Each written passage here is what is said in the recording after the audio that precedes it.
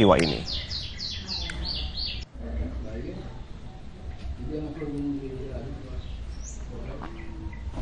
Tim Gegana Satrimob Polda Jatim tiba, kemudian juga itu bersama dengan Dinamabis Polres Pamekasan didampingi Bapak Satreskrim. Kemudian pukul 17 ini tim Gegana Penjinak Bom Polda Jatim datang dan melakukan olah TKP.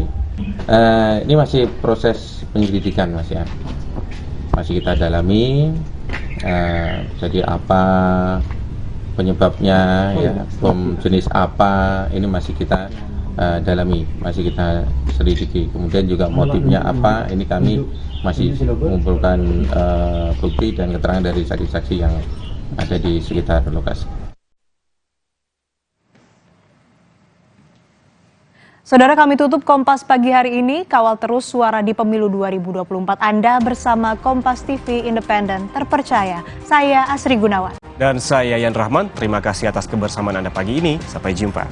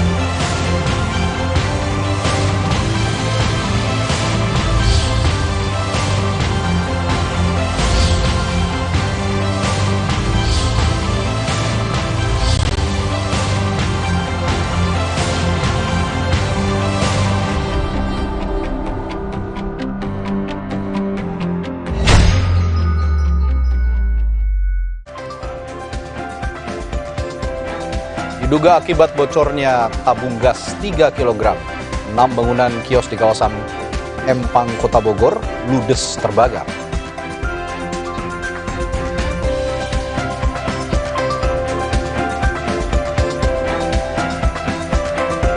Polisi melakukan gelar perkara untuk menaikkan status menjadi penyidikan dan menentukan jumlah pelaku dalam kasus perundungan di SMA Binus Serpong.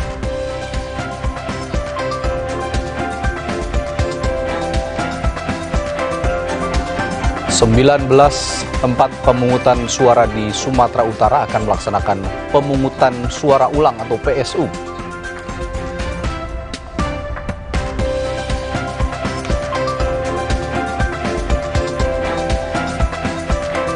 Pencoblosan suara pemilu 2024 telah selesai, tapi sejumlah masalah masih mengikuti, mulai dari penyalahgunaan hak suara hingga perbedaan hasil penghitungan suara di lapangan dan situs KPU. Kondisi ini menimbulkan pertanyaan, apakah benar terjadi kecurangan di pemilu kali ini? Simak perbincangannya di Sapa Pagi hari ini.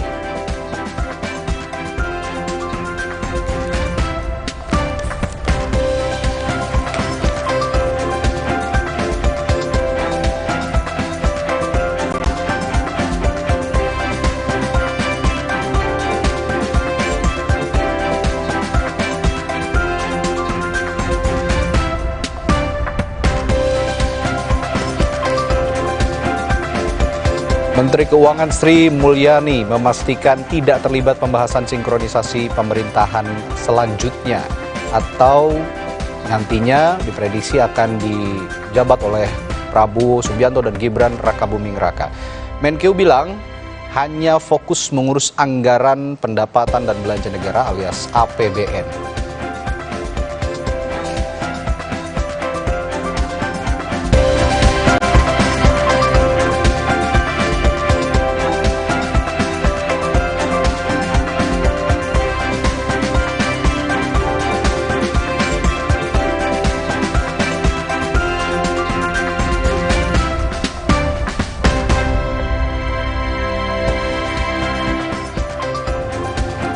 Halo, selamat pagi. Sampai Indonesia Pagi kembali hadir mengisi ruang informasi Anda di hari ini, hari Rabu 21 Februari 2024. Bersama saya, Adis Tilarasati. Dan saya Radi Saputro. Dis, ada yang GR bentar lagi mau masuk kabinet kan? Oh, akhirnya ya bisa bernafas lega masuk juga ke kursi menteri. Sudah lama menanti, akhirnya diakomodasi juga oleh pemerintahan Presiden Joko Widodo dan Ma'ruf Amin.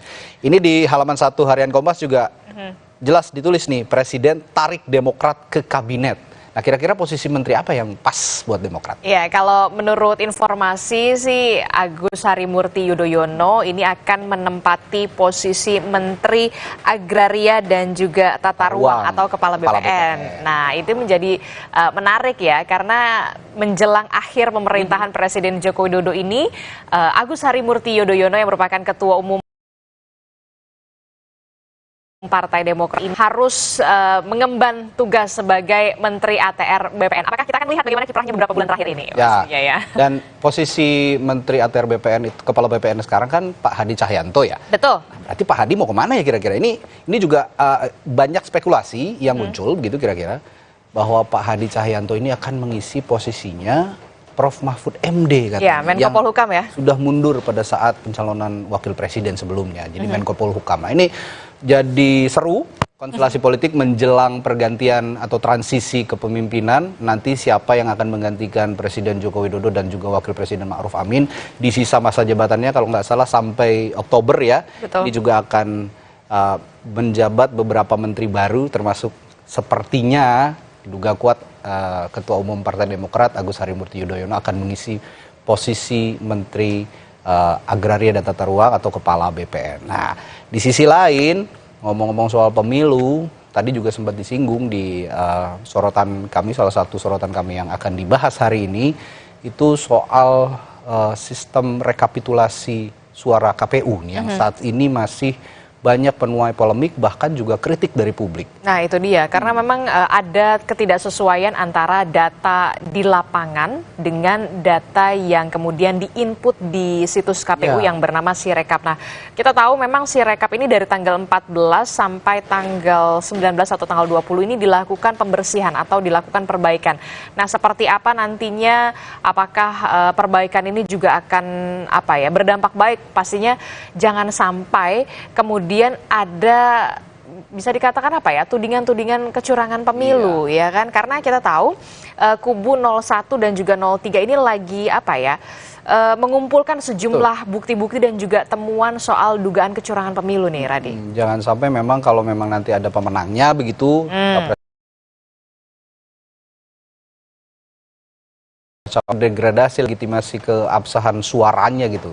Belum lagi partai-partai politik yang saat ini juga masih terus mengawal pelaksanaan penghitungan suara, terutama melalui Sirekap ini, sistem informasi rekapitulasi suara di KPU ini.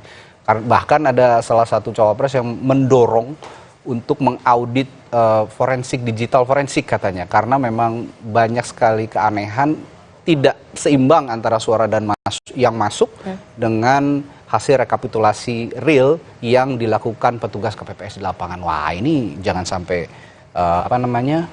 mendegradasi atau mendelegitimasi juga keabsahan suara di pemilu 2024. Nanti akan kita bahas sama-sama.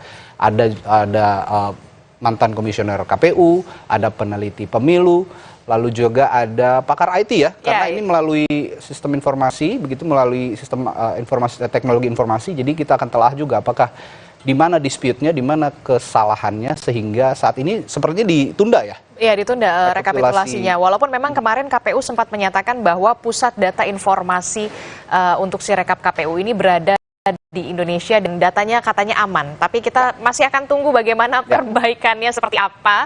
Kita akan tunggu dan juga nanti kita akan didiskusikan oleh rekan saya Radi Saputro di segmen selanjutnya, Saudara. Tapi kita ke informasi pertama dulu yang ada di Sapa Indonesia pagi hari ini. Saudara, diduga akibat kebocoran dari tabung gas 3 kg, 6 bangunan kios di kawasan Empang, Kota Bogor ludes terbakar. Akibat kejadian ini, Saudara, 2 orang mengalami luka bakar. Inilah visual kebakaran hebat yang terjadi di kawasan padat penduduk di daerah Empang, Kecamatan Bogor Selatan, Kota Bogor. Sedikitnya ada 6 bangunan kios yang ludes terbakar dalam peristiwa ini.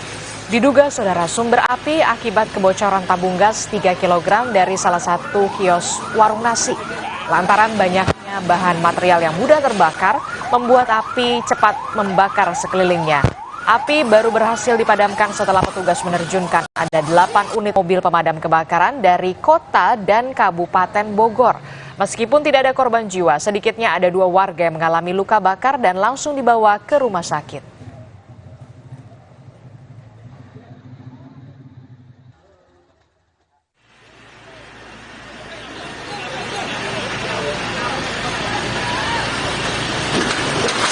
Peristiwa lainnya, kebakaran melanda 7 rumah di Semper Timur, Cilincing, Jakarta Utara, Saudara. Kebakaran juga menghanguskan 2 motor dan 1 mobil.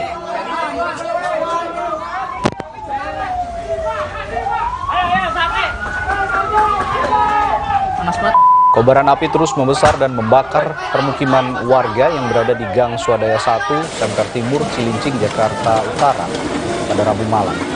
7 bangunan yang terdiri dari rumah warga, bengkel, dan pengepul barang bekas ini ludes terbakar. Selain itu, 2 kendaraan roda 2 dan 1 kendaraan roda 4 ikut juga terbakar. Api bisa dipadamkan setelah menerjunkan 13 unit mobil pemadam kebakaran.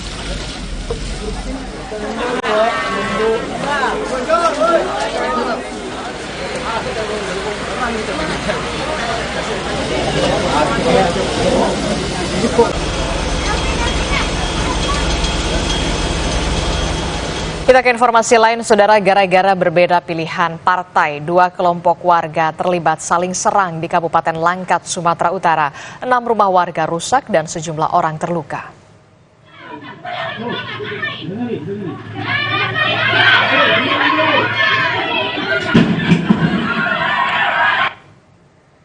Bentrok terjadi antara 2 kelompok warga yang memiliki pilihan partai yang berbeda. Sejumlah warga menggeruduk rumah kelompok lain dibalas oleh pemilik rumah. Diduga 2 kelompok pendukung partai yang terlibat keributan adalah PDI Perjuangan dan Nasional Demokrat atau Nasdem. Sejumlah barang pun berserakan dan belum diketahui jumlah kerugian akibat bentrokan. Selain itu, sejumlah warga terluka dan mengalami memar di beberapa bagian tubuh. Menurut laporan, 6 rumah warga rusak dan beberapa orang mengalami luka-luka.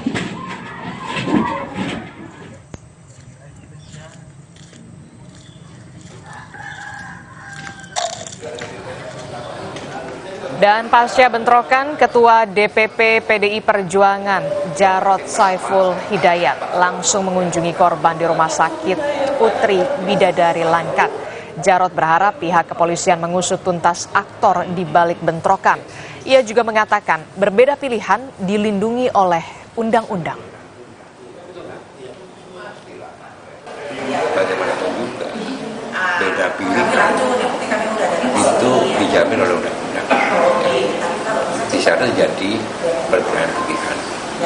Pada tidak puas, maka diserang. Mereka-mereka yang dianggap tidak sejalan dengan tokoh di sana itu diserang. Ini satu pelanggaran yang serius. Sejumlah anggota kelompok penyelenggara pemungutan suara KPPS di Manokwari, Papua Barat mendatangi sentra Gakumdu Bawaslu Kabupaten Manokwari. Sempat terjadi adu mulut antara KPPS dan pihak Bawaslu.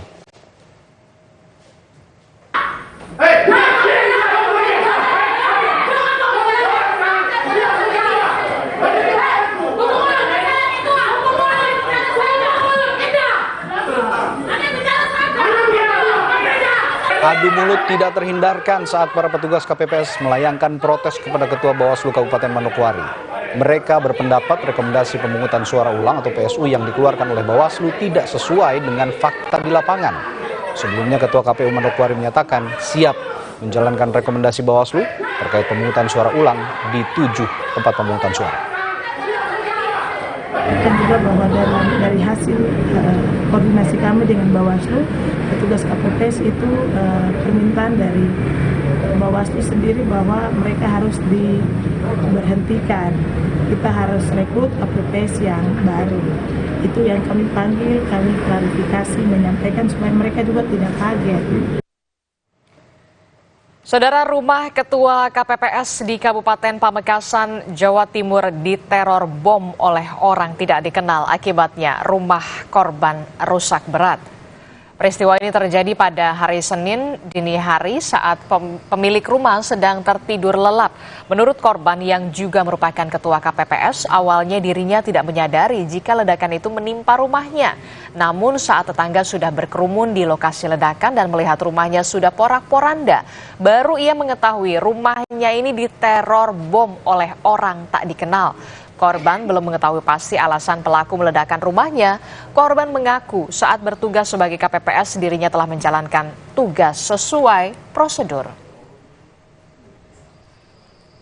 Kembali lagi di sini sudah banyak orang, sudah banyak yang masuk terus karena mendengar ledakan itu tadi. Di pemilihan umum saya ketua KPPS. Sementara itu, tim Lapor dari Polda Jawa Timur telah mendatangi lokasi kejadian untuk melakukan olah tempat kejadian perkara. Hingga kini, polisi masih memburu pelaku, menyelidiki motif dan jenis bahan ledakan yang digunakan oleh pelaku. Ini masih proses penyelidikan, Mas ya. Masih kita dalami. Jadi apa penyebabnya, ya, bom jenis apa, ini masih kita dalami, masih kita selidiki. Kemudian juga motifnya apa, ini kami masih mengumpulkan bukti dan keterangan dari saksi-saksi yang ada di sekitar lokasi. Saudara, tampak kondisi rumah Ketua KPPS di TPS 6 Desa Nyalabuhdaya, Pamekasan, Jawa Timur porak-poranda akibat ledakan bom yang dilakukan orang tidak dikenal.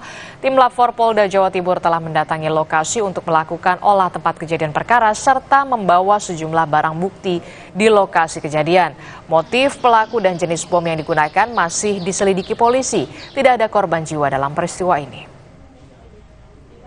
Tim Gegana Satreskrim Polda Jatim tiba, kemudian juga itu bersama dengan Dinamabes Polres Pamekasan didampingi Bapak Satreskrim. Kemudian pukul 17 ini tim Gegana Penjinak Bom Polda Jatim datang dan melakukan olah TKP.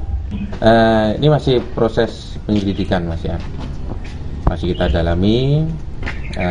Jadi apa penyebabnya, ya, bom jenis apa, ini masih kita dalami, masih kita selidiki. Kemudian juga motifnya apa, ini kami masih mengumpulkan bukti dan keterangan dari saksi-saksi yang ada di sekitar lokasi.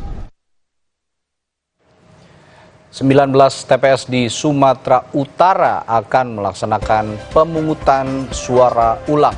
Informasi terkininya kami hadirkan di Sapa Indonesia Pagi setelah jeda.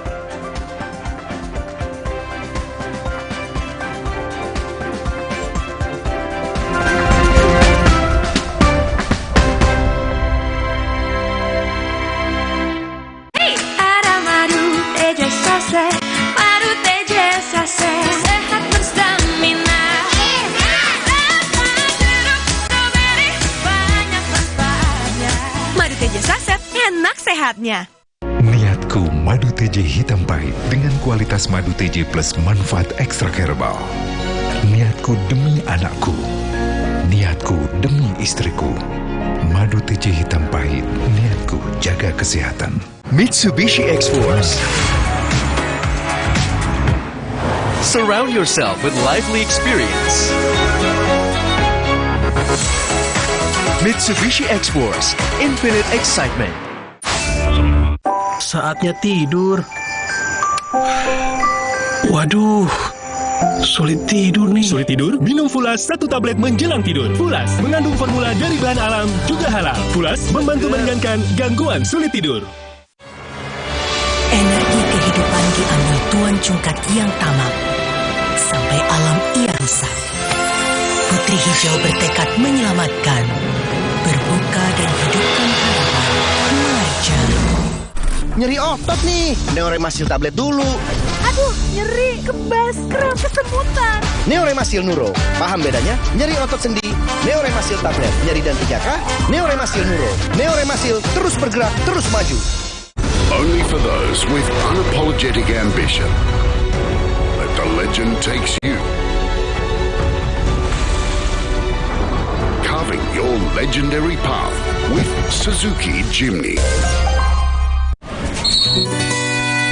Gatal karena jamburan kutu air, mati kutu dengan Fumider.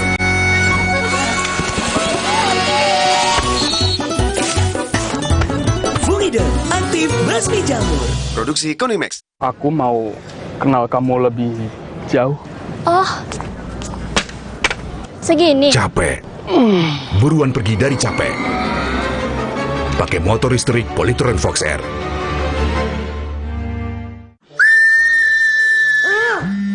Wah, populer kamera. Waktunya refreshing. Mata perlu istirahat. Bila perlu, minum Myfit. Formula Myfit membantu memelihara kesehatan mata. Untuk mata sehatku, minum Myfit. Dari Lapi.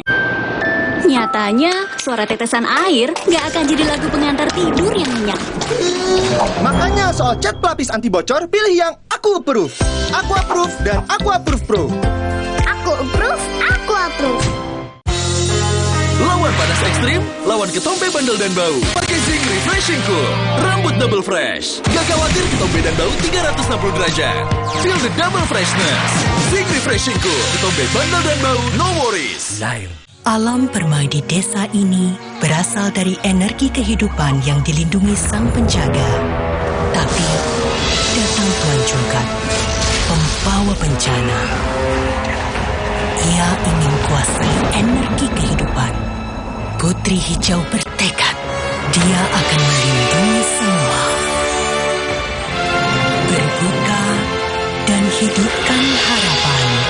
Mengajar. Aku awali hariku dengan berolahraga dan minum Neo Ultra Cup Gold bila perlu. Dilengkapi dengan vitamin C, kombinasi vitamin B kompleks, vitamin E, kafein, dan zinc yang diperlukan untuk bantu jaga daya tahan tubuhmu. Neo Ultra Cup Gold.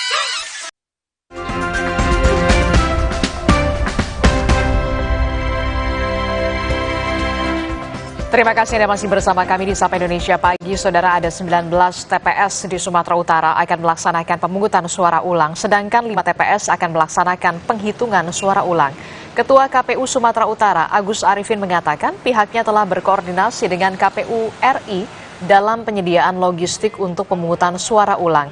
Selain itu, KPU Sumatera Utara juga meminta KPU Kabupaten Kota menyiapkan sarana dan memberikan informasi kepada masyarakat terkait dengan pemungutan suara ulang. Di Kabupaten Deli Serdang, pemungutan suara ulang akan dilakukan di 13 TPS. Adapun penyebab dilakukannya pemungutan suara ulang karena tertukarnya surat suara caleg DPRD Kabupaten Kota di TPS yang tidak sesuai daerah pemilihannya. Pelaksanaan pemungutan suara dan penghitungan suara ulang dijadwalkan tanggal 21 dan 22 Februari 2024. Instruksikan kepada KPU Kabupaten Kota tersebut untuk melaksanakan PSU di tanggal 21 Februari tahun 2024 dan ada satu kabupaten yang melaksanakannya pada tanggal 22 Februari tahun 2024. Penyebabnya terkait dengan PSU, misalnya di Kabupaten Deli Serdang itu ada 13 PSU yang akan dilaksanakan. Itu disebabkan karena adanya suara-suara yang tertukar, khususnya untuk suara calon anggota DPRD Kabupaten Kota Deli Serdang yang tertukar. Seharusnya di TPS tersebut itu dapil 1, ternyata yang ada di kotak suaranya adalah dapil 2 dan sebaliknya. Jadi secara Kita pantau bagaimana informasi terkini pelaksanaan pemungutan suara ulang di Medan, Sumatera Utara. Sudah ada jurnalis Kompas TV Bahri Nasri di sana. Selamat pagi, Bahri. Bahri, bisa Anda ceritakan bagaimana persiapan pemungutan suara ulang yang dilakukan hari ini? Apakah seluruh logistik ini sudah dipastikan semuanya siap? Ya, baik Adisti dan juga saudara, memang KPU Provinsi Sumatera Utara sudah menyiapkan logistik pemilu yang dilakukan untuk pemungutan suara ulang hari ini. Dan sejumlah KPU kabupaten kota di Sumatera Utara seperti di Kabupaten Deli Serdang hari ini ada 13 TPS yang akan melakukan pemungutan suara ulang, 5 diantaranya akan melakukan penghitungan ulang. Sedangkan untuk di Kota Medan ada 2 TPS yang akan melakukan penghitungan ulang. Kemudian ada juga yang dilakukan penghitungan ulang untuk suara Pilpres saja. Seperti yang Anda saksikan di belakang kami ada di TPS 21 di Jalan Pabrik Tenun, Kecamatan Medan Petisah ini, Adisti. Di sini kemarin sempat terkendala karena ada 37 warga yang melakukan pencoblosan, padahal mereka bukan merupakan domisili asli warga di sini begitu. Kemudian Adisti dan juga saudara, untuk TPS lain mengalami kendala, diantaranya tertukarnya surat suara calon legislatif yang tidak sesuai dengan pemilihannya. Dan kemudian pemungutan suara ulang ini, Adisti, menurut KPU Sumatera Utara akan dilaksanakan sebelumnya dilaksanakan di 19 TPS, namun sebagian sudah melakukan penghitungan suara. Dan informasi yang kami peroleh dari KPU Provinsi Sumatera Utara, hingga saat ini memang mereka sudah berkoordinasi dengan KPU Pusat untuk penyediaan logistik pemungutan suara dan meminta kepada KPU Kabupaten Kota untuk mempersiapkan sarana dan prasarana untuk memberikan informasi kepada masyarakat agar dapat melakukan pemilihan ulang pada hari ini. Dari pantauan kami, Adisti dan juga saudara, memang pagi ini sudah tampak sejumlah masyarakat mulai mendekati tempat pemungutan suara. Dan pemungutan suara ini, Adisti, juga dijaga ketat oleh aparat kepolisian dan TNI yang ada di sekitar TPS 21 ini. Nantinya pelaksanaan pemungutan suara ini, Adisti, akan dilaksanakan hingga besok, Kamis tanggal 22 Februari. Adisti. Itu artinya pemungutan suara ulang di Medan, Sumatera Utara saat ini akan berlangsung 2 hari begitu ya, Bahri. Apa yang kemudian tadi Anda sebutkan ada kesalahan surat suara untuk calon legislatif. Nah, untuk hari ini berapa TPS dan besok berapa TPS?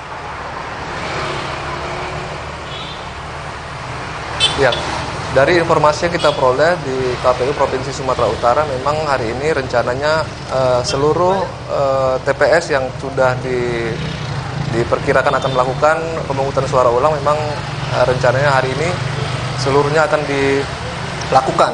Namun Adisti, nanti kalau jika nantinya panitia pemungutan suara belum selesai melakukan persiapannya, maka akan ada 1 hari lagi di esok hari, Adisti. Oke, jadi ada hari ini pemungutan suara ulang dan juga penghitungan suara ulang yang dilakukan oleh sejumlah TPS di Medan, Sumatera Utara. Terima kasih informasinya, jurnalis Kompas TV Bahri Nasri melaporkan langsung dari Medan, Sumatera Utara.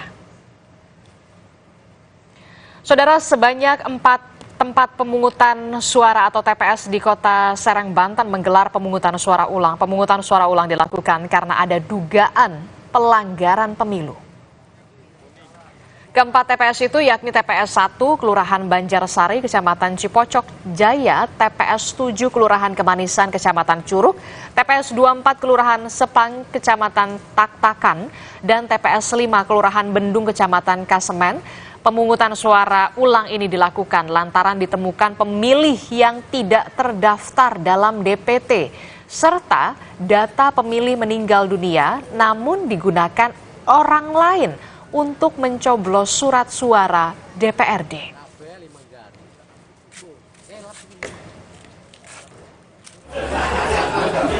Sementara itu, 22 TPS yang tersebar di 12 kabupaten di Sulawesi Tenggara akan melaksanakan pemungutan suara ulang. Pemungutan suara ulang dilakukan karena pelanggaran pemilu yang dilakukan oleh pengawas pemilu.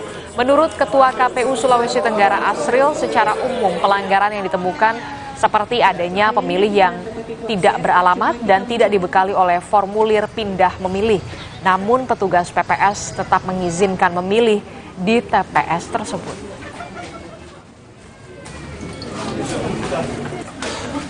Pemungutan suara ulang juga dilakukan di TPS 06 Desa Losari, Kecamatan Peloso, Kabupaten Jombang, Jawa Timur. Pemungutan suara di TPS 06 ini hanya untuk pemilihan presiden dan anggota DPD RI.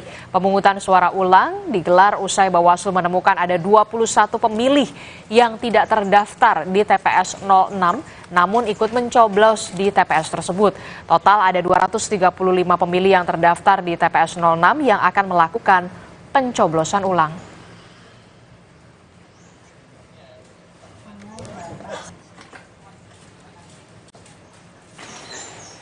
Saudara, calon presiden nomor urut 1 Anies Baswedan menyatakan dugaan pelanggaran terbesar bukan di TPS tetapi pada kegiatan-kegiatan yang dilakukan sebelum pemungutan suara. Hal ini disampaikan saat mengikuti rapat dengan tim hukum nasional Amin menyikapi situasi pasca Pilpres 2024. Dalam rapat ini turut hadir juga calon wakil presiden Muhaimin Iskandar. Anies menyebut problem terbesar bukan di TPS tapi kegiatan-kegiatan pra-TPS. Menurut Anies, kegiatan-kegiatan pra-TPS itu membuat hasil pemilu tidak lagi mencerminkan aspirasi rakyat yang sesungguhnya. Anies melihat praktik ketidakjujuran di pemilu 2024 ini mengalami peningkatan kualitas. Dari temuan sementara, kami menemukan problem yang terbesar bukan di TPS, tapi problem terbesar yang ditemukan adalah kegiatan-kegiatan pra-TPS. Kegiatan-kegiatan yang membuat aktivitas di TPS itu dipengaruhi dan tidak mencerminkan aspirasi rakyat yang semula ada. Ini temuan yang paling mendasar, pra-TPS. Kalau lihat angka TPS, ya segitu. Isunya adalah apa yang terjadi pra-TPS. Jadi teman-teman itu bisa 3, karena pilihan, karena tekanan, karena imbalan. Sementara itu, Saudara, Sekjen PDI Perjuangan Hasto Kristianto menyebut PDI Perjuangan akan mengawal terus penghitungan suara pemilu 2024 mengingat sistem penghitungan KPU banyak yang meragukan. PDIP terus mencermati di tengah banyaknya pihak yang meragukan sistem penghitungan KPU sehingga pihaknya menegaskan akan terus mengawal suara rakyat, suara Tuhan. Disinggung soal adanya penghentian proses rekapitulasi, Hasto menyebut pihaknya sudah berkirim surat kepada KPU terkait hasilnya nanti akan disampaikan kembali. Paslon 3, 1, 4. Ya, terus kami lakukan pencermatan meskipun sistem perhitungan dari KPU banyak yang meragukan dan dipakai dengan berbagai algoritma tertentu, tetapi kami terus kawal suara rakyat, suara Tuhan. Termasuk kemarin sempat penghentian rekapitulasi itu, Pak? Ya, kami juga berkirim surat hari ini ke KPU, nanti kami disampaikan. Soal dugaan kecurangan pemilu, calon wakil presiden nomor urut 2 yang juga wali kota Solo, Jawa Tengah, Gibran Rakabuming Raka mempersilahkan siapapun untuk melaporkan kecurangan pemilu termasuk jika tim Anies Muhaimin dan Ganjar Mahfud bersatu. Gibran mempersilahkan semua pihak melaporkan dugaan kecurangan pemilu asal sesuai dengan mekanisme yang berlaku. Namun menurut Gibran yang terpenting saat ini adalah menjaga iklim sejuk politik Indonesia. Gibran menyebut saat ini timnya juga memiliki bukti kecurangan paslon lain. Biasa, wajar, segala evaluasi, masukan, kritikan kami terima. Kalau misalnya ada gugatan di MK, Mas? Ya monggo. Kan saya sudah sering bilang, silahkan. Jika ada yang kurang berkenan, sudah ada jalurnya sendiri-sendiri. Tuh. Dengan ini tim 0103 bergabung, katanya mencari kecurangan pemilu. Ya monggo, silahkan bergabung. Dari berdua sendiri kemarin juga mengatakan bahwa juga memiliki bukti kecurangan itu, apakah juga nanti akan disampaikan, Mas? Ya, kita juga ada mengantongi beberapa. Ya, saudara, banyak daerah melakukan pemungutan suara dan hitung suara ulang pasca pemilu 14 Februari yang lalu. Sistem rekapitulasi suara pemilu 2024 atau Sirekap KPU juga menimbulkan tanda tanya. Para politisi partai pun ramai-ramai menyerukan kawal terus penghitungan suara resmi KPU. Lalu bagaimana pengawasan rekapitulasi tersebut? Kecurangan apa yang diduga terjadi? Kami bahas di Sapa Indonesia Pagi usai jeda.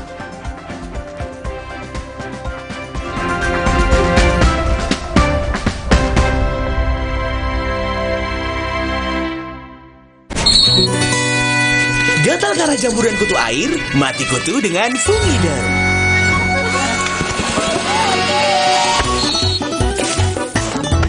Fumider, aktif basmi jamur. Produksi Konimex. Jalan yuk. Usia nambah, gerak susah ya. Kesehatan sendi harus diperhatikan. Rajin gerak badan tak berlebihan. Bila perlu, minum Wellmove. Diproduksi dengan teknologi modern, higienis, dan halal. Wellmove, bergerak itu nikmat. Untuk membantu atasi capek, pegal, dan nyeri otot, pakai Hotin Cream. Kalau untuk meredakan nyeri sendi, rematik dan keseleo, nah, itu pakai Hotin DCL baru. Bahan aktif DCL-nya efektif mengobati rematik, linu, dan nyeri sendi. hotnya Hotin banget deh. Kejutan Suzuki di Lunar Festival. Beli mobil Suzuki, promonya makin hoki. Fitur makin spesial, cuannya jadi maksimal. Cek selengkapnya di www.suzuki.co.id. Nama saya Yanti. Saya bekerja sudah 27 tahun di pabrik Aqua yang didirikan Pak Tirto. Kami betah, soalnya Aqua selalu kasih 100% buat kami. Aqua juga jaga sumber airnya supaya 100% murni. Seperti Aqua, kami berdedikasi 100% untuk Indonesia. Aqua, 100% murni, 100% Indonesia. Sakit kepala? Minum Paramex. Maksud gue andalan nih. Paramex cepat kerjanya, gak pakai lama. Cepat redakan sakit kepala, aman sesuai dosis anjuran untuk redakan nyeri. Sakit kepala, Paramex obatnya. Produksi Konimex. Kalau sakit hati, aduh, nyeri otot. Segera minum Paramex nyeri otot. Redakan nyeri otot, sendi, dan pegal linu. nyeri otot, Paramex nyeri otot. Produksi Konimex. Mitsubishi X-Force. Breathe the new adventure. Total control in all challenges. Mitsubishi X-Force. Infinite excitement. Energi kehidupan diambil Tuan Cungkat yang tamak. Sampai alam ia rusak. Putri Hijau bertekad menyelamatkan. Berbuka dan hidupkan harapan. Marja. nyatanya suara tetesan air nggak akan jadi lagu pengantar tidur yang nyenyak. Makanya soal cat pelapis anti bocor, pilih yang Aku Approve. Aku Approve dan Aku Approve Pro. Aku Approve, Aku Approve. Only for those with unapologetic ambition. Let the legend takes you. Carving your legendary path with Suzuki Jimny. Alam permai di desa ini berasal dari energi kehidupan yang dilindungi sang penjaga. Tapi datang Tuan Cungkat, pembawa bencana. Ia ingin kuasai energi kehidupan. Putri Hijau bertekad, dia akan melindungi semua. Berbuka dan hidupkan harapan. Marja. Judi online telah menjangkiti banyak kalangan, tidak terkecuali tenaga pendidik. Luaskan khazanah pengetahuan Anda dengan berbagai peristiwa teraktual dalam dan luar negeri. Polisi menggelar olah tempat kejadian perkara lanjutan di rumah penemuan jasad ibu dan anak yang mengering di Cinere, Depok. Kompas Siang, setiap hari pukul 11 siang, live di Kompas TV, didukung oleh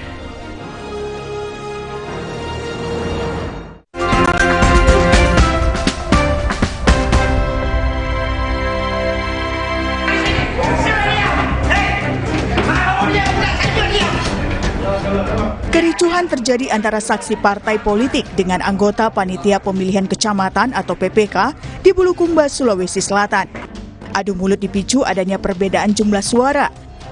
di mana data suara tidak sah yang dimiliki saksi parpol tidak sesuai dengan angka suara C1 plano yang diupload oleh PPK. Di Serang, Banten, 4 TPS melakukan pemungutan suara ulang. PSU dilakukan karena diduga terjadi pelanggaran pemilu, di mana ditemukan pemilih yang tidak terdaftar dalam DPT, serta data pemilih meninggal dunia, namun digunakan orang lain untuk mencoblos surat suara DPRD. PSU di Kota Serang atas rekomendasi Bawaslu Kota Serang kita ada 4 lokasi ya. Yang pertama di TPS 1 Kelurahan Banjarsari, Kecamatan Cikocok Jaya. Yang kedua di TPS 7 Kelurahan Kamanisan, Kecamatan Curug. Yang ketiga TPS 24 di Kelurahan Sepang, Kecamatan Taktakan. Dan yang terakhir di TPS 5 Kelurahan Bendung, Kecamatan Kasemen. Tak hanya masalah penghitungan suara di lapangan dan penyalahgunaan hak suara, perbedaan hasil penghitungan suara dan di situs KPU juga menjadi sorotan. Sistem rekapitulasi suara pemilu 2024 atau Sirekap pun menimbulkan tanda tanya. Sekjen PDIP, Hasto Kristianto menyebut, PDIP akan mengawal terus penghitungan suara pemilu 2024, mengingat sistem penghitungan KPU banyak yang meragukan. Ya, terus kami lakukan pencermatan meskipun sistem perhitungan dari KPU banyak yang meragukan dan dipakai dengan berbagai algoritma tertentu, tetapi kami terus kawal suara rakyat, suara Tuhan. Termasuk kemarin sempat penghentian rekapitulasi itu, Pak? Ya, kami juga berkirim surat hari ini ke KPU, nanti kami sampaikan. Banyaknya sorotan terhadap perbedaan data hasil suara membuat KPU bereaksi. Komisioner KPU, Betty Epsilon Idrus menyebut, perbedaan data terjadi jika ada satu KPPS yang menginput data yang tidak sesuai dengan angka yang sebenarnya dalam satu dapil. Ada pula faktor lainnya, seperti banyaknya pemegang akun yang tersebar di 800.000 lebih TPS, hingga jaringan internet dan telepon seluler petugas KPPS. Tapi KPU memastikan seluruh data sistem informasi rekapitulasi atau Sirekap pemilu 2024 tersimpan secara aman di pusat data yang berada di Indonesia. Sudah diaudit oleh lembaga yang berwenang, tadi sudah saya sampaikan, asesmen sudah dilakukan, bisa dilihat tadi, silakan, tadi saya sudah jelaskan prosedurnya, mekanisme kerjanya, detail sekali, silakan untuk dilihat C-planonya, sekali lagi kita lihat, sekali lagi ya Mas Mbak semuanya, Sirekap adalah alat bantu. Ketika alat bantu, ayo dilihat dan jangan lupa bahwa hasil resmi adalah rekapitulasi berjenjang dilakukan dari TPS ke PPK sama dengan KPU. Sistem rekapitulasi suara pemilu 2024 atau Sirekap merupakan alat bantu yang disiapkan KPU untuk melakukan pencatatan dan pendokumentasian hasil penghitungan suara TPS. Meski demikian, hasil resmi penghitungan suara berasal dari penghitungan berjenjang yang dilakukan mulai dari TPS, PPK, hingga KPU. Tim Liputan, Kompas TV.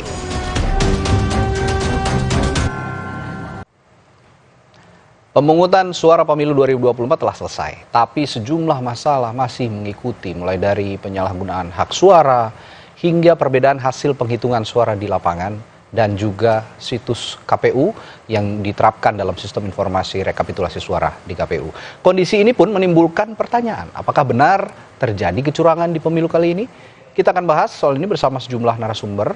Ada Komisioner KPU periode 2017-2022, Bung Ilham Saputra. Selamat pagi. Selamat pagi, Mas. Sehat ya? Sehat, alhamdulillah. Di sambungan virtual juga ada anggota Dewan Pembina Perludem, Titi Anggreni, dan pakar IT dari Sisrek, Pratama Persada. Selamat pagi, Mbak Titi, Mas pagi. Pratama. Pagi, semuanya. Mas Radi, Mas Pratama, Pak Ilham. Ya, saya ke Bung Ilham dulu deh. Ini KPU sebut banyaknya pemegang akun ini membuat Sirekap datanya tidak sinkron dengan yang ada di lapangan. Apa alasan ini logis sebagai alasan mereka di saat Sirekap ini jadi perbincangan dan kritik publik, mengundang kritik publik begitu, ketika datanya juga tidak sinkron antara TPS yang ada yang sudah dihitung dengan Sirekap sekarang? Ya, kalau saya berdasarkan pengalaman ya, penggunaan Sirekap yang dilakukan pada periode kami itu dilaksanakan atau dilakukan digunakan pada Pilkada 2020 lalu.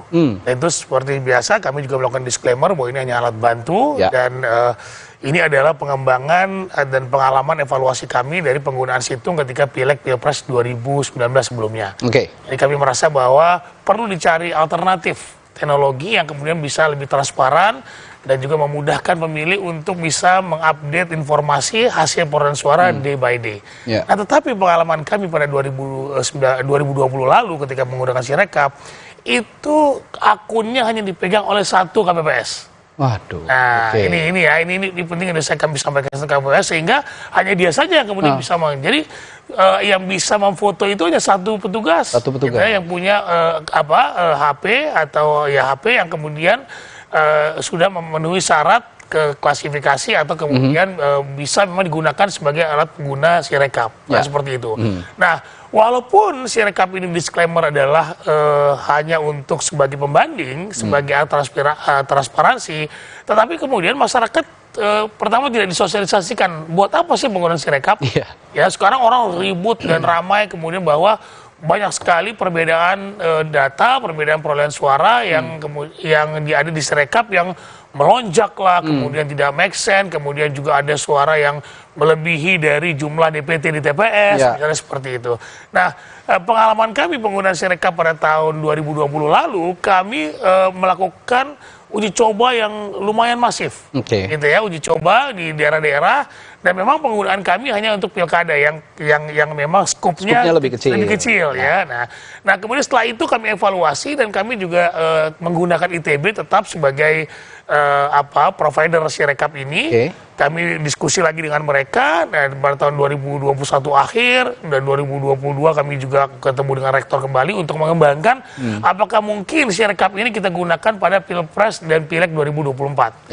Nah, setelah ada MOU, nah sampai situ kami tidak lagi setelah kami masa jabatan kami berakhir pada April 2022, nah itu kami tidak pernah diajak diskusi lagi soal itu. Ya, transfer knowledge tidak ada, dan sampai saat ini juga kami tidak pernah diundang lagi untuk mendiskusikan apapun terkait dengan penyelenggaraan pemilu. Padahal Bung Ilham juga transfer knowledge yang dibutuhkan itu juga sangat penting sepertinya, karena pernah digunakan dalam pilkada meskipun skupnya kecil, tapi ini harusnya jadi pelajaran bersama. Tapi begini, saya juga punya pengalaman meliput penghitungan suara pada saat saya di lapangan pada saat itu, mulai pemilu 2009. Ketika itu memang ada sistem tabulasi juga yang sudah ditampilkan di situs KPU. Tapi ada data pembanding ketika kita datang ke KPU, itu ditampilkan di seperti ruang media center begitu. Jadi kita bisa mengakses bersama.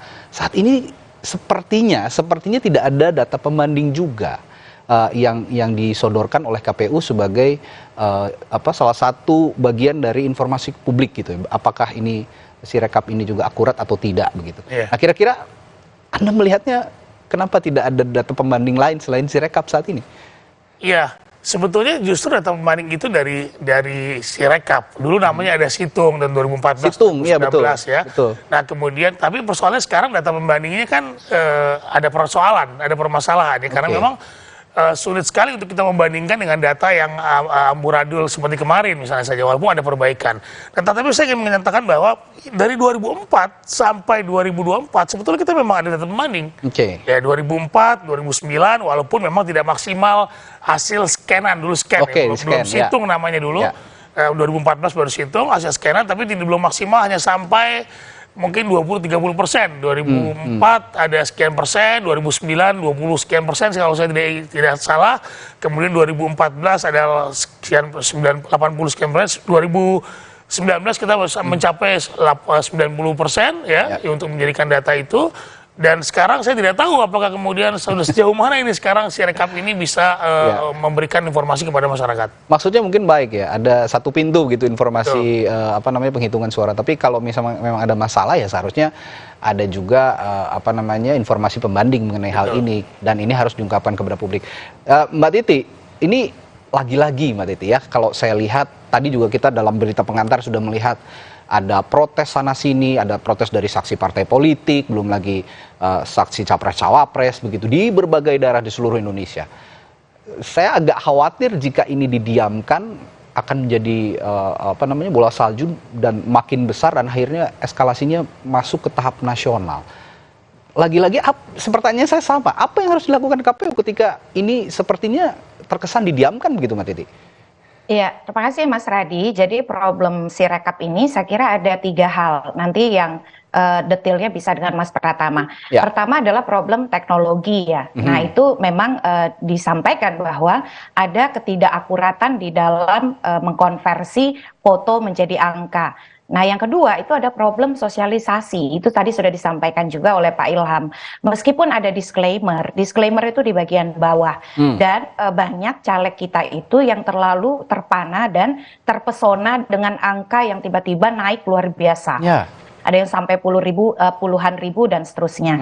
Dan ini berkaitan dengan pemahaman cara kerja Sirekap. Jadi mereka ketika mengakses Sirekap langsung mendapati angka-angka yang bombastis tanpa memahami bahwa mereka juga harus melihat pindai C hasil ya seperti di layar ya. Yang merupakan cerminan bisa dikatakan begitu walaupun juga tetap harus diperiksa hasil otentik TPS. Nah dia hanya fokus pada yang ini nih, dia tidak lagi mengecek gambar C hasil yang merupakan hasil otentik. Kan sebenarnya hasil kerja KPPS itu yang otentik itu adalah yang difoto tadi, image C hasil. Tapi karena cara kerja itu tidak dipahami oleh caleg dan bahkan oleh publik, dan itu wajar. Karena mereka tahunya Sirekap itu produk resmi dari KPU ketika mereka membuka. Nah data-data yang seperti di layar ini kan mencerminkan perolehan suara caleg. Seolah-olah itulah yang final, padahal kan tidak demikian. Nah itu problem sosialisasi itu bisa berbahaya, terutama kemudian ketika sampai kepada pihak-pihak yang tidak memahami konteks dengan baik. Dan dia akan semakin berbahaya yang ketiga nih, kalau respon di dalam menyikapi temuan ataupun kemudian laporan itu lambat atau dianggap tidak memuaskan, maka dia akan terkonklusi kepada tuduhan atau dugaan kecurangan, manipulasi, dan seterusnya. Jadi ini juga yang menjadi catatan berikutnya Mas Radi. Nah saya kira yang harus dilakukan oleh KPU mau tidak mau adalah bagaimana memperbaiki satu teknologinya sendiri ya supaya lebih akurat dan lebih meyakinkan dan tidak ada lagi distorsi-distorsi. Apakah itu bisa atau tidak? Mari kita tanya Mas Pratama. Yang kedua adalah mengintensifkan sosialisasi cara kerja Sirekap ini setelah memperbaiki kinerja Sirekap, perbaiki sosialisasi, perbanyak informasi publik, public outreach. Kan di KPU punya divisi hubungan lembaga dan masyarakat kan, partisipasi masyarakat, manfaatkan dong begitu. Nah yang ketiga itu menurut saya adalah soal respon. Jadi bagaimana KPU ini rutin mampu menjelaskan setiap perkembangan kepada masyarakat, bukan berbentuk defensif, seolah-olah membela diri, tidak mau mendengar, tapi justru ada laporan, ada keberatan, ada temuan, langsung dijawab begitu ya. Tidak kemudian menunda, menunggu lama. Yang berbahaya dari informasi yang terbiarkan itu adalah dugaan atau spekulasi soal kecurangan atau soal pelanggaran. Nah itu yang tidak boleh. Sebenarnya apa yang disampaikan oleh Sirekap ini bagi saya masyarakat sipil itu sangat diperlukan. Karena tidak mungkin saya bisa membaca hasil dari semua TPS, minimal saya bisa melihat konfigurasi di daerah saya, di kelurahan saya, kecamatan saya. Karena kan tidak mungkin saya setiap hari bisa ke kecamatan memeriksa proses walaupun sudah ada pengawas dan lain sebagainya. Jadi ini bentuk transparansi yang baik, tapi dia bisa menjadi tidak akuntabel kalau sosialisasinya buruk, respon atas tanggapan masyarakatnya juga lambat gitu. Jadi makanya saya suka bilang Sirekap ini upaya transparansi tapi belum akuntabel begitu. Nah itu yang harus diperbaiki oleh KPU. Baik, saya sepakat dengan Mbak Titi bahwa saya juga tiap hari mengakses Sirekap ini untuk memantau pergerakan suara para calon anggota legislatif, lalu capres-cawapres begitu, karena perkembangannya juga menarik untuk diamati, terutama kami media juga ingin tahu begitu ya, apakah parpol A atau parpol B dan C ini lolos ke parlemen, termasuk caleg-caleg yang mendapatkan kursi siapa saja. Tapi ya itu tadi, saya menyambung pertanyaan Mbak Titi ke Mas Pratama. Mas Pratama, jika yang dikatakan Mbak Titi, pertanyaan Mbak Titi tadi, distorsi yang harus dieliminasi, yang harus diantisipasi oleh KPU dalam sistem informasi rekapitulasi ini, sebenarnya apa saja? Ya, jadi sebenarnya saya setuju dengan Mbak Titi bahwa fitrahnya itu Sirekap ini bagus gitu untuk transparansi supaya masyarakat tahu. Cuma KPU tidak berpikir sebelumnya, tidak memperencanakan bahwa TPS-nya itu ada 823.000 lebih. handphonenya menggunakan handphone petugas KPPS yang beda-beda, kameranya kadang-kadang buram, handphonenya banyak malware dan lain-lain begitu, sehingga ada kemungkinan kesalahan baca karena teknologi OCR dan OMR ini bukan teknologi yang bagus banget juga begitu, sudah lama teknologi ini gitu. Ada kesalahan baca. Nah, kesalahan fatal dari aplikasi Sirekap ini adalah tidak adanya error checking atau error handling ketika suara dalam satu TPS itu melebihi dari 300. Ini kan lucu. Ini apa namanya pembuatan formulasi yang sangat sederhana, aturannya satu TPS 300 harusnya nggak boleh dong. Kalau sampai lebih dari 300, artinya apa? Artinya akan error. Nggak bisa tuh di input, nggak bisa tuh di submit gitu, nggak bisa tuh apa namanya dikirimkan. Nah, harusnya ada itu. Itu tidak dilakukan yang pertama. Sehingga apa? Sehingga petugas KPPS ketika mereka memfoto, kemudian dia tidak bisa mengedit, apalagi di pilpres. Pemilu pilpres mereka nggak bisa mengedit. Ini juga kan nanti akan saya apa namanya sampaikan, tidak bisa mengedit, dia terpaksa harus mengirim, sehingga apa, berantakan hasilnya. Ada yang nambah 800, ada nambah 900, ada sampai 3,5 juta. Saya punya beberapa datanya, saya mengumpulkan ada sekitar 103 data gitu dari 103 TPS yang suaranya memang berantakan berubahnya. Kemudian yang kedua, kalau Sirekap ini hanya digunakan sebagai alat bantu, ya, ini selalu disampaikan oleh KPU, kemudian disampaikan oleh Bawaslu. Ya udah dong, kalau memang sebagai alat bantu nggak usah berpikir terlalu kenceng dong. Ya udah berikan aja gitu. Atau ya sudah nggak usah kasih gitu, ya kan? Kasih aja lembar C hasilnya, nggak usah rekap-rekapannya, tulisannya yang bikin error. Tapi kan ternyata enggak. Nah, saya baru tahu tuh Mbak Titi, ternyata di keputusan KPU nomor 66 tahun 2024 tentang pedoman teknis pelaksanaan pemungutan penghitungan suara dan pemilihan umum, itu di halaman 12 nomor 44 disebutkan bahwa Sirekap itu adalah perangkat aplikasi berbasis teknologi informasi sebagai sarana publikasi hasil perhitungan suara dan proses rekapitulasi hasil perhitungan suara. Hanya alat bantu. Kemudian berikutnya baru sebagai alat bantu dalam pelaksanaan rekapitulasi hasil penghitungan suara pemilu. Makanya kemarin ada penghitungan suara di tingkat kecamatan dihentikan. Hari Minggu. Kebetulan apa namanya adik saya camat tuh di Neglasari gitu.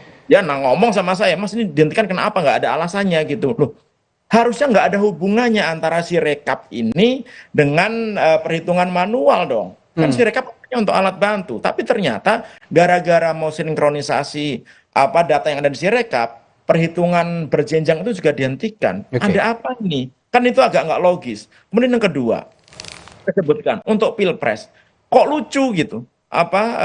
Petugas KPPS nggak bisa mengedit suara yang didapatkan dari pemilu pilpres. Padahal cara paling efektif untuk mengurangi kesalahan ini adalah dari level TPS. Cuma 300 suaranya. Kemudian saksinya ada banyak, ada panwas, ada masyarakat, sehingga kalau misalnya terjadi kesalahan, disitulah apa namanya bisa diedit dengan disaksikan semua orang. Tapi ternyata khusus untuk pemilu pilpres nggak bisa diedit loh. Nah, ini menurut saya perlu dijawab nih apa namanya oleh KPU. Kenapa kok untuk pemilu pilpres tidak bisa diedit? Karena dari hasil temuan saya memang begitu, dari 103 itu memang tidak semuanya satu paslon yang suaranya menggelembung menjadi besar, tapi sebagian besar 85% lah ya paslon nomor itu gitu yang suaranya menggelembung gitu. Nah, ini menurut saya hal yang harus diperhatikan oleh KPU. Apa sih susahnya bikin aplikasi seperti ini gitu? Anak-anak baru lulus SMP aja kalau dia ngerti programmer, dia bisa membatasi itu bahwa kalau misalkan value-nya nggak boleh 300, nggak bisa di-input. Kemudian berikut, ini kita belum ngomongin masalah perubahan suara ya. Kalau misalkan KPU meletakkan servernya, ternyata ada di server Alibaba Clouds begitu, yang kita sebenarnya nggak punya kontrol terhadap fisiknya, walaupun kemarin Bu Betty bilang bahwa ada di Indonesia, tapi di Indonesia di sebelah mana? Punya nggak akses terhadap fisiknya gitu? Karena orang yang punya akses terhadap fisik server itu dia bisa melakukan apa saja gitu, mau merubah suara, merusak suara, merekayasa suara dan lain-lain begitu. Nah, pasan keamanan menurut saya kurang tepat. Kenapa? Karena di regulasi kita punya peraturan pemerintah PP nomor 71 tahun 2019 tentang penyelenggara sistem transaksi elektronik. Penyelenggara sistem elektronik lingkup publik itu harus meletakkan servernya di Indonesia gitu. Nah, Kemarin ketika terjadi kesalahan, ini yang lebih fatal lagi nih Mas Radi menurut saya. Ketika Sirekap bermasalah, apa yang dilakukan oleh KPU? Ternyata mereka memberikan instruksi kepada petugas KPPS untuk mengirimkan data dari TPS itu menggunakan Google Drive. Oke, Google Drive ya. Google Drive. Gimana ini? Google Drive kan ada keterbatasan cloud juga kapasitasnya. Ya, dan kita nggak tahu itu servernya ada di mana Google Drive. Ya.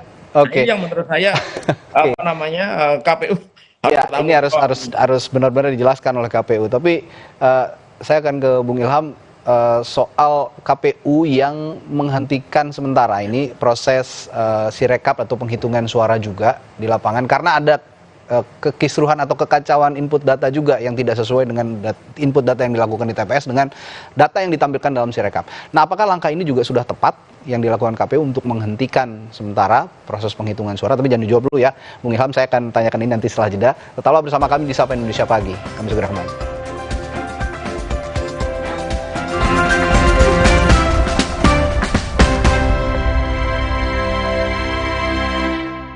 Alam permai di desa ini berasal dari energi kehidupan yang dilindungi sang penjaga. Tapi datang Tuan Cungkat, pembawa bencana. Ia ingin kuasai energi kehidupan. Putri Hijau bertekad, dia akan melindungi semua. Berbuka dan hidupkan harapan. Muarja. Kirain po, taunya Fresh Care Smash yang lagi viral. Fresh Care Smash 4-in-1, tren baru. Double inhalernya unik, nonjok segernya. Bisa buat ngerok, sampai pijit. Keren dan stylish. Fresh Care Smash, ekspresikan gayamu. Inovasi baru dari Hotin. Hotin Go, oles, go. Roll on, go. Pijat, go. Nggak sentuh langsung, nggak bikin tangan panas. Hotin Go, hotnya in, langsung go. Mitsubishi X-Force. Bring joy to life. Go for new excitement. Mitsubishi X-Force. Infinite excitement.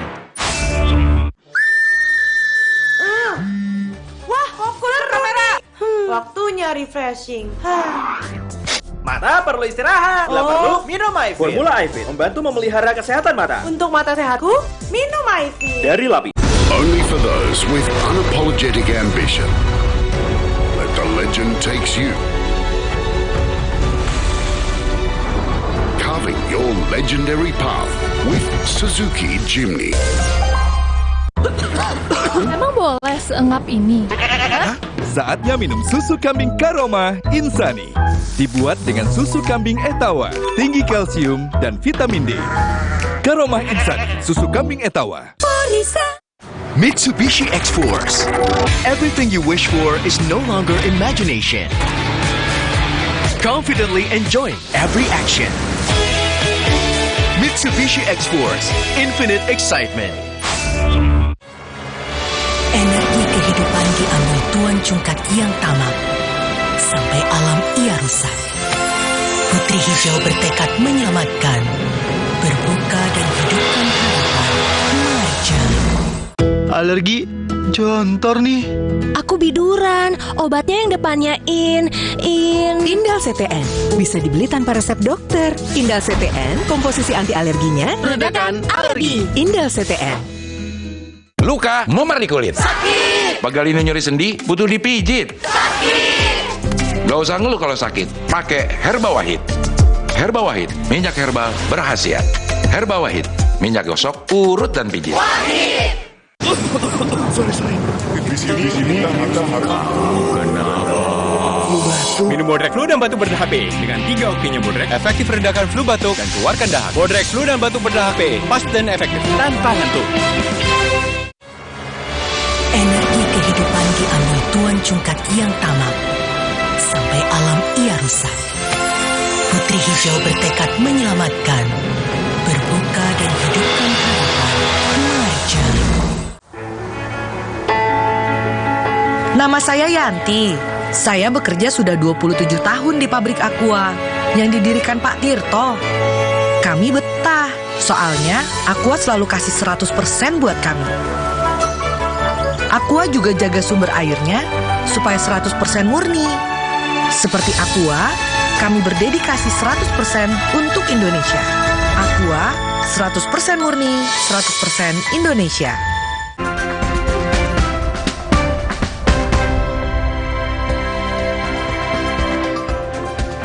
Ya, masih membahas kekacauan atau kekisruhan sepertinya yang tampak di publik dari sistem informasi rekapitulasi suara penghitungan suara di KPU dari pemilu 2024. Tadi saya tanyakan ke Bung Ilham sebelum jeda soal penghentian sementara rekapitulasi suara dan juga penghitungan yang ditampilkan dalam Sirekap ini. Apakah sudah tepat kebijakan yang dilakukan? Sama sekali tidak tepat ya, justru itu berbahaya kemudian bahwa orang melihat ini orang mau sinkronkan ke Sirekap atau sebaliknya. Nah, ini gitu. Jadi agak bingung, termasuk kita publik juga bingung gitu. Betul. Saya seharusnya tidak dihentikan. Jangan pernah menghentikan proses rekapitulasi yang memang sebetulnya tidak ada masalah untuk dilanjutkan. Sirekap ini kan betul kata seperti Mas Pratama tadi, ini kan alat bantu. Harusnya alat bantu ini kemudian menyesuaikan dengan rekapitulasi manual yang kemudian akan dilakukan rekapitulasi di kecamatan. Nah, ini kan muncul interpretasi yang kemudian jangan-jangan ini dia disinkronkan untuk menaikkan partai-partai tertentu. Tahu-tahu nanti ketika pulih sistemnya suaranya sudah berubah. Kan banyak dugaan-dugaan ini berbahaya buat saya ya. Jadi buat kita ini berbahaya sekali. Jangan pernah menghentikan tahapan rekapitulasi, tetapi rekapitulasi itu yang kemudian dijadikan perbaikan dari Sirekap. Karena kalau yang namanya disclaimer itu atau apa Sirekap ini sebagai alat bantu, di disclaimer sebagai alat bantu, harusnya kemudian yang digunakan tetap rekapitulasi manual yang nanti kemudian bisa memperbaiki Sirekap. Nah, saya juga agak bingung kemudian seperti kata Mas Pratama, kok tidak bisa diedit untuk Sirekap presiden. Nah, ini kan juga muncul interpretasi lagi, kok tidak bisa diedit. Sementara pileknya bisa diedit misalnya seperti itu. Interpretasi masyarakat ini kan juga ya seperti kata Titi bilang tadi bahwa masyarakatnya sudah paham betul terkait dengan IT. Gitu. Jadi nggak bisa dibodoh-bodohin lagi lah. Nah, komunikasi KPU-nya juga menurut saya lemah karena tidak secara transparan menjelaskan tentang apa yang terjadi saat ini. Nah, apa sih fungsinya menghentikan Sirekap kecamatan, rekapitulasi kecamatan? Nah, sekali lagi ini akan menunjukkan sakwasangka dari insan pemilu. Gitu. Nah, sakwasangka ini yang saya tadi agak khawatir, berkali-kali juga kita ingatkan juga kepada KPU jangan sampai menjadi bola salju gitu ya. Makin membesar, protes-protes ini tereskalasi ke tingkat nasional. Itu yang tidak kita inginkan bersama. Nah, Mbak Titi, kalau dalam konteks penyalahgunaan hak suara ini juga banyak terjadi begitu di lapangan. Ketika kita mengecek C1 plano yang sudah dihitung oleh di TPS dengan yang sudah diupload di di Sirekap ini juga berbeda. Ini diduga ada perbedaan penghitungan suara di lapangan dan situs KPU, menimbulkan banyak asumsi. Nah, jika terjadi kecurangan di pemilu kali ini, apa yang harus dibenahi dan respons Anda soal ini bagaimana, Mbak Titi? Ya, pertama Mas Radi, menurut saya KPU tetap harus upload C hasil itu secara penuh atau 100%. Karena bagaimanapun sebenarnya C hasil itu bisa mencegah terjadi kecurangan atau manipulasi. Kita harus akui lah, walaupun partai mendapat salinan C hasil di TPS saya itu saksi yang hadir itu hanya 7, sementara peserta pemilu kita ada 18. Jadi dari sana saja adalah ekspresi bahwa tidak semua partai mendapatkan akses pada salinan hasil. Makanya kemudian kalau partainya betul-betul solid bekerja, mengkonsolidasi C hasil dari setiap TPS, udah beres tuh sama partai. Tapi kan tidak begitu, dan tidak semua caleg kita itu bisa mendapatkan akses pada C hasil, terutama teman-teman caleg perempuan. Makanya adanya Sirekap ini, kalau dia bekerja baik, dia bekerja benar, bisa mengunggah C hasil dengan konversi data yang akurat, itu luar biasa. Bantuan terhadap caleg perempuan, caleg-caleg yang tidak punya uang, dan juga upaya pengawalan suara oleh publik itu akan sangat terbantu. Jadi yang diperlukan adalah, bagi saya sih bukan menutup Sirekap ya, tetapi hasil itu diunggah 100%, lalu karena kan ada kawalpemilu.org, ada Jaga Suara 2024, aplikasi berbasis Android, yang bisa kemudian membantu konversi data itu berdasarkan data otentik TPS gambar C hasil tadi. Jadi kalau saya menunggu KPU menuntaskan pengunggahan 100% gambar atau image C hasil. Nah yang kedua, KPU itu tadi ya, masyarakat ayo kita cermati, Kita mencermati ini bagian dari partisipasi dan kepedulian kita. Tapi KPU juga jangan anggap ini sebagai gangguan terhadap KPU. Tapi justru ini bagian dari keberhasilan mengajak partisipasi dari masyarakat. Namun tidak boleh berhenti hanya membuka. Karena partisipasi itu menuntut akuntabilitas, akurasi, dan validitas data. Karenanya responnya harus cepat tadi. Sekali lagi responnya harus cepat, komunikasi publiknya harus baik. Jangan kemudian misal bertumpu hanya orang per orang dan itu pun sulit dijangkau. Dalam situasi hari ini namanya situasi krisis. Jadi dalam pemilu ada manajemen krisis. KPU sebagai organisasi besar pasti punya skenario manajemen krisis. Dalam situasi krisis kalau publik merasa ditinggalkan, tidak mendapatkan informasi yang jelas, tidak mendapatkan informasi yang cepat, yang terjadi adalah spekulasi, kontroversi, dan sangat mungkin teori konspirasi. Nah yang terakhir bagi saya sih Bawaslu ya. Bawaslu kan sebenarnya juga punya penyeimbang data. Karena Bawaslu juga mendapatkan salinan hasil. Nah ini juga diperlukan mengawal proses ini. Saya setuju dengan Pak Ilham. Di kecamatan, memang rekapitulasi itu, Mas Radi, di PKPU nomor 5 tahun 2024 disebutkan bahwa bahan yang ditampilkan oleh KPPS untuk rekapitulasi diambil dari Sirekap.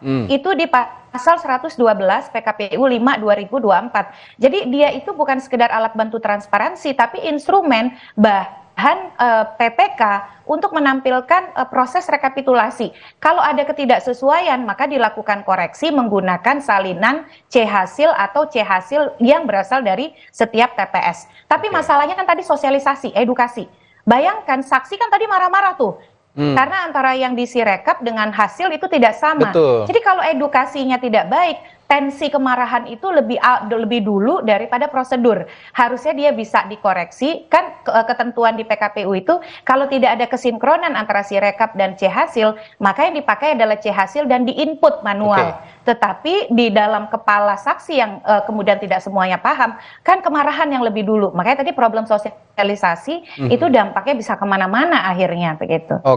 Ya ini ngomong-ngomong Bawaslu juga Mbak Titi, saya mau disclaimer dulu bahwa hari ini kami juga sudah berupaya untuk mengundang komisioner Bawaslu semuanya juga gitu, Bung Ilham, Mbak Titi dan Mas Pratama untuk berbincang bersama, tapi belum ada yang bersedia untuk hadir karena masih ada kegiatan lain, termasuk juga komisioner KPU. Ya, mungkin mereka lagi sibuk-sibuknya lah ya sekarang untuk menyinkronkan data. Nah, tapi pertanyaan saya selanjutnya ke Mas Pratama. Nih, kalau ngomongin Bawaslu sebagai lembaga pengawas juga dalam konteks Sirekap ini, apakah menurut Anda sosialisasi Sirekap, di mana ini adalah sistem informasi yang menggunakan teknologi informasi begitu, sudah teredukasi dengan baik kepada Bawaslu di setiap tingkatan, bahkan sampai yang ke bawah begitu? Ya kan Bawaslu sebagai dan pengawas pemilu ya, gitu. Harusnya sebagai jurinya. Dia kan ngerti bahwa Sirekap ini bermasalah. Ini kan kegaduhan-kegaduhan disebutkan Sirekap. Harusnya kan Bawaslu bukan bersama-sama KPU gitu, malah mensosialisasikan bahwa ya ini kan alat bantu, nggak usah khawatir. Harusnya Bawaslu masuk dengan KPU. Kenapa sistemnya seperti ini? Kenapa bikin aplikasi kok sejelek ini? Kenapa kok tidak ada pengamanan dari TPS sampai ke pusat? Kenapa kok nggak ada digital signature-nya? Kenapa kok menggunakan cloud dari luar? Kenapa kok menggunakan Google Drive gitu? Kenapa kok tidak ada fungsi editing di level TPS untuk pilihan presiden begitu? Terus kenapa kok Sirekap web gitu yang digunakan oleh petugas kecamatan, dia yang bisa melakukan editing dan lain-lain. Menurut saya Bawaslu yang harus melakukan itu, bukan kita. Kita hanya alat bantu aja sebenarnya Mbak Titi. Harusnya Bawaslu yang melakukan itu gitu. Nah ini tidak terjadi sehingga akhirnya menganggap remeh semuanya. Ini kan cuma alat bantu saja. Gini Mas Radit, bayangkan ya.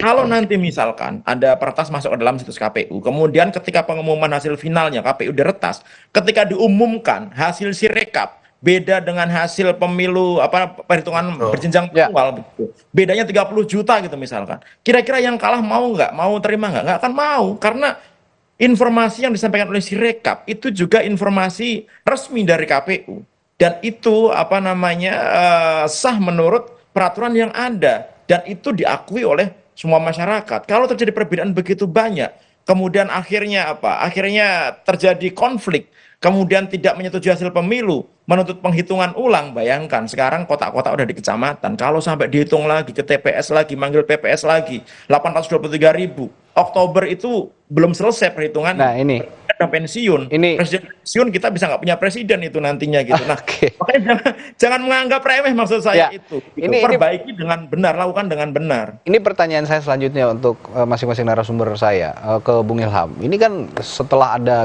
kekerusuhan ini begitu ya, penghitungan suara di lapangan baik di tingkat TPS maupun yang ditampilkan di Sirekap. Banyak sekali daerah-daerah juga yang memutuskan akhirnya melalui KPU begitu untuk melakukan penghitungan suara ulang, PSU. Berbagai daerah di Indonesia sudah banyak sekali. Nah, apakah ini juga jadi solusi atas kisruh Sirekap yang saat ini terjadi? Setahu saya penghitungan suara ulang ini ada rekomendasi Bawaslu berdasarkan temuan dari pengawas TPS dan temuan mereka terkait dengan persoalan-persoalan pelanggaran administrasi di TPS. Misalnya saja ada pemilih yang tidak terdaftar di DPT dan bukan orang situ, kemudian memilih situ lolos misalnya saja. Kemudian ada beberapa hal lain terkait dengan prosedur-prosedur pelaksanaan pemungutan suara tidak dilakukan. Nah, tapi apakah ada kaitan dengan Sirekap? Sampai saat ini saya belum mendetail itu ya. Tapi yang terjadi adalah PSU ini memang menurut peraturan perundang-undangan bisa direkomendasi Bawaslu untuk melakukan pemungutan suara ulang apabila terjadi pelanggaran-pelanggaran tadi. Kalau ada ketidaksesuaian data antara yang di lapangan dengan Sirekap, apakah itu juga jadi salah satu alasan? Makanya sekali lagi disclaimer-nya adalah kan sebagai alat bantu, berarti bukan sebagai alat resmi gitu. Tetapi betul saya setuju dengan Mas Pratama bahwa kegaduhan ini kemudian kecurigaan masyarakat disebabkan oleh Sirekap. Oleh karenanya Bawaslu harus menegur KPU. Sirekap ini seperti apa? Kok bisa seperti ini gitu loh? Bagaimana lebih datanya? Galak lagi lah ya. Nah, ya artinya tugas dia sebagai pengawas harus betul-betul mengawasi dan memperingati lah apa yang terjadi saat apa yang dilakukan oleh KPU. Oke, tapi terlepas dari kekacauan Sirekap yang sementara ini terjadi, pelaksanaan PSU di lapangan yang terjadi itu kan disebabkan oleh beberapa faktor termasuk tadi yang diungkapkan oleh Bung Ilham. Itu sudah bisa jadi solusi juga untuk mengatasi problem-problem pemilu yang muncul yang dilakukan pada 14 Februari kemarin? Ya, saya kira ini kan PSU ini prosedur ya. Apakah kemudian bisa memperbaiki persoalan pemilu kemarin? Saya kira nggak signifikan juga. Tapi sebelumnya begini, saya akan tanya juga, pada periode Anda sebanyak inikah PSU yang dilakukan? Ya saya lupa datanya ya. Tapi saya kira PSU itu memang kerap terjadi ya, dan terjadi karena ada persoalan-persoalan kesalahan petugas KPPS kita. Ketika tadi prosedur tadi ya, mungkin pemahaman atau kemudian kesengajaan, kita nggak pernah tahu. Tetapi kemudian PSU ini untuk kemudian meningkatkan kualitas pemilu itu sendiri, ya kan harusnya begitu karena undang-undang mengatur itu. Tetapi apakah ada kaitan dengan Sirekap bisa memperbaiki data yang ada di Sirekap gitu ya, akan memperbaiki kecurigaan-kecurigaan masyarakat? Saya kok masih belum lihat itu terjadi ya seperti itu. Baik. Ya, pertanyaan yang sama Mbak Titi, soal PSU yang sekarang sepertinya banyak sekali terjadi di berbagai daerah karena ada masalah-masalah dalam penyelenggaraan pemilu tanggal 14 kemarin. Mungkin salah satunya juga karena ada ketidaksesuaian data meskipun ini belum ditelaah lebih jauh begitu. Ini jadi solusi untuk melegitimasi pemilu 2024 ini? PSU itu setahu saya bukan karena persoalan Sirekap, tetapi karena ada persoalan lagi-lagi pemicu utama itu sosialisasi. Jadi banyak pemilih dan penyelenggara pemilu kita di lapangan itu yang misleading. Contoh tadi soal bisa memilih menggunakan KTP elektronik dimanapun berada. Nah itu ternyata yang termakan hoax itu bukan hanya pemilih, tapi juga petugas. Jadilah itu di dalam undang-undang pemilu kita mengakibatkan pemungutan suara ulang. Lalu ada karena problem, misalnya sudah meninggal tetap menggunakan hak pilih. Mas Radi percaya atau enggak ya? Masih ada pemilih yang teredukasi yang menganggap bisa memilih menggunakan perwakilan. Mewakilkan kepada anaknya. Dia tidak punya intensi curang, dia itu hanya tidak tahu, tidak teredukasi. Tapi karena ketidaktahuan dia, akibatnya menurut Undang-Undang Pemilu harus pemungutan suara ulang. Nah peristiwa serupa tapi tidak sama seperti ini tuh ada banyak. Belum lagi misalnya ada 6.000 TPS yang surat suaranya tertukar. Yang kemudian kebijakan KPU kalau ketahuannya di tengah, maka itu dianggap suara partai. Caleg bisa marah dong, karena kan caleg bisa dirugikan karena mereka bisa kehilangan peluang terpilih. Terlepas dari apapun, menurut saya Sirekap ini terkait dengan pengunggahan hasil berupa image foto itu tetap harus dilanjutkan dan dituntaskan. Karena justru dengan itulah KPU bisa mencegah berbagai spekulasi karena pengunggahan C-hasil yang otentik tadi itu bisa dinetralisir oleh partisipasi masyarakat yang ikut ambil peran misalnya di dalam membantu menghitung seperti gerakan kawal pemilu di 2014. Gerakan itu di 2024 banyak sekali. Ada jagapemilu.com, ada jaga Suara 2024, ada jaga suaramu.id, dan beberapa gerakan lain. Jangan kemudian dihentikan pengunggahan C-hasil. Yang berikut ada menurut saya peran Bawaslu nih Mas Radi. Sebenarnya Bawaslu itu, kan setiap Bawaslu punya hasil dari setiap TPS. Bawaslu itu punya personel di 823.236 TPS. Jadi kemudian peran Bawaslu lah yang menetralisir, ikut menetralisir ini dan memastikan akurasi data hasil dari setiap TPS. Rekapitulasi mestinya berlanjut, tapi sekali lagi kuncinya sosialisasi. Karena mohon maaf ya, dalam politik itu walaupun kita selalu bilang harus rasional, banyak yang tidak rasional. Banyak yang menganggap bahwa si rekap itu harga mati dan itulah perolehan suaranya, begitu. Baik. Nah, yang saya tanyakan, yang akan tanyakan juga ke Mas Pratama, ini taruhlah ya si rekap ini setelah pulih itu berjalan dengan sempurna. Dan ini sepertinya kan kalau melihat penghitungan dengan sistem informasi, teknologi informasi seperti ini, kontrol penuh ada di KPU begitu, sehingga kecurangan-kecurangan bisa dieliminasi. Tapi apakah itu juga bisa kita percaya sepenuhnya memang jika memang sudah pulih begitu si rekap ini bisa dipercaya sepenuhnya bahwa ini sebagai hasil yang benar-benar sah dan tanpa kecurangan begitu? Ini yang apa namanya menjadi polemik saat ini gitu. Gara-gara aplikasinya bermasalah, kemudian hasilnya banyak yang bermasalah, akhirnya masyarakat berpikir bahwa jangan-jangan bermasalah dan masyarakat nggak ada option lain. Nggak ada masalahnya lain untuk mengetahui apa namanya hasil pemilu yang sebenarnya. Contohnya misalkan Mbak Titi tahu perolehan suara di TPS-nya. Kemudian Bang Raffi tahu apa namanya di TPS-nya begitu. Saya juga tahu, tapi kan hanya di TPS sendiri. Apa namanya agregat total semuanya. Memang iya kita mau melihat lembar C hasil foto satu persatu sebanyak 823.000 lebih. Nggak akan mungkin gitu. Sehingga kepercayaan kepada KPU ini penting gitu karena ya itu saran satu-satunya. Alat bantu tadi misalkan ada kawal pemilu dan lain-lain gitu. Kemudian ada Bawaslu kalau punya, ya saya yakin nggak punya juga gitu. Kemudian partai politik. Sebenarnya kalau mereka ada selesai sudah urusan gitu. Mereka punya data, KPU punya data, tinggal disinkronkan mana yang nggak benar selesai. Cuma kan mereka nggak semuanya punya seperti itu gitu. Kemudian juga harus hati-hati nih Mas Radi gitu.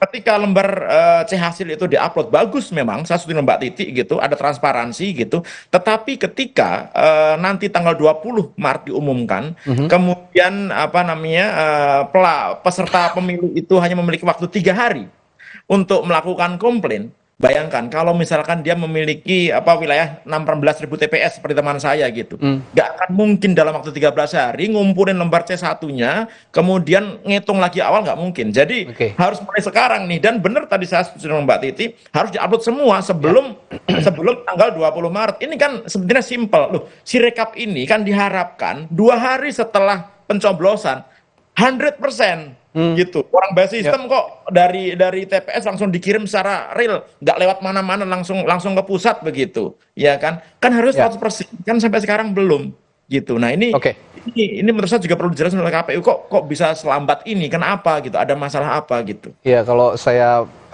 bisa simpulkan begitu ya, perbincangan kita hari ini mengarah semua pertanyaannya ke KPU gitu ya. Ini harus sebenarnya yang bisa menjawab ya KPU. Lagi-lagi saya juga memohon, mungkin kita semua mewakili Bung Ilham, Mbak Titi dan juga Mas Pratama, ayo dong KPU berikan solusi, berikan pola komunikasi yang lebih baik, sosialisasi yang lebih baik kepada masyarakat agar dugaan-dugaan kecurangan yang disangkakan oleh kita semua publik ini juga bisa dijelaskan dengan baik begitu. Kalau memang tidak ada kecurangan. Nah, ini yang sama-sama harus kita kawal sampai penghitungan suara selesai. Juga Bawaslu sebagai badan pengawas yang diharapkan ya bisa lebih dalam tanda kutip lebih galak lah ya untuk mengawasi proses penghitungan suara, terutama dalam sistem informasi penghitungan suara atau Sirekap yang sistem informasi rekapitulasi suara yang sedang bermasalah saat ini. Kita nantikan sama-sama ya, Bung Ilham, Mbak Titi dan Mas Pratama, mudah-mudahan KPU terbuka hatinya untuk segera Dan naik turun suara itu bukan hoax ya, itu kejadian benar ya. Gitu. Ini benar-benar harus dijawab oleh KPU sepertinya, dan komunikasinya harus lebih intens lagi kepada publik supaya publik tidak ada prasangka-prasangka buruk terkait pemilu 2024. Terima kasih sekali lagi Komisioner KPU 2017-2022 Ilham Saputra sudah berbagi perspektif pagi hari ini, juga Mas Pratama. Terima kasih Mas Pratama, Mbak Titi. Dan juga Mbak Titi telah berbagi informasinya di Sapa Indonesia Pagi. Sehat selalu Mas Pratama, Mbak Titi, Bung Ilham. Saudara, masih ada informasi selanjutnya yang penting juga untuk Anda simak. Di antaranya yang satu ini, saudara, kami kembali dengan informasi polisi melakukan gelar perkara untuk menaikkan status menjadi penyidikan dalam kasus perundungan di SMA Binus Serpong. Kami segera kembali.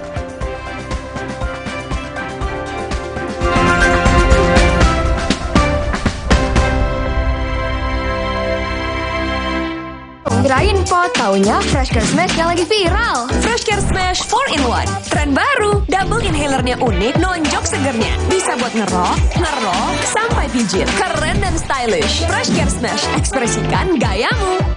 Inovasi baru dari Hotin. Hotin Go. Oles, go. Roll on, go. Pijat, go. Nggak sentuh langsung, nggak bikin tangan panas. Hotin Go. Hotnya in, langsung go. Nama saya Yanti. Saya bekerja sudah 27 tahun di pabrik Aqua yang didirikan Pak Tirto. Kami betah, soalnya Aqua selalu kasih 100% buat kami. Aqua juga jaga sumber airnya supaya 100% murni. Seperti Aqua, kami berdedikasi 100% untuk Indonesia. Aqua 100% murni, 100% Indonesia. Emang boleh sesakit ini?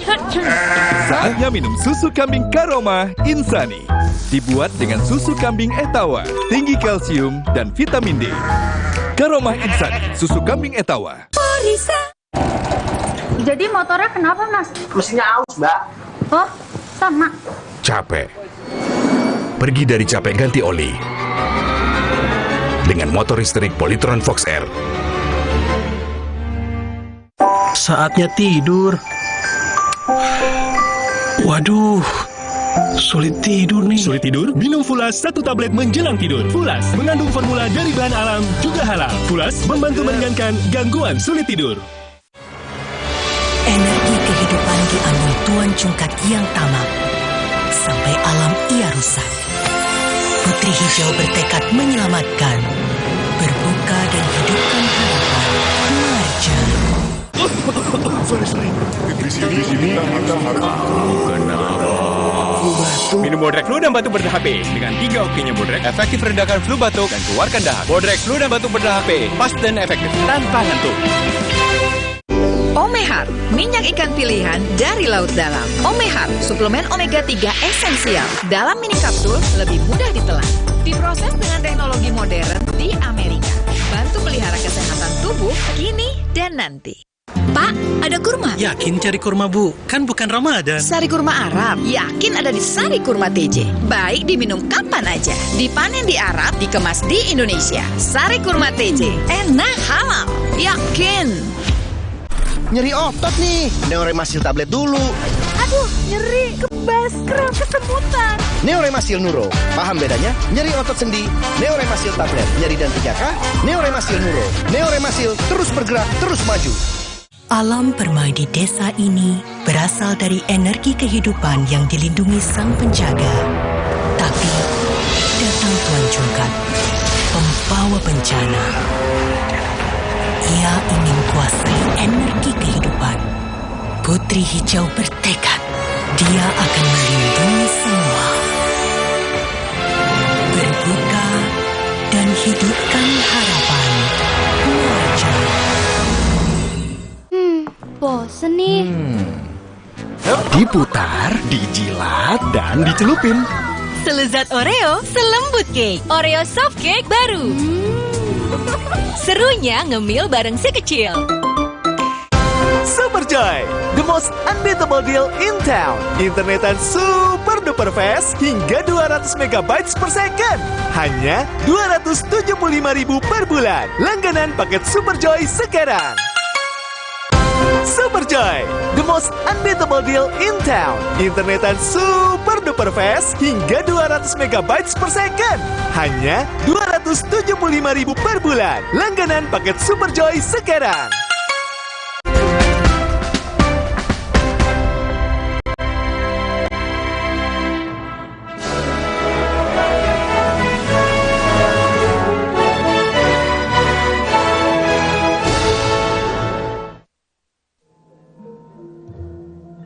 Mahkamah Agung menggelar sidang istimewa laporan tahunan Mahkamah Agung tahun 2023. Sidang laporan tahunan ini diadakan pada Selasa 20 Februari 2024 di Jakarta Convention Center, Jakarta.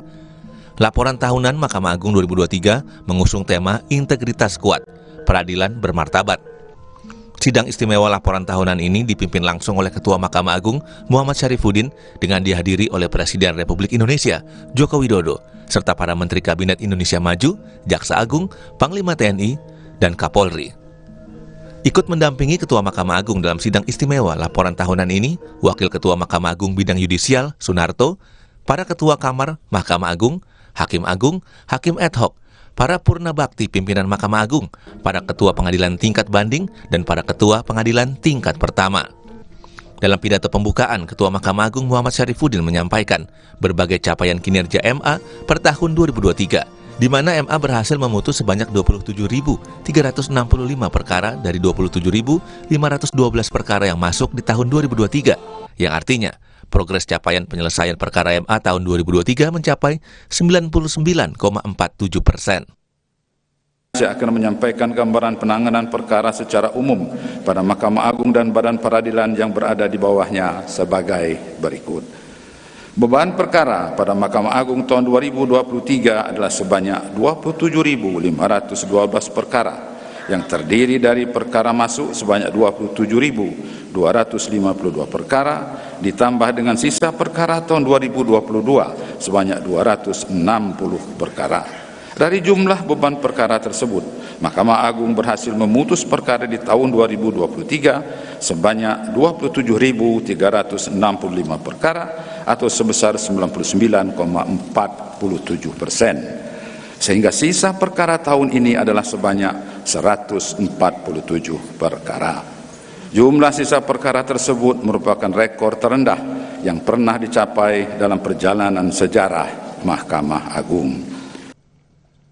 Sementara dalam sambutannya, Presiden Joko Widodo mengapresiasi kinerja Mahkamah Agung secara menyeluruh, terutama dalam inovasi transformasi hukum dengan menggunakan sistem peradilan elektronik.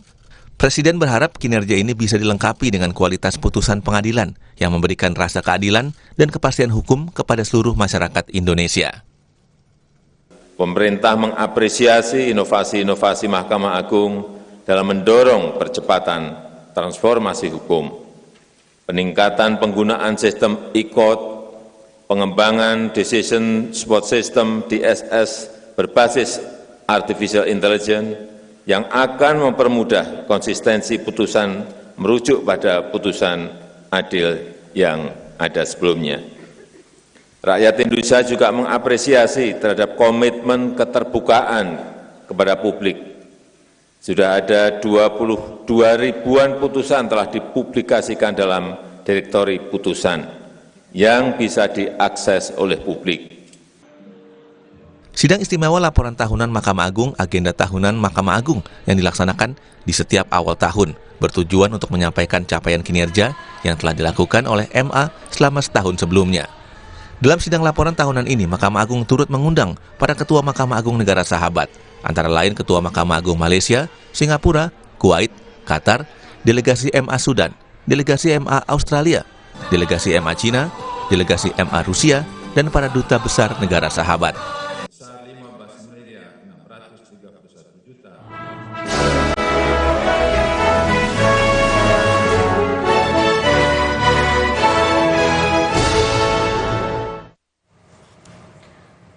Saudara, polisi masih menyelidiki dugaan tindakan bullying atau perundungan terhadap siswa SMA di Serpong, Tangerang Selatan. Menurut polisi, pelaku 2 kali merundung korban. Kasat Reskrim Polres Tangerang menyebut korban akan menjalani pemeriksaan psikologi dan dari hasil penyelidikan diketahui para pelaku ini sudah 2 kali merundung korban pada 2 dan 13 Februari. Polisi melakukan gelar perkara hari ini untuk menaikkan status menjadi penyidikan dan menentukan jumlah pelaku yang diduga lebih dari 1 orang. Dan ini yang diduga terjadi tindakan kekerasan itu terjadi sekitar 2 kali, yaitu pada tanggal 2 Februari dan tanggal 13 Februari. Namun untuk pastinya nanti kita akan gali lagi dari keterangan saksi maupun bukti-bukti yang ada. Untuk saksi yang diperiksa dari pihak korban dan pihak keluarga. Untuk bukti itu berupa apa saja, Pak? Untuk bukti sementara dari hasil dari video kami dapatkan dari rekaman video, kemudian ada beberapa bukti lainnya. Ya, Ketua Dewan Pakar Federasi Serikat Guru Indonesia Retno Listiarti mengatakan penyebab seorang anak melakukan kekerasan bisa terjadi karena beberapa kali. Di antaranya dipengaruhi oleh pola asuh orang tua dan juga lingkungan pertemanan.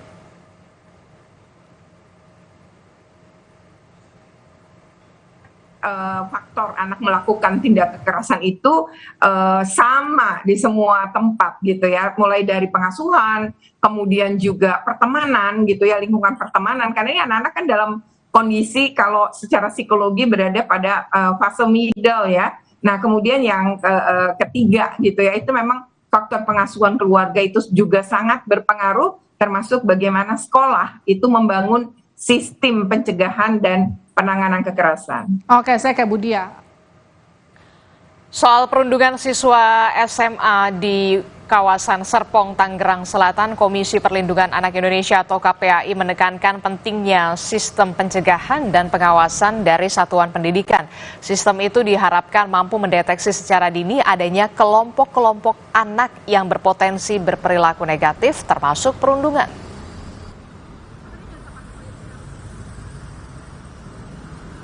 Belum ada, tapi akan kami cek gitu. Apakah pembentukan tim TPPK ya, tim pencegahan dan penanganan kekerasan ini sudah ada atau tidak. Sejatinya kalau ini sudah dibentuk mungkin agak lebih mudah kita melakukan langkah koordinasi. Tetapi kalau belum, karena memang aturannya juga baru luncur kemarin, maka ini penguatan koordinasi. Ada 3 hal di ranah pencegahan, misalnya tata kelola di sekolah itu. Dari mulai adanya tata tertib, aturan bersama, kita akan cek itu. Yang kedua, misalnya soal edukasi. Apakah ada ya sosialisasi, literasi ya, ini yang harus kita cek juga di sekolah. Sementara itu, saudara, lokasi perundungan siswa SMA di kawasan Serpong, Tangerang Selatan diduga dilakukan di warung dekat sekolah dan pemilik warung membenarkan jika korban dan para pelaku ini sering berkunjung ke warung usai pulang sekolah. Namun pemilik warung menyebut tidak pernah melihat aksi perundungan antar siswa. Umumnya, saudara, pelaku ataupun korban ini kumpul membeli jajanan seperti biasa. Pernah melihat ada kayak misalkan pemukulan atau apa gitu? Oh enggak, saya nggak pernah ya. Emang cuma berbaur aja nongkrong. Emang cuma nongkrong di sini aja. Di sini aja. Nongkrong di sini. Nggak berantem berarti Bang? Enggak pernah. Akur lah ya. Akur. Kayak misalnya di sini tuh pasti kita omelin gitu loh. Oh kalau sampai yang aneh, tegur. Kita nggak pernah minum gitu ya? Enggak. Apa tuh, pagi, siang, sore? Sore doang, dari jam 4, jam 5 udah bubar. Jam pulang. Iya. Itu campur, kalau 1 kelas 3 ini semua? Iya, cuma sekarang yang kayak dulu nih banyak, kalau dulu mah hampir 30 ibaratnya. Sekarang kan berapa orang, bisa hitung lah ibaratnya. Oh, sempat sampai 30 orang ya? Oh. Motornya taruh mana? Motornya kan banyak yang di sini. Oh, di dalam. Sementara itu, saudara, pihak SMA Binus Serpong menyebut kasus bullying masih dalam penanganan sekolah. Corporate Communication General Manager Binus Group menegaskan kejadian perundungan terjadi di luar sekolah.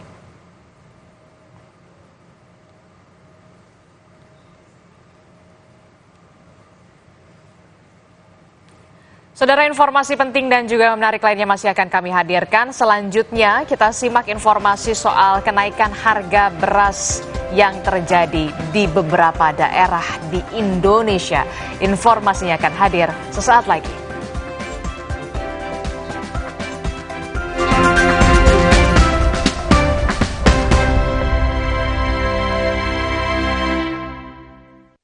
Alam permai di desa ini berasal dari energi kehidupan yang dilindungi sang penjaga. Tapi datang Tuan Cungkat, pembawa bencana. Ia ingin kuasai energi kehidupan. Putri Hijau bertekad, dia akan melindungi semua. Berbuka dan hidupkan harapan. Vidoran Smart 1 Plus, karena 9 dari 10 ibu pilih Vidoran. Pilihan lebih sehat, rendah gula, formula imun up, tinggi DHA. Dukung daya tahannya, aktif, cerdas, tumbuh optimal. Anak Vidoran siap jadi kuat dan cerdas. Nama saya Yanti. Saya bekerja sudah 27 tahun di pabrik Aqua yang didirikan Pak Tirto. Kami betah, soalnya Aqua selalu kasih 100% buat kami. Aqua juga jaga sumber airnya supaya 100% murni. Seperti Aqua, kami berdedikasi 100% untuk Indonesia. Aqua, 100% murni, 100% Indonesia. Selamat datang, silakan. Hah? Emangnya ada waktu buat sakit kepala? Panadol Extra, cepat redakan sakit kepala dan nyeri yang mengganggu. Panadol Extra, cepat redakan sakit kepala, dapat diminum sebelum makan. Energi kehidupan diambil Tuan Cungkat yang tamak, sampai alam ia rusak.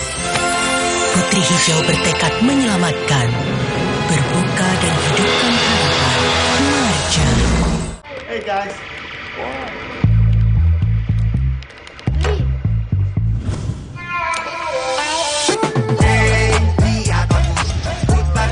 Jadi seru, hey, lihat aku. Sorry. Di sini kita kena flu batuk. Minum Bodrek Flu dan Batuk Berdah HP dengan 3 oksinya Bodrek, efektif redakan flu batuk dan keluarkan dahak. Bodrek Flu dan Batuk Berdah HP, pas dan efektif tanpa ngantuk. Energi kehidupan diambil Tuan Cungkat yang tamak, sampai alam ia rusak. Putri Hijau bertekad menyelamatkan, berbuka dan hidupkan harapan. Marja. Emangnya ada waktu buat sakit kepala? Panadol Extra, cepat redakan sakit kepala dan nyeri yang mengganggu. Panadol Extra, cepat redakan sakit kepala, dapat diminum sebelum makan.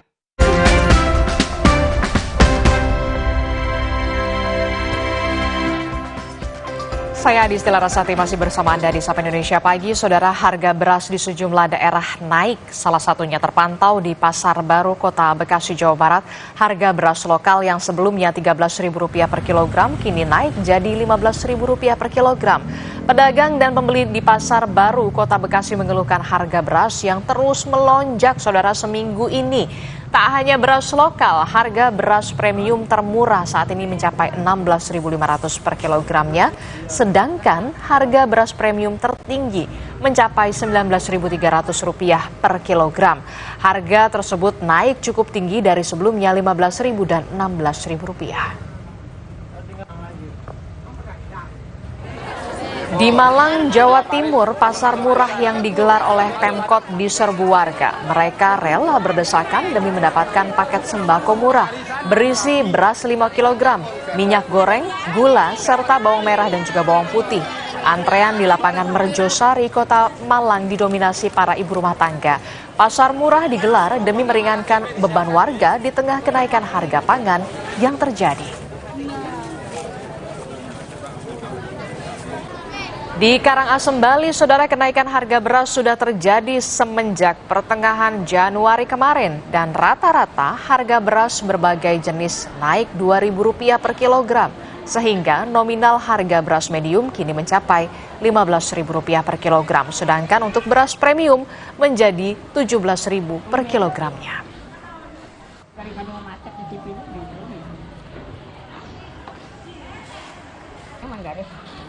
Naiknya harga beras membuat banyak inspeksi mendadak atau sidak pemerintah di beberapa daerah seperti di Semarang, Jawa Tengah salah satunya. Pemerintah Kota Semarang meninjau harga kebutuhan pokok di pasar tradisional, terutama beras. Tidak hanya itu, saudara, Wali Kota Semarang, Heviarita Gunariyati Rahayu juga mendampingi Menteri Perdagangan Zulkifli Hasan yang memantau harga bahan pokok di Pasar Kota Semarang. Menteri Perdagangan Zulkifli Hasan meninjau harga kebutuhan pokok, khususnya beras, di Pasar Tradisional Bulu, Kota Semarang, Jawa Tengah. Mendak juga didampingi Wali Kota Semarang, Eva Rita Gunaryanti Rahayu, atau yang biasa disapa dengan Mbak Ita. Mbak Ita mengapresiasi Menteri Perdagangan yang sudah meninjau Pasar Tradisional Semarang. Selanjutnya, Dinas Perdagangan Kota Semarang akan memonitor kestabilan harga bahan pokok, khususnya beras. Mbak Ita menjelaskan jika suplai beras berlabel SPHP dari Bulog berkurang, maka harga beras tersebut akan naik, sehingga perlu dimonitor. Perdagangan untuk selalu memonitor, karena kalau suplai yang SPHP-nya itu nanti berkurang, otomatis kan nanti harga SPHP pun juga akan naik gitu, karena biasanya kan kalau permintaan tinggi, kemudian persediaannya kurang, pasti juga terjadi kenaikan harga. Melihat harga beras kualitas medium dan premium yang semakin tinggi, Zulkifli Hasan menyebut salah satu faktor adalah bergesernya musim panen akibat adanya El Nino. Untuk memenuhi kebutuhan beras di pasar, Menteri Perdagangan sudah bekerja sama dengan Bulog untuk menyuplai beras SPHP sebanyak 250.000 ton per bulan untuk seluruh Indonesia. Maka pemerintah membanjiri pasar dengan SPHP. Ya, SPHP itu beras Bulog yang disubsidi. Ya, yang dijualnya kira-kira 10.900, anggap 11.000 lah per kilonya. Gelontorin berapa Pak? SPHP yang digelontorin berapa total? Dulu mulai 100.000 ton per bulan, naik 150.000 ton, udah berapa bulan terakhir 200.000 ton, ini kita naikkan lagi 250.000 ton.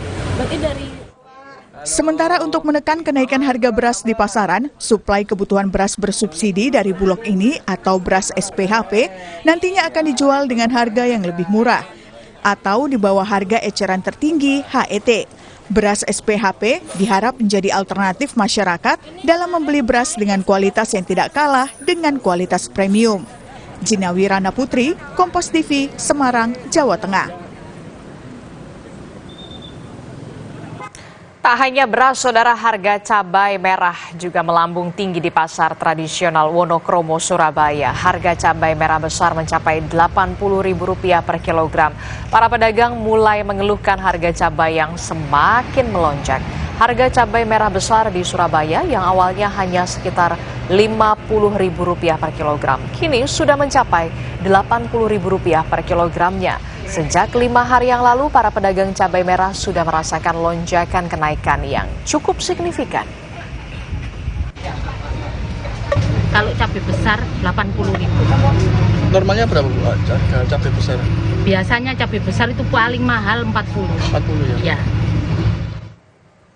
Ya, Menteri Keuangan Sri Mulyani memastikan tidak terlibat pembahasan sinkronisasi pemerintahan selanjutnya atau yang menang pemilu 2024. Menteri Keuangan bilang hanya fokus mengurus anggaran pendapatan dan belanja negara alias APBN. Informasinya akan kami hadirkan sesaat lagi.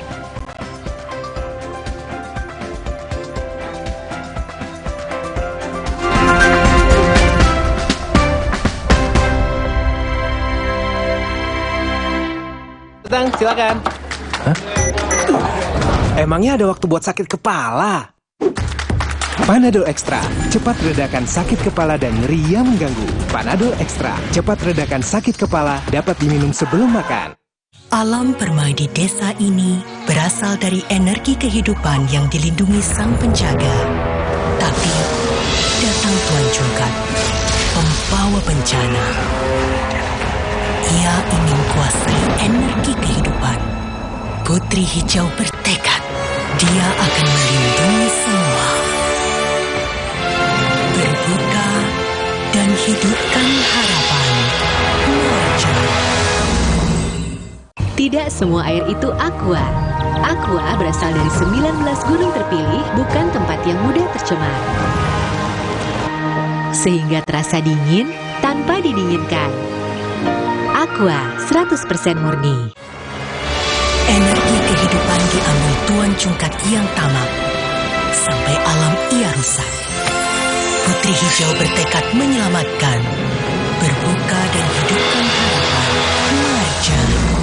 Kompas TV, televisi berita independen terpercaya, senantiasa menghadirkan tayangan unggulan terbaik.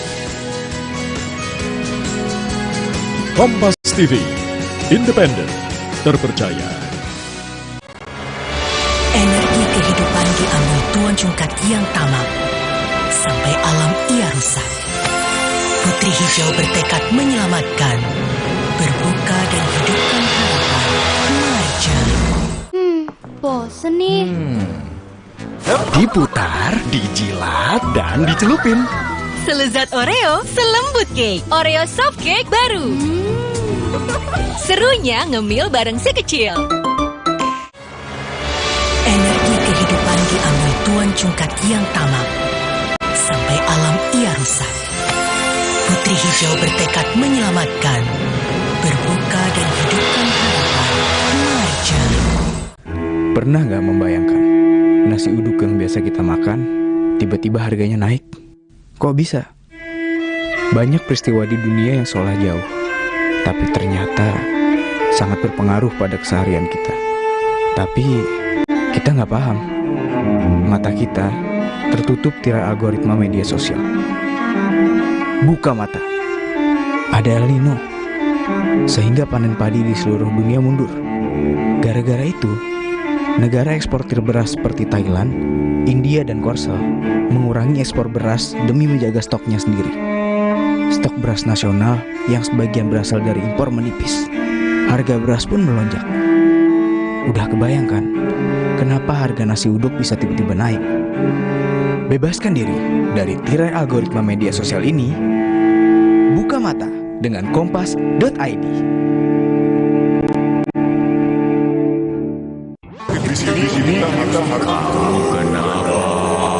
Minum Bodrek Flu dan Batuk Berdah HP dengan 3 oksinya Bodrek, efektif redakan flu batuk dan keluarkan dahak. Bodrek Flu dan Batuk Berdah HP, pas dan efektif tanpa ngantuk.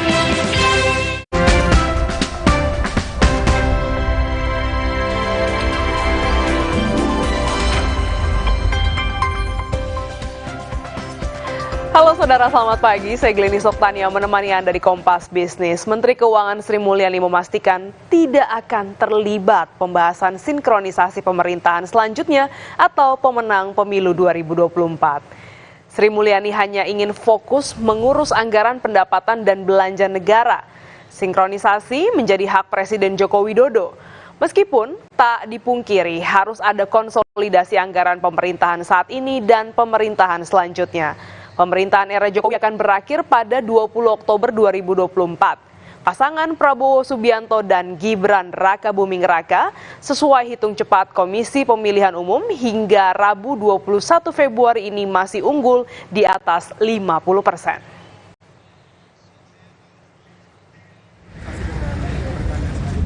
Sudah dibahas kan? Nanti itu Bapak Presiden lah ya. Enggak lah, aku ngurusin APBN aja, tapi ya memang nanti kan tidak terhindarkan itu akan harus ada pembahasan antara pemerintah sekarang dengan yang akan datang, gitu kan? Ya, terima kasih ya, terima kasih semuanya. Kita ke informasi selanjutnya, saudara. Tahun ini pemerintah melanjutkan insentif pajak pertambahan nilai mobil listrik sebesar 10%. Artinya para pembeli hanya membayar pajak 1% dari harga jual saja. Insentif pajak diberikan untuk masa pajak Januari hingga Desember 2024. Syarat dari insentif ini diberikan untuk mobil listrik yang memenuhi tingkat kandungan dalam negeri. Untuk kendaraan listrik berbasis baterai roda 4, TKDN-nya paling rendah 40%. Insentif ini dilanjutkan untuk mendorong peralihan kendaraan fosil ke kendaraan berbasis listrik yang diklaim lebih bersih. Tak hanya mobil, saudara, insentif juga diberikan untuk PPN bus listrik sebesar 5%.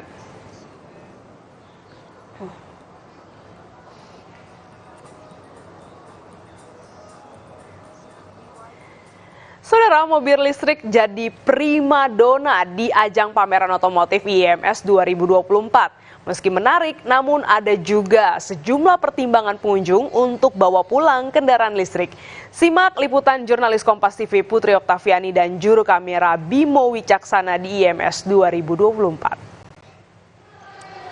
Nah, siapa dari Anda yang lagi terpikir untuk mengganti kendaraannya ataupun pengen lihat-lihat kendaraan yang pakai tenaga listrik? Mungkin bisa seperti saya nih, ke pameran Indonesia International Motor Show 2024 yang sedang digelar di J Expo Kemayoran Jakarta sejak 15 Februari kemarin. Nah, saudara, memang kita ketahui ya bahwa memang saat ini pabrikan otomotif tengah berlomba untuk mengeluarkan produk-produk ataupun juga kendaraan-kendaraan yang tidak hanya baru tapi juga ada banyak nih seperti di sini kendaraan yang dengan tenaga listrik.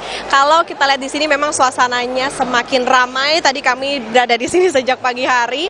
Ramai dengan masyarakat yang ingin sekedar melihat ataupun bertanya-tanya maupun juga tertarik untuk membeli kendaraan listrik.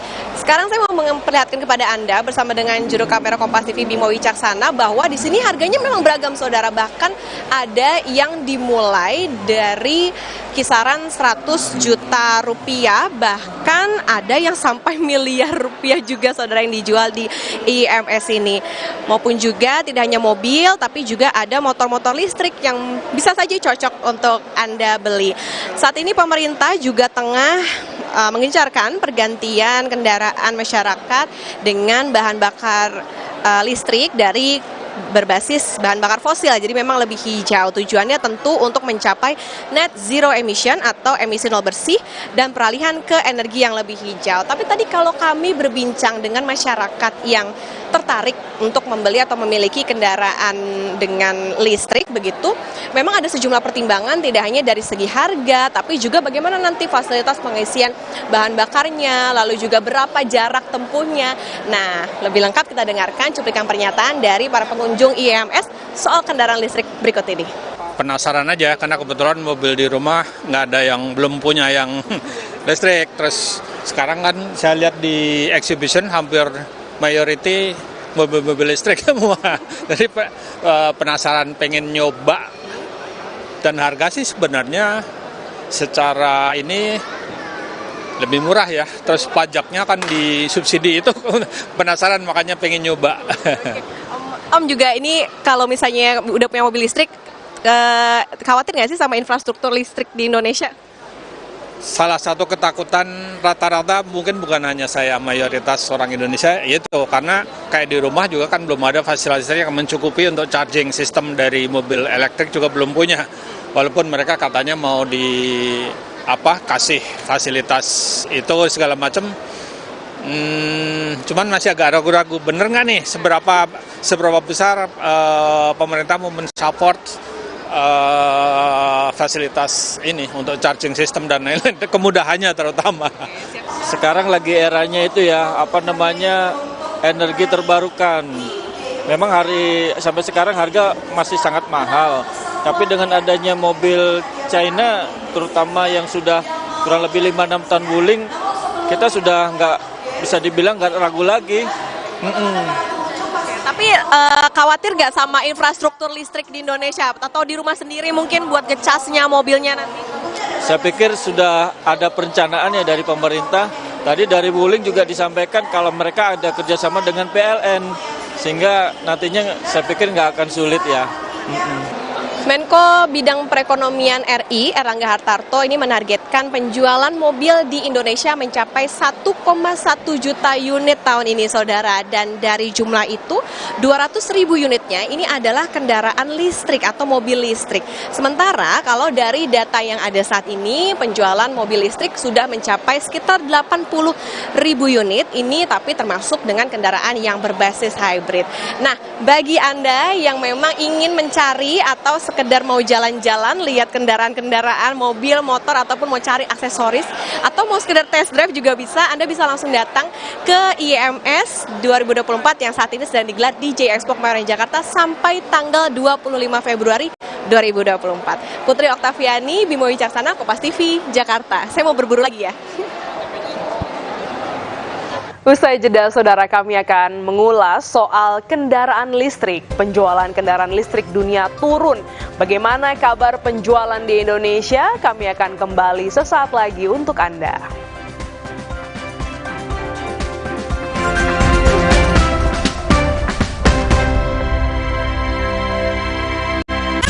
Hujan mas.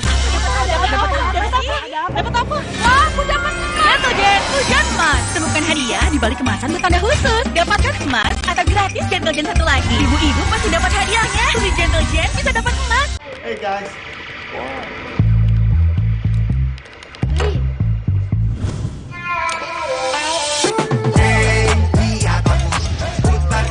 Jadi seru, hey, lihat aku. Energi kehidupan diambil Tuan Cungkak yang tamak, sampai alam ia rusak. Putri Hijau bertekad menyelamatkan, berbuka dan hidupkan harapan. Marja.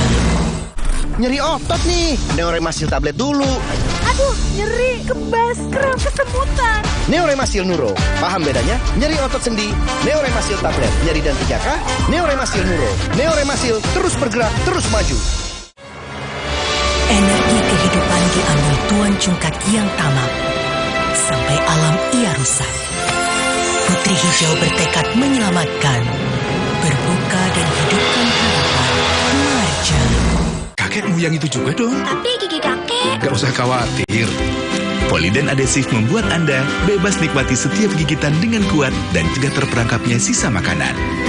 Poliden Cleanser, bunuh bakteri lebih kuat dari pasta gigi. Nama saya Yanti. Saya bekerja sudah 27 tahun di pabrik Aqua yang didirikan Pak Tirto. Kami betah, soalnya Aqua selalu kasih 100% buat kami. Aqua juga jaga sumber airnya supaya 100% murni. Seperti Aqua, kami berdedikasi 100% untuk Indonesia. Aqua, 100% murni, 100% Indonesia. Energi kehidupan diambil Tuan Cungkak yang tamak, sampai alam ia rusak. Putri Hijau bertekad menyelamatkan, berbuka dan hidupkan harapan. Marja. Sorry. Di sini kita harus minum Bodrek Flu dan Batuk Berdah HP dengan 3 okinya Bodrek, efektif redakan flu batuk dan keluarkan dahak. Bodrek Flu dan Batuk Berdah HP, pas dan efektif tanpa ngantuk.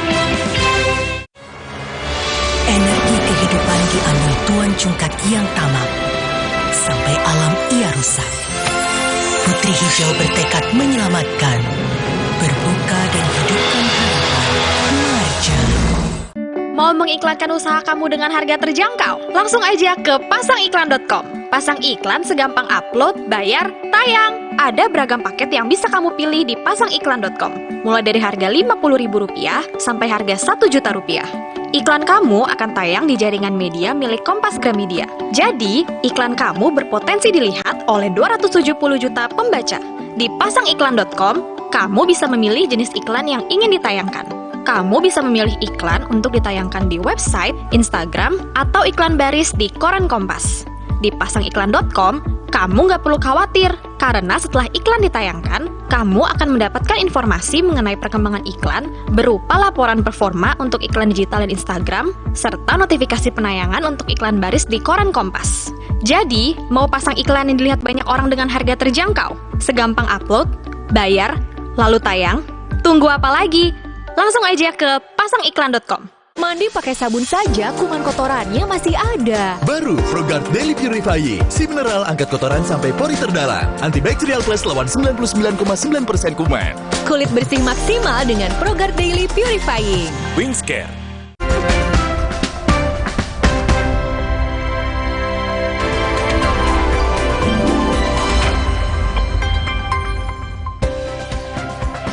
Sebelum jeda tadi, kami sempat mengajak Anda jalan-jalan melihat beragam merek mobil listrik yang dipamerkan di IMS 2024. Ada pemain lama, ada juga pemain baru di dunia otomotif mulai menjajal sektor ini. Nah, kalau di global, apa sih merekan yang sekarang ini paling laku? Kita lihat datanya, saudara. Berdasarkan data situs teknologi bersih Clean Technica, BYD Automotive yang merupakan kepanjangan dari Build Your Dream, ini menjadi produsen mobil listrik terlaris di dunia. Kita lihat, saudara, penjualannya bahkan mencapai 2,88 juta unit. Pada tahun 2023, produsen mobil listrik asal Tiongkok ini menjual jauh meninggalkan produsen-produsen mobil listrik lainnya, termasuk pabrikan yang tadinya merajai mobil listrik. Apa? Ya, tentu kita sama-sama tahu brandnya adalah Tesla. Tesla pada semester 1 2023 hanya mampu menjual sekitar 1,81 juta kendaraan dan menduduki posisi nomor 2 produsen mobil listrik terlaris di dunia. Meskipun BYD menguasai penjualan, namun dari segi tipe mobil, Tesla lebih unggul, saudara. Tesla Model Y atau Model Y ini jadi tipe mobil listrik paling banyak terjual di dunia. BYD dan juga Tesla jika digabung penjualannya, ini menguasai lebih dari sepertiga pasar kendaraan listrik dunia. Jauh di bawah kedua produsen tersebut ada yang namanya brand BMW ya, GIC Ion dan juga Volkswagen yang ya kita tahu ini juga merupakan produsen otomotif asal Jerman yang menjual sekitar 500.000 unit mobil listrik sepanjang 2023 dan selanjutnya ada GIC Ion dari Tiongkok mencatat penjualan sebesar 483.000 unit dan diikuti oleh Volkswagen yang menjual 482.000 unit mobil listrik. Soal penjualan mobil listrik ini lagi jadi bahasan di sejumlah media luar negeri belakangan. Pasalnya, saudara, angka penjualan kendaraan listrik anjlok dan kita lihat datanya.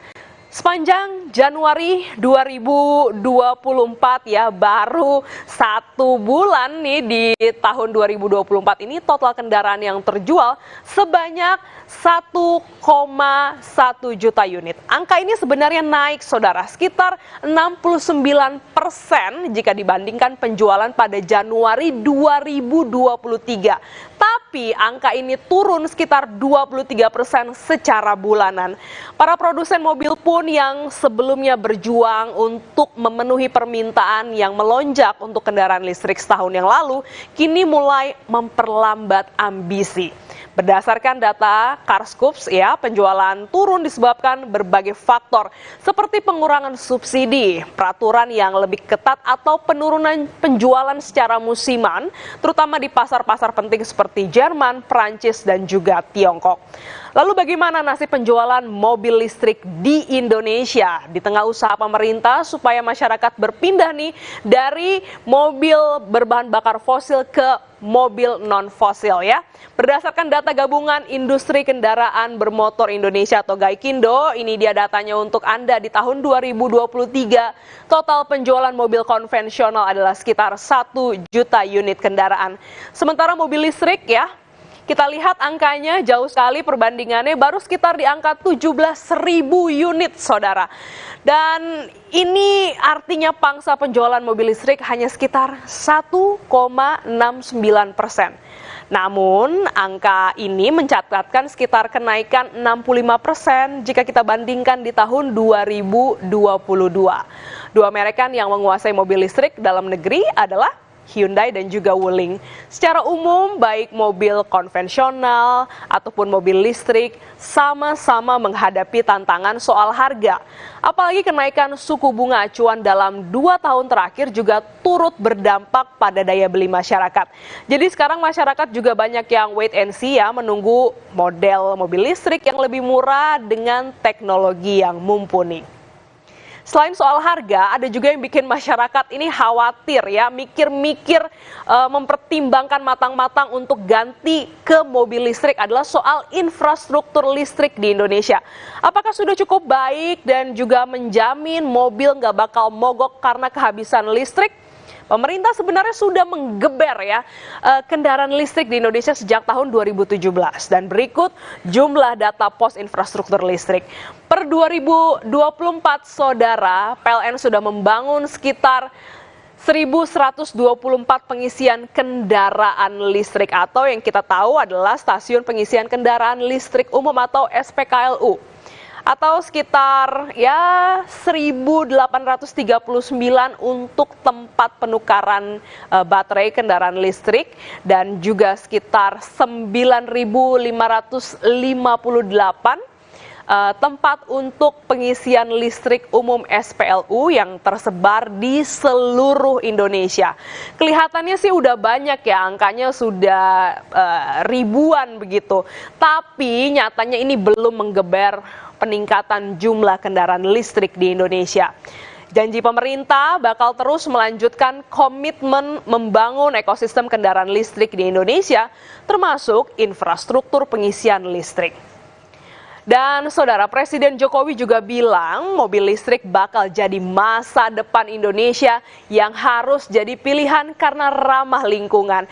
Apalagi Indonesia siap jadi kiblat kendaraan listrik karena ketersediaan bahan baku nikel yang berlimpah. Ini memang masa depan otomotif Indonesia itu ada di mobil listrik karena kita memiliki bahan baku nikel dan yang lainnya. Ada mobil incaran nggak Pak? Ada mobil incaran nggak tadi? Yang menarik Bapak? Bisa udah banyak di istana. Kita belum. Tapi kita akan sudah mendorong dengan pengurangan PPN. Saya kira ini akan mendorong penjualan dan nanti baliknya mendorong ke produksi di pabrik-pabrik electric vehicle yang ada di Indonesia. Saya kira arahnya ke sana, agar kita nanti bisa bersaing dengan negara-negara lain. Kalau semua lokal konten sudah, baterainya sudah, saya kira kita akan kita lihat nanti kita akan bisa bersaing dengan negara lain. Saudara, Sapa Indonesia Pagi akan kembali dengan laporan langsung seputar isu reshuffle Kabinet Pemerintahan Presiden Joko Widodo. Usai jeda, tetaplah bersama kami.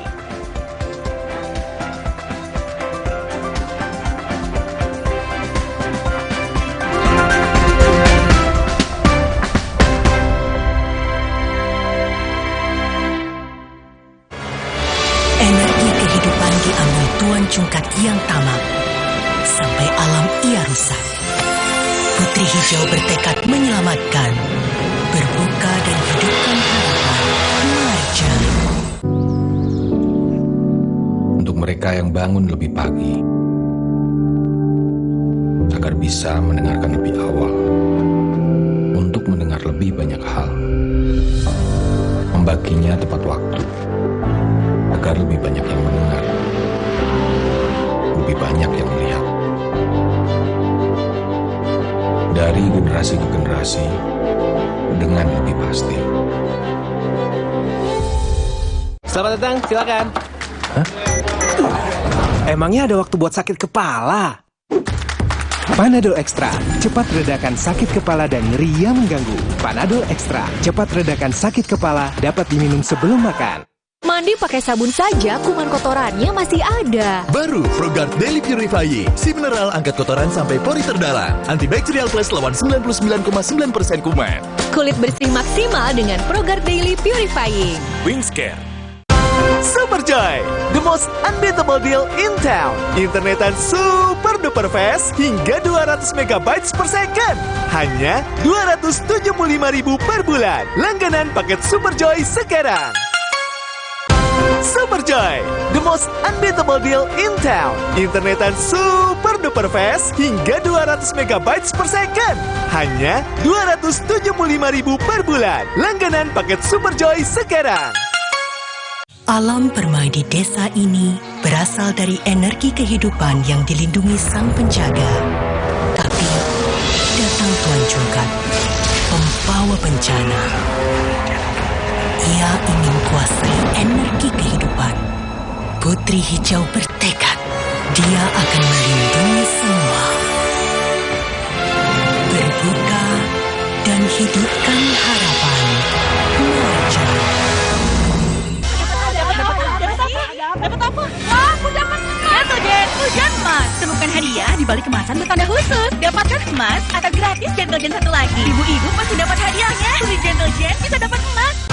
Superjoy, the most unbeatable deal in town. Internetan super duper fast hingga 200 MB per second.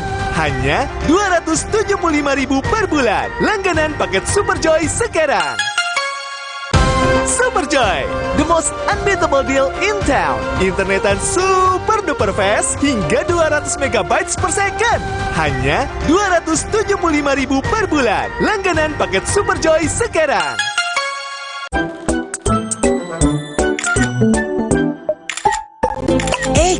Ada yang baru nih, permen Milton Sugar Free dengan 3 rasa baru, blackcurrant, lemon, dan mint. Milton, sensasi rasa buah.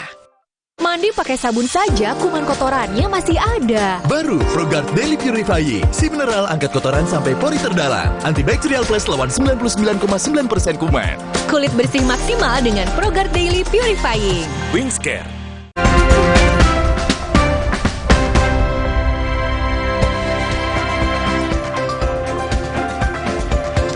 Kembali di Sapa Indonesia Pagi, Saudara. Presiden Joko Widodo menandatangani Perpres Publisher Rights. Perpres ini diharapkan dapat mendukung jurnalisme berkualitas sekaligus memastikan keberlanjutan industri media nasional. Hal ini disampaikan Presiden Jokowi saat menghadiri puncak Hari Pers Nasional di Jakarta pada Selasa sore. Menurut Jokowi, setelah melalui proses panjang dan perbedaan pendapat, akhirnya semua pihak yang terlibat menemukan titik kesepahaman. Peraturan Presiden ini pun telah ditandatangani Jokowi dan Jokowi pun menegaskan Perpres ini bukan untuk mengurangi kebebasan pers, melainkan untuk mengatur hubungan bisnis antara perusahaan pers dan platform digital serta meningkatkan jurnalisme berkualitas. Sekian lama setelah melalui perdebatan panjang, akhirnya kemarin saya menandatangani Peraturan Presiden tentang tanggung jawab platform digital untuk mendukung jurnalisme berkualitas atau yang kita kenal sebagai Perpres Publisher Rights. Ada perbedaan aspirasi antara media konvensional dengan platform digital. Platform digital besar juga beda aspirasi dan kita harus timbang-timbang terus implikasinya. Dan setelah mulai ada titik kesepahaman, mulai ada titik temu, ditambah lagi dengan Dewan Pers yang mendesak terus, perwakilan perusahaan pers dan perwakilan asosiasi media juga mendorong terus, akhirnya kemarin saya menaikkan Perpres tersebut. Peraturan Presiden Republik Indonesia nomor 32 tahun 2024 ini memuat tentang tanggung jawab perusahaan platform digital untuk mendukung jurnalisme berkualitas. Di antaranya pada pasal 2 disebutkan peraturan Presiden ini bertujuan mengatur tanggung jawab perusahaan platform digital untuk mendukung jurnalisme berkualitas agar berita yang merupakan karya jurnalistik dihormati dan dihargai kepemilikannya secara adil dan transparan. Kemudian pada bab 3 soal kerjasama perusahaan platform digital dengan perusahaan pers, pasal 7 ayat 1 menyebutkan kerjasama perusahaan platform digital dengan perusahaan pers dituangkan dalam perjanjian. Kemudian kerjasama yang dimaksud pada ayat 1 berupa lisensi berbayar bagi hasil berbagi data agregat pengguna berita dan atau bentuk lain yang disepakati.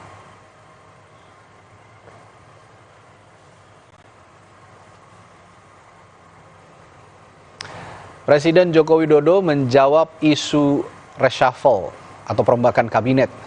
Presiden menyebut akan ada pengumuman pada hari ini, Rabu, pukul 11 siang, tepatnya Rabu pada 21 Februari 2024. Nah, menjawab pertanyaan soal akan melantik Hadi Cahyanto sebagai Menko Polhukam dan Agus Harimurti Yudhoyono sebagai Menteri Agraria dan Tata Ruang, Presiden Jokowi berkata, tunggu saja besok jam 10. Saat ditanya wartawan soal isu perombakan kabinet menteri, Jokowi hanya menjawab singkat terkait penggunaan hak prerogatifnya akan diketahui oleh publik pada hari Rabu pukul 10 pagi. Besok ditunggu saja jam 10. Apa benar Pak Hadi yang akan menjadi Menko Polhukam Pak? Apa? Apa benar Pak Hadi akan menjadi Menko Polhukam? Besok dilihat jam 10. Siapa saja Pak undangannya Pak? Siapa yang akan direshuffle Pak? Besok dilihat saja jam 10. Pak, isu beredar Pak Ahy juga jadi Menteri ATR Pak. Apakah benar itu Pak? Besok ditunggu saja. Sementara itu, Koordinator Juru Bicara Partai Demokrat Herzaki Mahendra Putra menanggapi kemungkinan Partai Demokrat bergabung ke Kabinet Indonesia Maju. Herzaki menyebut Ketua Umum Partai Demokrat Agus Harimurti Yudhoyono atau AHY siap membantu Presiden Jokowi dan Wakil Presiden Ma'ruf Amin jika dibutuhkan. Meski demikian, Herzaki mengatakan bahwa keputusan itu ada di tangan Presiden Jokowi.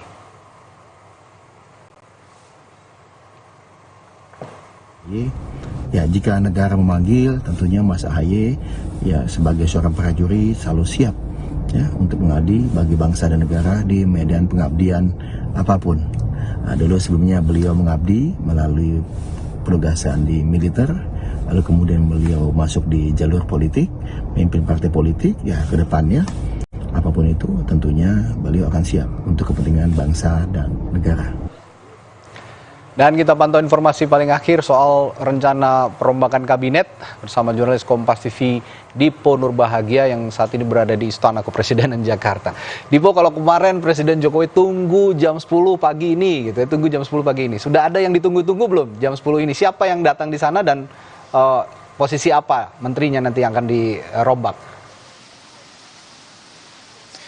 Tentu aktor utamanya belum datang, Radi dan juga saudara, karena acara sendiri baru dimulai pada pukul 11 siang hari nanti dengan agenda pelantikan pejabat negara yang akan dihadiri secara langsung oleh Presiden Joko Widodo. Tetapi kalau kita lihat sudah ada beberapa tim dari Agus Harimurti Yudhoyono yang sudah tiba di istana. Artinya desas-desus terkait dengan posisi dari Ketua Umum Partai Demokrat Agus Harimurti Yudhoyono yang akan menempati posisi Menteri ATR BPN ini sepertinya akan terrealisasi pada hari ini. Sementara itu informasi yang beredar juga nanti sekitar pukul 10 hingga pukul 10.30 waktu Indonesia Barat, Marsikal Purnawirawan Hadi Cahyanto juga akan tiba di Kompleks Istana Kepresidenan Jakarta. Kalau kita berbicara terkait dengan hari ini menarik karena pada akhirnya Presiden kembali memilih Rabu Pon untuk melakukan reshuffle ataupun perombakan kabinet. Seperti yang juga tadi Anda sudah sebutkan bahwa ada sejumlah posisi yang kemudian akan diisi. Yang pertama adalah terkait dengan posisi Menko Polhukam yang sebelumnya kosong karena ditinggal dalam tanda kutip oleh Mahfud MD dan diisi untuk sementara waktu oleh Tito Karnavian, dan hari ini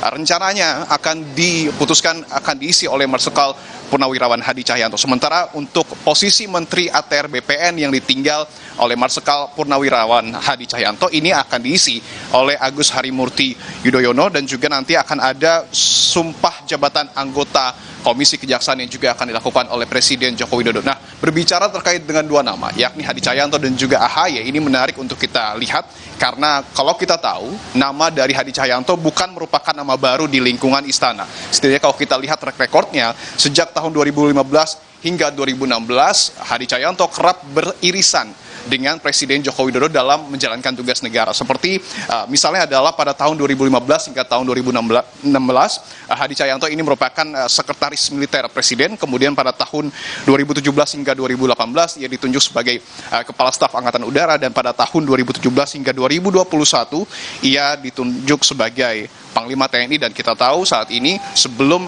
nantinya akan dilantik sebagai Menko Polhukam, ia juga menjabat sebagai Menteri ATR BPN. Nah, yang tidak kalah menarik adalah mengenai posisi politik dari Partai Demokrat. Kalau kita tahu bahwa 10 tahun terakhir setidaknya Partai Demokrat ini berada di lingkaran oposisi ataupun berada di luar pemerintahan. Jika nanti betul-betul pada pukul 11 siang AHY akan dilantik oleh Presiden sebagai Menteri, artinya untuk pertama kali selama 10 tahun terakhir Partai Demokrat ini akan merapat ke barisan pemerintahan. Nah, yang informasi yang kami dapatkan juga dari Sekretaris Pribadi Presiden RI ke-6, yakni Osi Dermawan, menyebutkan bahwa sudah ada doa restu yang diberikan oleh Presiden ke-6 Susilo Bambang Yudhoyono kepada AHY di Cikeas, begitu ya, pada saat bertemu kemarin malam untuk menjalankan tugas sebagai Menteri ATR BPN. Nah, sayangnya memang Presiden ke-6 ini diinformasikan tidak hadir pada hari ini, tetapi AHY akan didampingi oleh istri dan juga adiknya Ibas dan juga istri pada saat prosesi pelantikan berlangsung. Menarik untuk melihat apa saja kemudian nanti keterangan yang akan disampaikan setelah pelantikan berlangsung, yang kita tahu bahwa ini juga akan mempengaruhi bagaimana kemudian peta politik di dalam Kabinet Indonesia Maju pasca nantinya pelantikan ini akan berlangsung pada siang hari nanti, Radi. Ya, kalau Anda katakan tadi Hadi Cahyanto, Marsikal Purnawirawan itu sudah berada di lingkaran Presiden Jokowi, sudah tidak asing lagi, tapi kalau Agus Harimurti Yudhoyono ibarat anak baru begitu ya, masuk ke dalam lingkungan pemerintahan karena selama ini 10 tahun oposisi. Memang betul menarik untuk kita tunggu pernyataan apa yang akan disampaikan oleh AHY setelah dilantik nanti jika memang benar dilantik menjadi Menteri ATR BPN. Terima kasih Dipo Nurbahagia, melaporkan langsung dari Istana Kepresidenan Jakarta. Masih akan kembali sesaat lagi Sapa Indonesia Pagi untuk Anda, jadi jangan kemana-mana. Tetaplah bersama kami.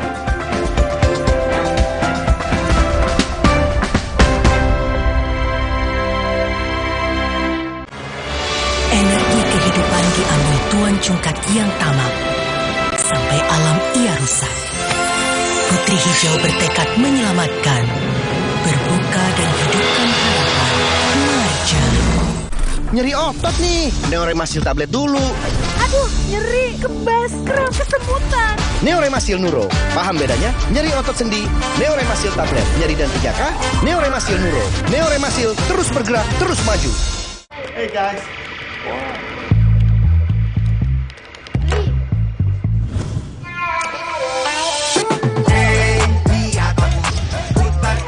Jadi seru, hey, lihat aku. Energi kehidupan diambil Tuan Cungkat yang tamak, sampai alam ia rusak. Putri Hijau bertekad menyelamatkan, berbuka dan hidupkan harapan. Marja. Prenagen, kaya akan protein, omega 3, dan kalsium. Penting untuk pembentukan organ tubuh bayi. Minum selama hamil 9 bulan. Prenagen. Sempurna. Ma, minum dulu biar nggak capek. Senang kan melihat anak tumbuh dengan baik bersama Morinaga Cilgo, nutrisi berkualitas untuk dukung daya tahan tubuh, bantu tumbuh kembangnya. Morinaga Cilgo. Alam permai di desa ini berasal dari energi kehidupan yang dilindungi sang penjaga. Tapi datang Tuan Cungkat, pembawa bencana. Ia ingin kuasai energi kehidupan. Putri Hijau bertekad, dia akan melindungi semua. Berbuka dan hidupkan harapan. Marja.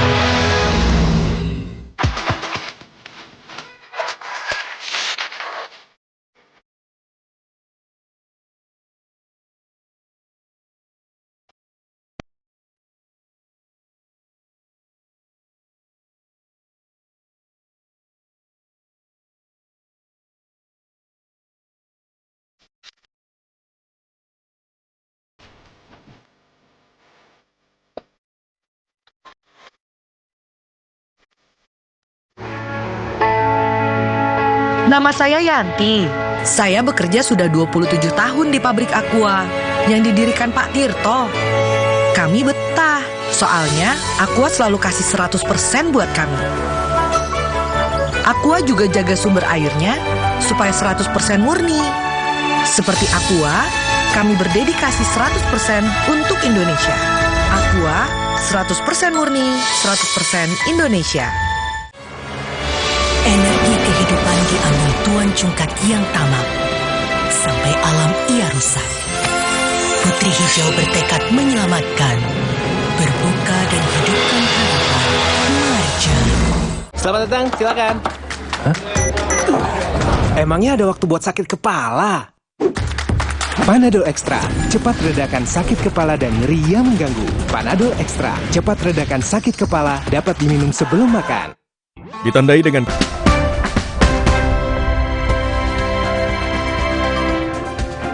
Saudara, jumlah korban tewas akibat konflik di jalur Gaza terus meningkat. Brigade Al-Qassam terus melancarkan serangan ke target militer Israel. Dalam 24 jam terakhir, serangan Israel di jalur Gaza menewaskan 107 orang. Dilaporkan hingga saat ini total korban tewas lebih dari 29.000 orang dan 69.000 orang lainnya mengalami luka-luka.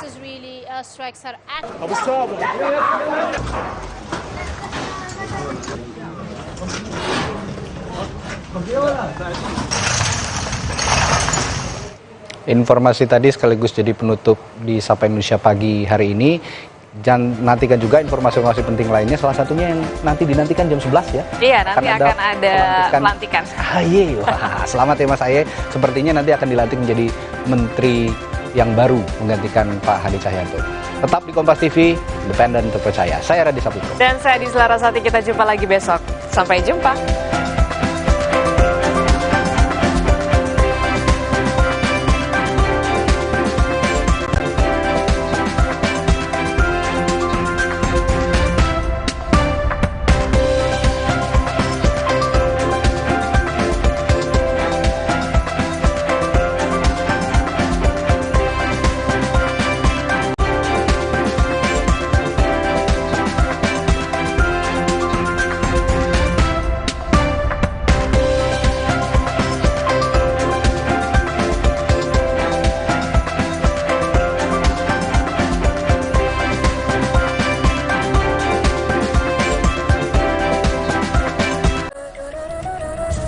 Eksplorasi eksotika bumi cendrawasih. Keanekaragaman flora dan fauna yang unik yang hanya dapat ditemui di wilayah Kepala Burung Papua. Mahkota Permata Papua, mulai 24 Februari pukul 10 pagi di Kompas TV.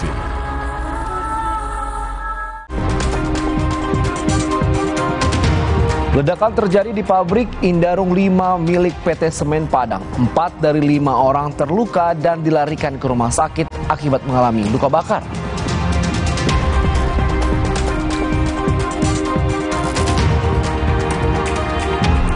Dampingi siswa korban perundungan di Binus School Serpong, Komisi Perlindungan Anak Indonesia KPAI menyambangi Mapolres Tangerang Selatan. KPAI juga akan bertemu pihak sekolah dalam waktu dekat.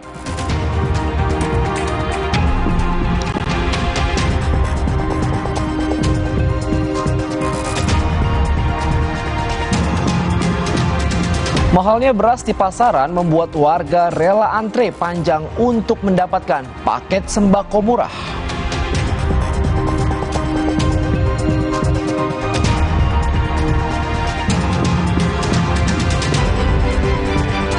Halo, selamat malam saudara. Kilas Kompas kembali hadir menjumpai dengan sejumlah informasi yang terjadi sepanjang hari ini. Selain 3 informasi utama kami juga hadirkan beragam informasi menarik lainnya. Bersama saya Andre Sinaga, inilah Kilas Kompas lengkapnya di Kompas TV, independen terpercaya.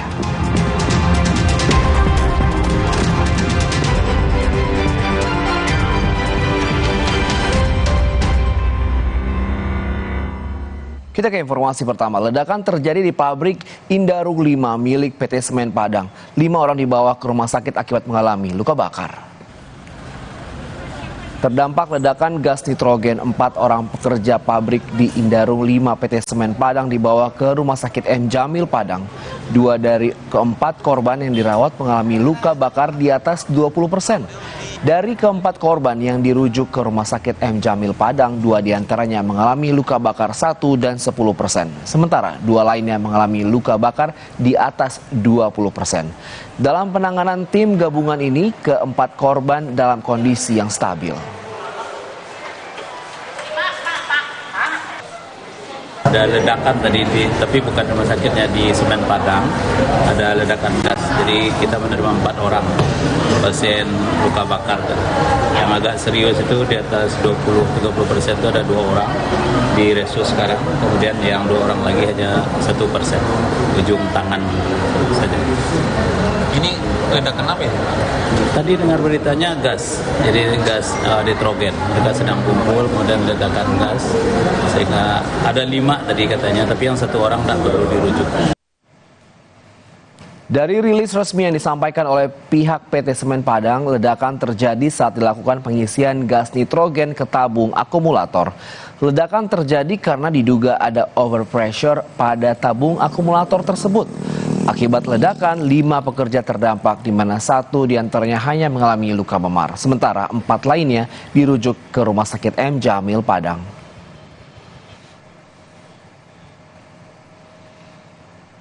Dari rilis resmi Kepala Unit Humas dan Kesekretariatan PT Semen Padang yang mengatakan yang meledak bukan pabrik tapi tabung gas nitrogen.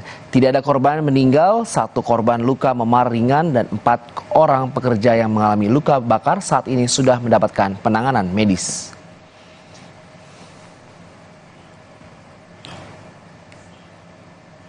Kita ke sorotan lainnya, saudara. Polisi masih menyelidiki dugaan tindakan bullying atau perundungan terhadap siswa SMA di Serpong, Tangerang Selatan. Menurut polisi, pelaku 2 kali merundung korban. Kasat Reskrim Polres Tangerang, korban akan menjalani pemeriksaan psikologi. Dari hasil penyelidikan diketahui para pelaku sudah 2 kali merundung korban pada 2 dan 13 Februari lalu. Polisi melakukan gelar perkara hari ini untuk menaikkan status menjadi penyidikan dan menentukan jumlah pelaku yang diduga lebih dari 1 orang. Dan ini yang diduga terjadi tindakan kekerasan itu terjadi sekitar 2 kali. yaitu pada tanggal 2 Februari dan tanggal 13 Februari. Namun untuk pastinya nanti kita akan gali lagi dari keterangan saksi maupun bukti-bukti yang ada. Untuk saksi yang diperiksa dari pihak korban dan pihak keluarga. Untuk bukti itu berupa apa saja, Pak? Untuk bukti sementara dari dari video kami dapatkan dari rekaman video, kemudian ada beberapa bukti lainnya. Soal perundungan siswa di SMA Binus School Serpong, Komisi Perlindungan Anak Indonesia KPAI menekankan pentingnya sistem pencegahan dan pengawasan dari satuan pendidikan. Sistem itu diharapkan mampu mendeteksi secara dini adanya kelompok-kelompok anak yang berpotensi berperilaku negatif termasuk perundungan. Belum ada, tapi akan kami cek gitu. Apakah pembentukan tim TPPK ya, tim pencegahan dan penanganan kekerasan ini sudah ada atau tidak. Sejatinya kalau ini sudah dibentuk mungkin agak lebih mudah kita melakukan langkah koordinasi. Tetapi kalau belum, karena memang aturannya juga baru luncur kemarin, maka ini penguatan koordinasi. Ada 3 hal di ranah pencegahan, misalnya tata kelola di sekolah itu. Dari mulai adanya tata tertib, aturan bersama, kita akan cek itu. Yang kedua, misalnya soal edukasi. Apakah ada ya sosialisasi, literasi ya. Ini yang harus kita cek juga di sekolah.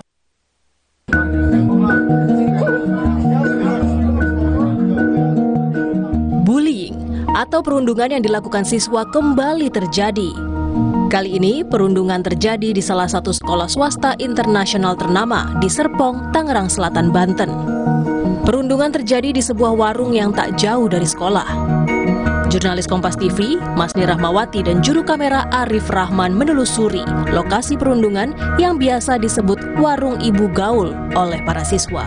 Jadi ini adalah lokasinya yang dari video juga yang beredar di media sosial. Inilah lokasi dari perundungan tersebut terjadi. Dalam video yang beredar tersebut, memang di sini terlihat beberapa dari siswa-siswa sekolah tersebut melakukan perundungan, berkumpul dan memojokkan dari korban di sini. Dan walaupun kita ketahui pelaku ini mungkin lebih dari 1 orang, dari video yang beredar itu banyak sekali siswa-siswa yang berkumpul di sini. Namun dari pemilik warung ini mengaku tidak mengetahui adanya aksi perundungan di sini. Untuk mengawal kasus perundungan yang menimpa seorang siswa SMA Binus School Serpong, Komisioner KPAI menyambangi Mapolres Tangerang Selatan. Bersama P2 TP2A Tangerang Selatan, KPAI akan memberikan pendampingan kepada korban. KPAI juga akan bertemu pihak sekolah dalam waktu dekat. Kita semua tadi berkomitmen ya, insya Allah akan menyelesaikan dengan sesuai dengan Undang-Undang Perlindungan Anak, bahwa anak berkonflik dengan hukum, kemudian juga anak korban kekerasan fisik psikis ini memang prosesnya harus cepat. Kemudian juga seperti di pasal 59, anak juga harus tetap mendapatkan perlindungan hukum, kemudian pendampingan psikososial dan juga bantuan sosial. Bu, sudah ada komunikasi Bu dengan keluarga korban? Ya. Sudah? Bu, rencana ada pihak sekolah Bu? Nanti kami informasikan ya, tapi sudah berkomunikasi dengan pihak sekolah. KPAI meminta masyarakat untuk tidak menyebarkan identitas baik korban maupun pelaku karena masih di bawah umur. Sebelumnya, polisi menyatakan pelaku merundung korban sebanyak 2 kali, yakni pada 2 dan 13 Februari. Tim Liputan, Kompas TV. Kita ke informasi lainnya, saudara. Gara-gara berbeda pilihan partai, 2 kelompok warga terlibat saling serang di Kabupaten Langkat, Sumatera Utara. 6 rumah warga rusak dan sejumlah orang terluka.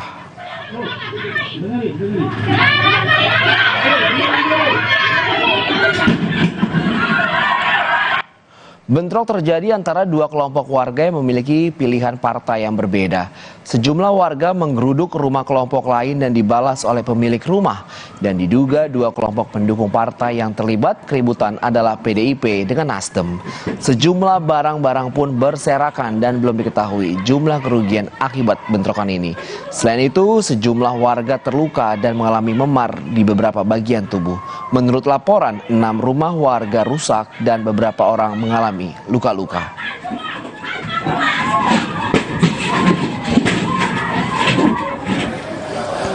Pasca bentrokan, Ketua DPP PDI Perjuangan Jarod Saiful Hidayat langsung mengunjungi korban di Rumah Sakit Putri Bidadari Langkat. Jarod berharap pihak kepolisian mengusut tuntas aktor di balik bentrokan ini. Ia juga mengatakan berbeda pilihan dilindungi oleh undang-undang.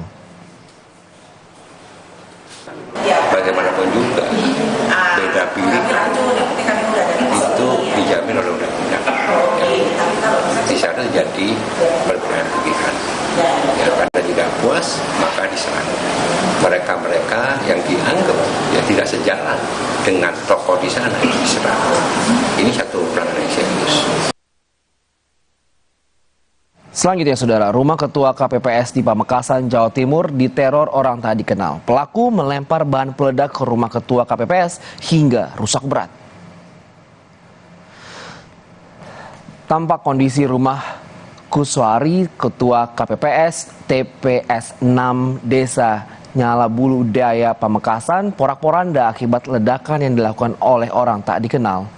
Peristiwa teror tersebut terjadi pada Senin dini hari saat pemilik rumah sedang tidur. Pemilik rumah mendengar jendela kamarnya pecah, namun saat hendak dilihat pelaku sudah melarikan diri. Diri itu suara ledakannya saya tidak mendengar karena posisi saya sedang lelap. Di mana? Di kamar. Oh, kamar. Iya, kamar sebelah yang pecah itu. Di rumah depan berarti? Iya, di rumah depan. Ada, cuma sama istri saya katanya pindah jam 2. Kejadiannya itu jam 3.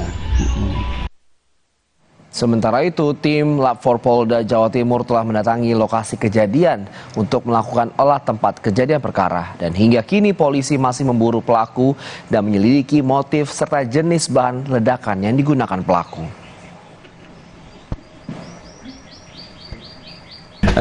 Ini masih proses penyelidikan, Mas ya. Masih kita dalami. Jadi apa penyebabnya, ya, bom jenis apa, ini masih kita dalami, masih kita selidiki. Kemudian juga motifnya apa, ini kami masih mengumpulkan bukti dan keterangan dari saksi-saksi yang ada di sekitar lokasi.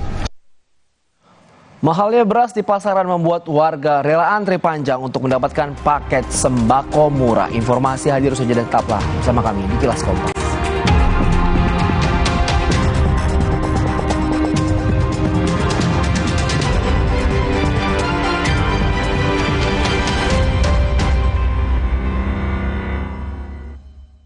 Alam permai di desa ini berasal dari energi kehidupan yang dilindungi sang penjaga.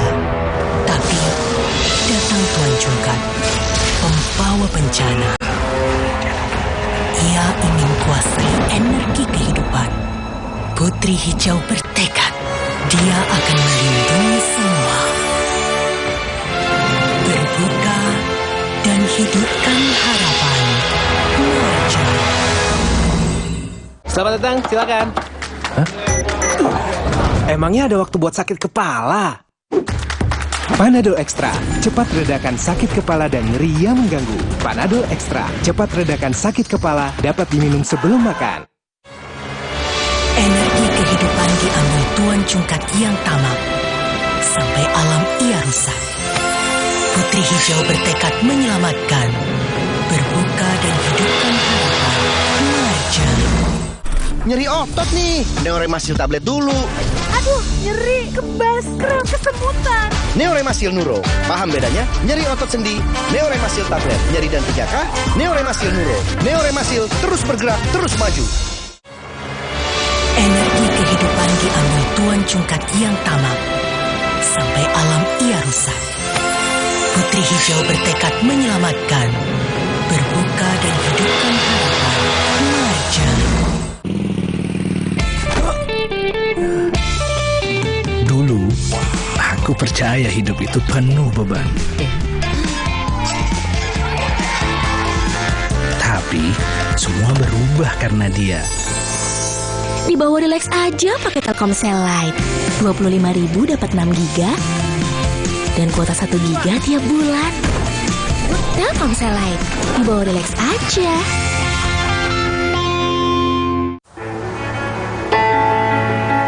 Nama saya Yanti. Saya bekerja sudah 27 tahun di pabrik Aqua yang didirikan Pak Tirto. Kami betah, soalnya Aqua selalu kasih 100% buat kami. Aqua juga jaga sumber airnya supaya 100% murni. Seperti Aqua, kami berdedikasi 100% untuk Indonesia. Aqua, 100% murni, 100% Indonesia. Alam permai di desa ini berasal dari energi kehidupan yang dilindungi sang penjaga. Tapi datang Tuan Cungkat, pembawa bencana. Ia ingin kuasai energi kehidupan. Putri Hijau bertekad, dia akan melindungi semua. Berbuka dan hidupkan harapan. Muaja. Sorry. Di sini kita kenapa? Minum Bodrek Flu dan Batuk Berdah HP. Dengan 3 oksinya Bodrek, efektif redakan flu batuk dan keluarkan dahak. Bodrek Flu dan Batuk Berdah HP, pas dan efektif tanpa ngantuk. Energi kehidupan diambil Tuan Cungkat yang tamak. Sampai alam ia rusak. Putri Hijau bertekad menyelamatkan. Berbuka dan hidupkan harapan. Muaja.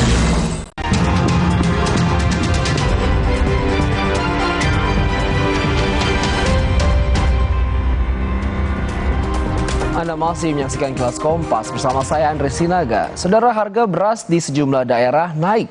Salah satunya terpantau di Pasar Baru Kota Bekasi, Jawa Barat. Harga beras lokal yang sebelumnya berkisar Rp13.000 per kilogram kini naik menjadi Rp15.000 per kilogramnya. Pedagang dan pembeli di Pasar Baru Kota Bekasi mengeluhkan harga beras yang terus melonjak seminggu ini. Tak hanya beras lokal, harga beras premium termurah saat ini mencapai Rp16.500 per kilogramnya. Sedangkan harga beras premium tertinggi mencapai Rp19.300 per kilogramnya. Harga tersebut naik cukup tinggi dari sebelumnya Rp15.000 dan Rp16.000.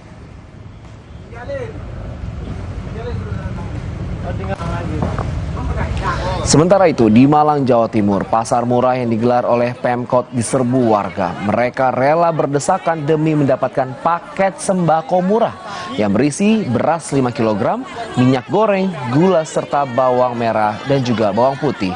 Antrian di lapangan Merjosari, Kota Malang didominasi para ibu rumah tangga. Pasar murah digelar demi meringankan beban warga di tengah kenaikan harga pangan yang terjadi.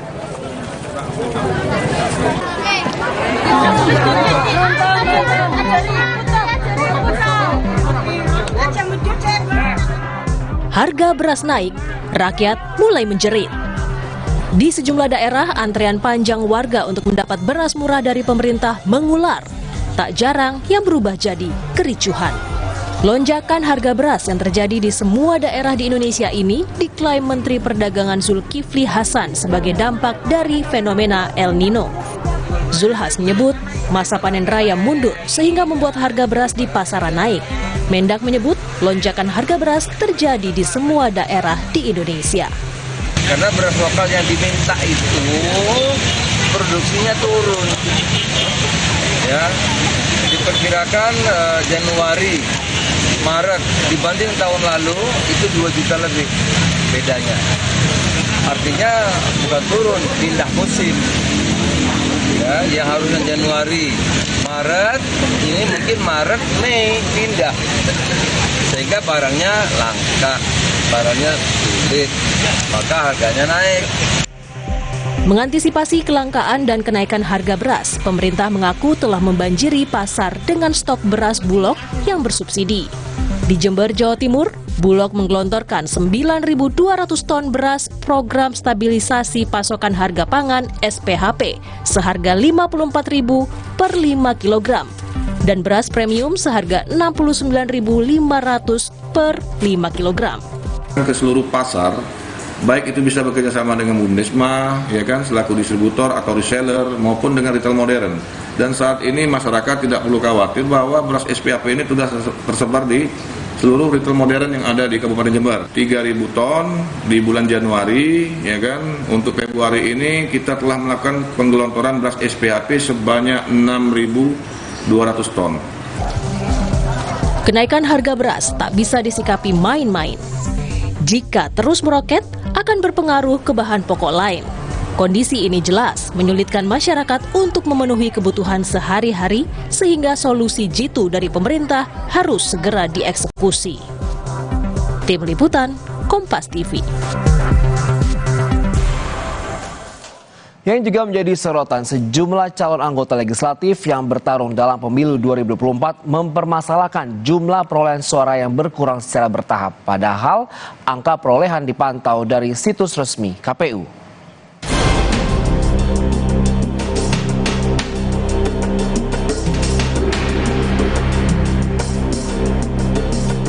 Sejumlah suara calon anggota legislatif yang diumumkan melalui situs pemilu2024.kpu.id disebut berkurang hingga ribuan suara. Adanya anomali perolehan suara di sistem informasi rekapitulasi atau Sirekap KPU membuat banyak pihak mempertanyakan data dari KPU. Berkurangnya jumlah suara juga dirasakan caleg PDI Perjuangan Dapil Jakarta 1, Hari Basuki Cahayapurnama. Hari mengaku jumlah suara yang ia peroleh berkurang hingga 3.400 suara. Menurut Hari, jumlah ini berkurang secara bertahap. Hari mempertanyakan jika betul ada pengoreksian data, apakah perbaikan juga dilakukan secara bertahap. Berkurang itu sampai sekitar 3.400 suara. Dan ini dilakukan secara bertahap. Jadi pada tanggal 18 Februari jam 9 pagi itu masih 11.251 seperti yang dikatakan tadi. Tanggal 19 Februari jam 8 pagi itu menjadi 8.431. Tidak berhenti di situ saja. Hari ini tanggal 20 Februari jam 1 sore 13.00 itu suara menjadi 7.866. Jadi ini berkurangnya tuh bisa bertahap gitu. Jadi pertanyaan saya, kalau ini dikoreksi, sistem koreksinya itu bertahap juga atau bagaimana ini? Komisioner KPU Betty Epsilon Idrus mengklaim adanya anomali atau perbedaan besar data di sistem informasi rekapitulasi Sirekap KPU disebabkan jika ada satu KPPS yang menginput angka yang tidak sesuai dengan angka yang sebenarnya dalam satu dapil. Menurut Betty, ada sejumlah faktor yang menjadi penyebabnya. Di antaranya banyaknya pemegang akun yang tersebar di 800.000 lebih TPS hingga jaringan internet dan telepon seluler petugas KPPS. KPU memastikan seluruh data sistem informasi rekapitulasi atau Sirekap Pemilu 2024 tersimpan secara aman di pusat data yang berada di Indonesia. Kenapa angka anomali itu ada? Karena saya KPPS, masnya KPPS, mbaknya KPPS. Ada salah satu dari kita yang tidak menyesuaikan dengan angka yang sebenarnya, maka data kita nggak akan kompatibel dalam satu dapil. Oleh karenanya sistem menemukan ini nggak kompatibel. Silahkan diperbaiki oleh siapa? SOP-nya diperbaiki oleh KPU Kabupaten Kota untuk presiden dan wakil presiden, dan juga demikian juga untuk tadi DPR dan DPRD, DPD diperbaiki oleh KPU.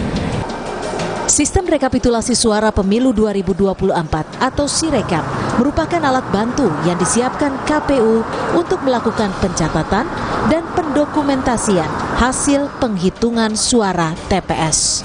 Meski demikian, hasil resmi penghitungan suara berasal dari penghitungan berjenjang yang dilakukan mulai dari TPS, PPK, sampai KPU. Tim Liputan, Kompas TV.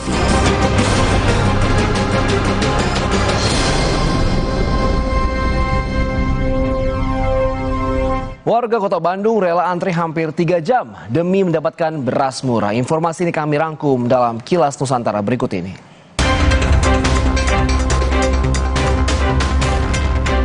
Warga Kota Bandung rela antre hampir 3 jam demi mendapatkan beras murah. Mereka rela antre karena saat ini harga beras terus meroket. Sejak dibuka pukul 8 pagi, antrian warga sudah membludak. Mereka berusaha mendapatkan beras bulog jenis premium dengan harga Rp11.600 per kilogram. Sementara harga beras premium di pasaran sudah mencapai Rp16.000 per kilogram. Dua rumah terbakar di kawasan permukiman padat penduduk di Durensawi, Jakarta Timur, Selasa pagi. Dua rumah terbakar dan membuat warga panik. Diduga kebakaran terjadi akibat korsleting. 12 mobil damkar dikerahkan untuk menjinakkan api dan polisi masih menyelidiki penyebab pasti kebakaran. Namun 1 orang terluka akibat peristiwa ini. Seorang bocah ditemukan tewas tenggelam di danau di Kabupaten Bogor, Jawa Barat. Sebelum kejadian, ia terlihat tengah berenang di danau bersama teman-temannya. Keluarga korban histeris mengetahui bocah berusia 8 tahun ini telah tewas. Diduga korban yang tengah asyik bermain tenggelam saat berenang bersama teman-temannya di sebuah danau di Kabupaten Bogor, Jawa Barat. Korban sebelumnya terlihat melompat ke danau dengan cara salto sebelum dilaporkan tenggelam. Usai jeda, saudara, menjawab pertanyaan soal akan melantik Hadi Cahyanto sebagai Menko Polhukam dan Agus Harimurti Yudhoyono sebagai Menteri Agraria dan Tata Ruang, Presiden Jokowi berkata, tunggu saja besok jam 10. Tetaplah bersama kami.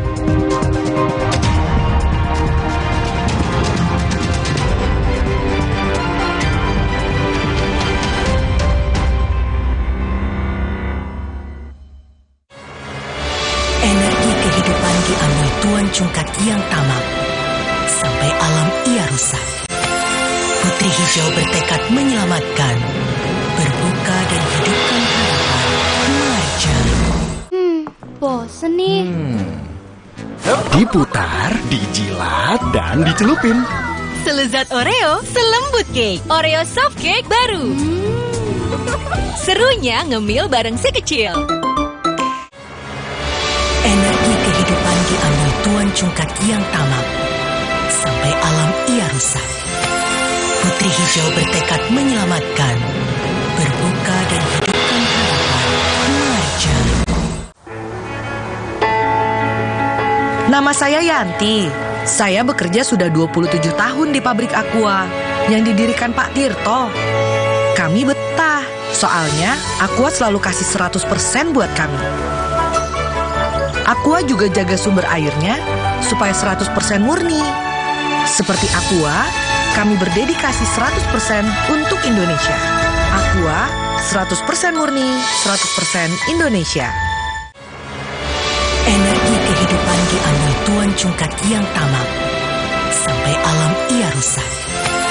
Putri Hijau bertekad menyelamatkan, berbuka dan hidupkan harapan. Marja. Hey guys.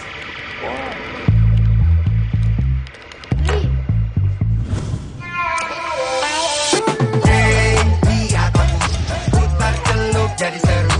Hey, lihat aku. Nama saya Yanti.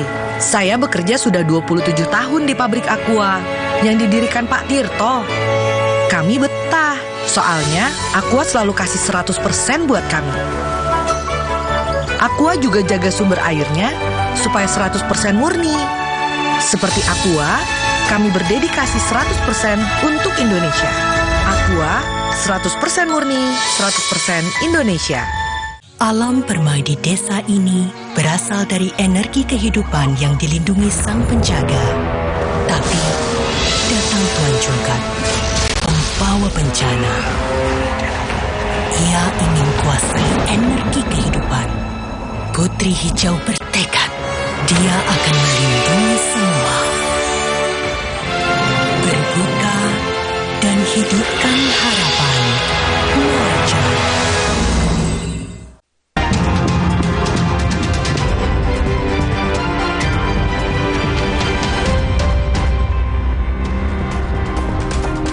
Di paruh akhir Kilas Kompas ini, saudara, Presiden Joko Widodo menjawab isu reshuffle kabinet. Presiden menyebut akan ada pengumuman pada Rabu besok pukul 10 pagi. Menjawab pertanyaan soal akan melantik Hadi Cahyanto sebagai Menko Polhukam dan Agus Harimurti Yudhoyono sebagai Menteri Agraria dan Tata Ruang, Presiden Jokowi berkata, tunggu saja besok pagi jam 10 saat ditanya wartawan soal isu reshuffle menteri. Jokowi hanya menjawab singkat terkait penggunaan hak prerogatifnya yang akan diketahui oleh publik pada esok pagi pukul 10.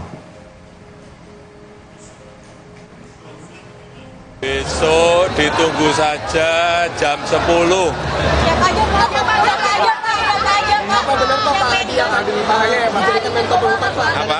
Apa benar Pak Hadi akan menjadi Kemenko Polhukam? Besok dilihat jam 10. Siapa saja Pak undangannya Pak? Siapa yang akan direshuffle Pak? Besok dilihat saja jam 10. Pak Islam beredar Pak Ahy juga jadi Menteri ATR Pak. Apakah benar itu Pak? Besok ditunggu saja. Demikian Kilas Kompas hari ini. Tetap saksikan Kompas TV, independen terpercaya untuk mengetahui informasi lainnya. Usai jeda rekan saya, Elgin Fridianto akan hadir dalam program Kompas Sport Malam. Saya Andre Sinaga, terima kasih. Sampai jumpa.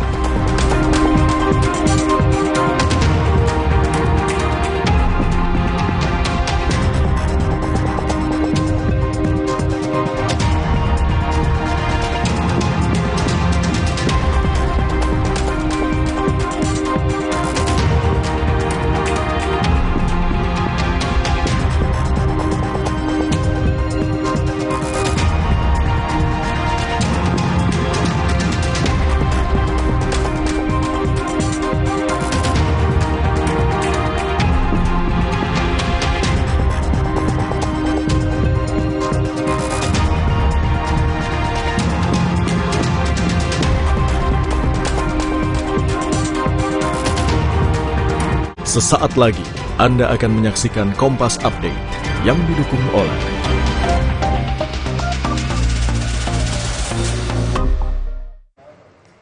Anda menyaksikan Kompas Update bersama saya Gleni Soktania. Ribuan pendukung oposisi Albania mengadakan protes anti pemerintah dengan menuduh kabinet melakukan korupsi. Para pengunjuk rasa melemparkan batu dan suar ke arah petugas polisi. Beberapa orang merobohkan pagar besi di sekitar gedung utama pemerintahan di ibu kota Tirana, Albania. Protes tersebut berakhir damai, juga menandai 33 tahun sejak penggulingan patung utama mendiang diktator komunis di negara itu. Sejak bulan Oktober, anggota parlemen oposisi secara teratur mengganggu sidang parlemen untuk memprotes penolakan kelompok sosialis yang berkuasa untuk membentuk komisi parlemen agar dapat menyelidiki dugaan kasus korupsi yang melibatkan Perdana Menteri Edi Rama dan pejabat tinggi lainnya. Protes ini menunjukkan dukungan terhadap mantan Perdana Menteri dan pemimpin oposisi saat ini yang berada dalam tahanan rumah karena sedang diselidiki karena diduga menyalahgunakan jabatannya untuk membantu menantu laki-lakinya memprivatisasi lahan publik untuk membangun gedung apartemen.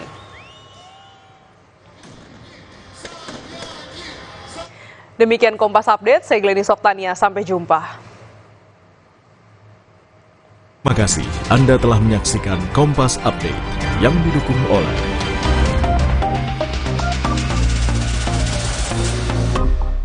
Ciptaden Flexi Clean, zigzag bulu sikatnya, kasih sikat sela giginya. Bulu sikat zigzag lebih fleksibel, bersihkan sela sempit hingga gigi terdalam. Gigi bersih maksimal.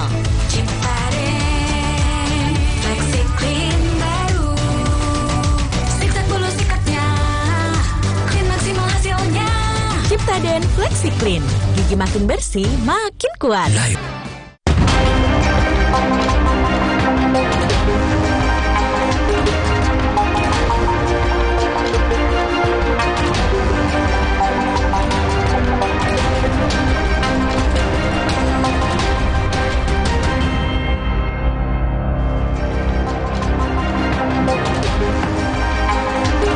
Apa kabar saudara? Selama 1 jam ke depan Berita Utama akan menyajikan sejumlah informasi menarik bersama dengan saya Arizona Gali. Dan saya Valentina Sitorus. Saudara, polisi akan melakukan gelar perkara atas kasus perundungan yang salah satu pelakunya diduga adalah anak artis. Informasi dan ulasan lengkapnya saudara akan kami hadirkan bersama dengan berita pilihan yang sudah kami siapkan untuk Anda. Dan berita lain yang aktual untuk Anda simak antara lain.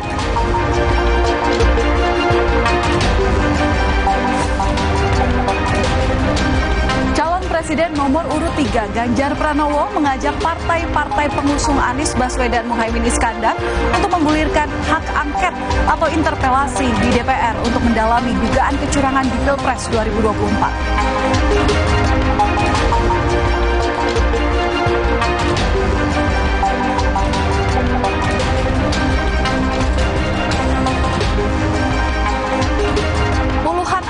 Berebut kursi di DPR, lalu siapa yang berpeluang masuk Senayan dan siapa yang akan terlempar?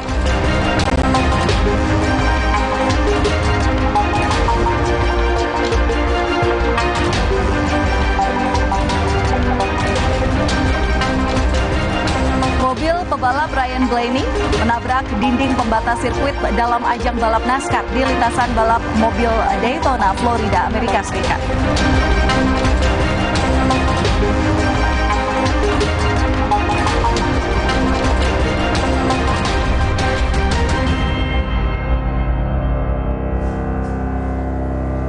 Kita ke informasi pertama, saudara. Gara-gara berbeda pilihan partai, dua kelompok warga terlibat saling serang di Kabupaten Langkat, Sumatera Utara pada Minggu sore. 6 rumah warga rusak dan sejumlah orang terluka.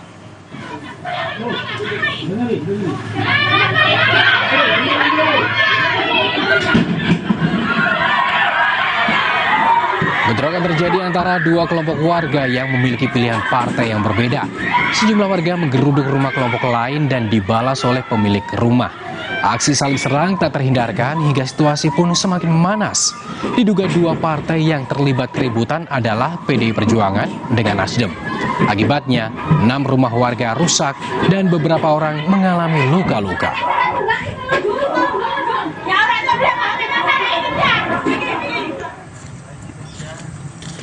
Dari video ini, saudara, terlihat sejumlah rumah warga di Dusun 5 Barak Induk, Kabupaten Langkat mengalami kerusakan. Sejumlah barang-barang pun berserakan dan belum diketahui jumlah kerugian akibat bentrokan ini. Selain itu, sejumlah warga terluka dan mengalami memar di beberapa bagian tubuh. Mereka pun lantas melaporkan kejadian ini ke polisi. Namun, aparat belum memberikan keterangan terkait bentrokan ini.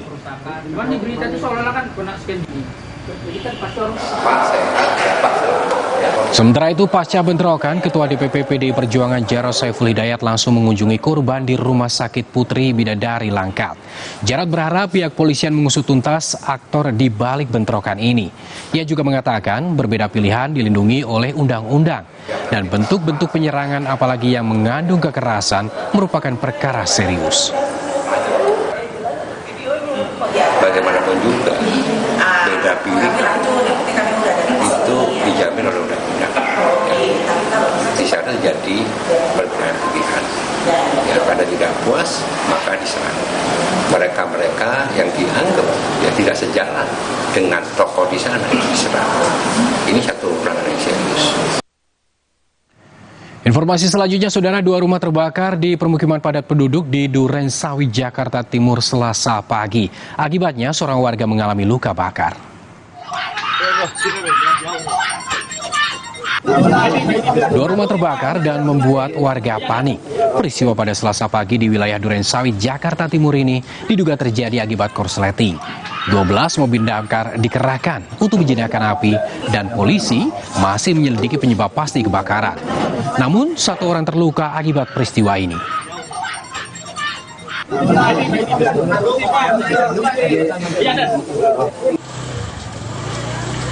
Saudara, dugaan aksi pencurian tiang lampu taman terjadi di wilayah Kelapa Gading, Jakarta Utara. Sejumlah ibu merekam momen tersebut hingga viral. Diambil.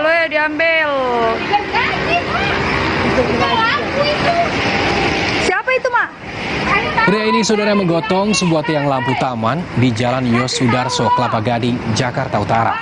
Sementara itu, para ibu yang merekam aksi itu berteriak dan menduga ia mencuri tiang lampu. Meski sudah diteriaki, sang pria tetap berjalan santai dan menghampiri rekannya yang menunggu dengan menggunakan motor. Mereka pun kabur. Warga berharap polisi bisa menindak tegas para terduga pencuri yang meresahkan ini.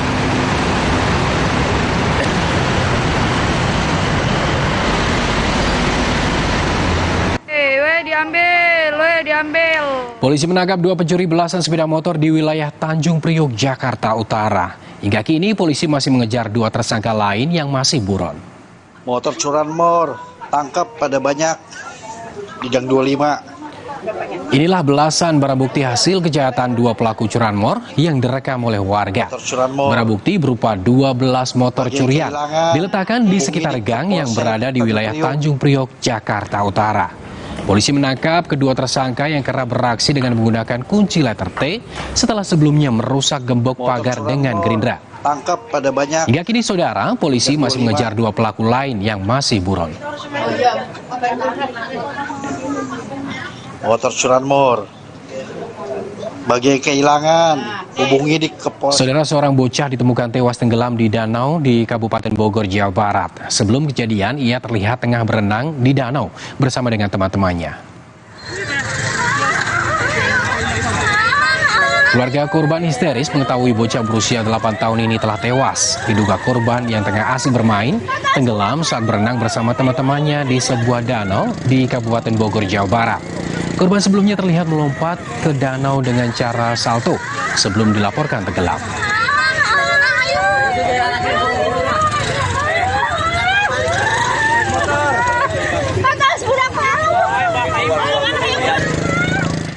Kita ke sorotan lainnya, Saudara. Capres nomor urut 1 Anies Baswedan mendukung pengajuan hak angket dugaan kecurangan Pilpres di DPR yang digulirkan Capres nomor urut 3 Ganjar Pranowo.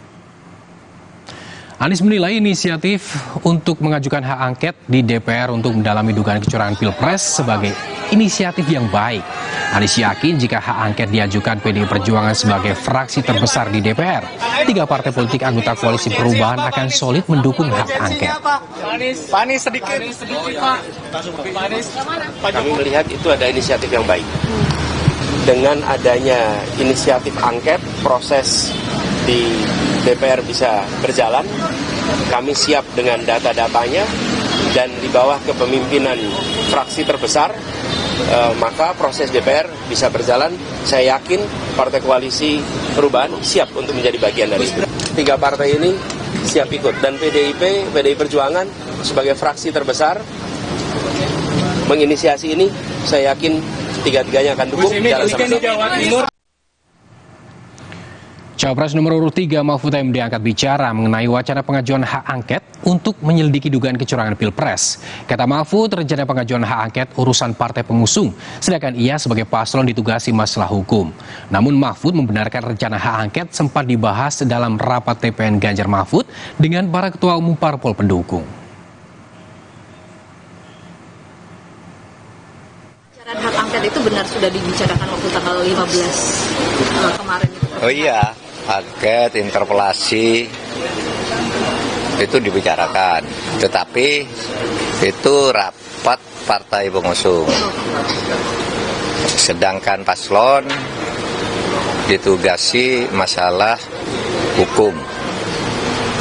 Nah, dan saya sebagai paslon masalah hukum sudah nyerahkan ke sebuah tim khusus. Sementara itu, calon wakil presiden nomor urut 2 yang juga wali kota Solo, Jawa Tengah, Gibran Rakabuming Raka, mempersilahkan siapapun untuk melaporkan kecurangan pemilu, termasuk jika tim Amin dan Ganjar Mahfud bersatu mengusut kecurangan yang dituduhkan. Tim Prabowo Gibran sendiri sudah menegaskan jika mereka pun memiliki bukti kecurangan paslon lain. Namun yang terpenting saat ini menjaga iklim politik yang sejuk. Biasa, wajar, segala evaluasi, masukan, kritikan kami terima aja. Kalau misalnya ada gugatan di MK, Mas? Ya monggo, kan saya sudah sering bilang silahkan, jika ada yang kurang berkenan sudah ada jalurnya sendiri-sendiri, oke?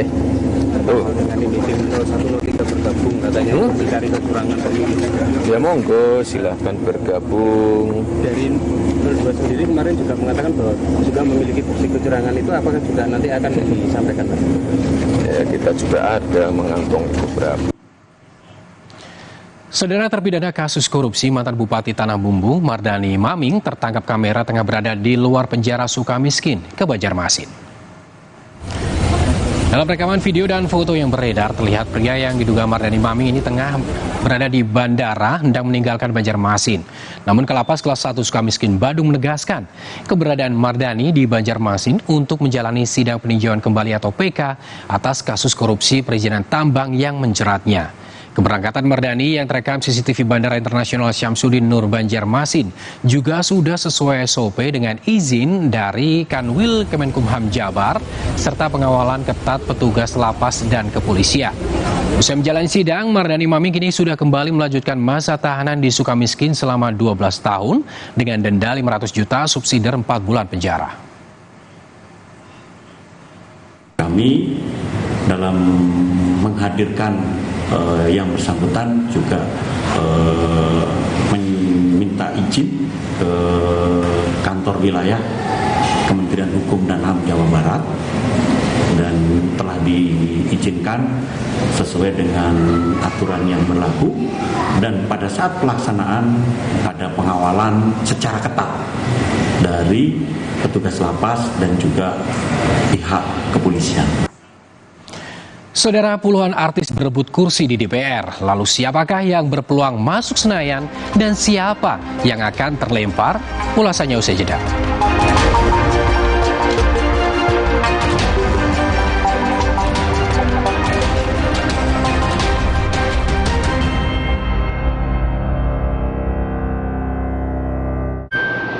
Nyatanya, suara tetesan air nggak akan jadi lagu pengantar tidur yang nyenyak. Makanya soal cat pelapis anti bocor, pilih yang Aku Approve. Aku Approve dan Aku Approve Pro. Aku approve, aku approve. Yam, ayam. Nggak usah takut, kan ada Agoda. Agoda. Bisa liburan murah di banyak hotel. Wah. Agoda. Diskonnya sampai 60%. Celengan tetap aman. Dapatkan harga paling murah di jutaan hotel pilihan.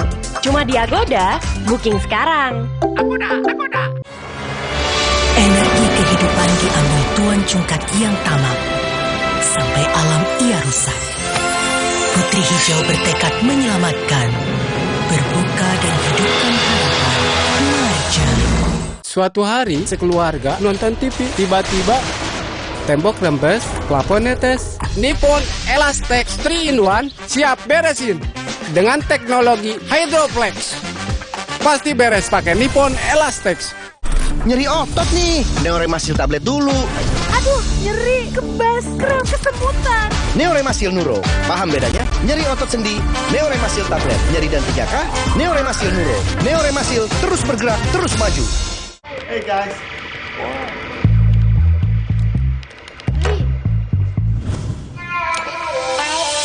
Hey, lihat aku, putar celup jadi seru. Hey, lihat aku. Yam, ayam. Nggak usah takut, kan ada Agoda. Agoda. Bisa liburan murah di banyak hotel. Wah. Agoda. Diskonnya sampai 60%. Celengan tetap aman. Dapatkan harga paling murah di jutaan hotel pilihan. Cuma di Agoda, booking sekarang. Agoda. Nyatanya, suara tetesan air nggak akan jadi lagu pengantar tidur yang nyenyak.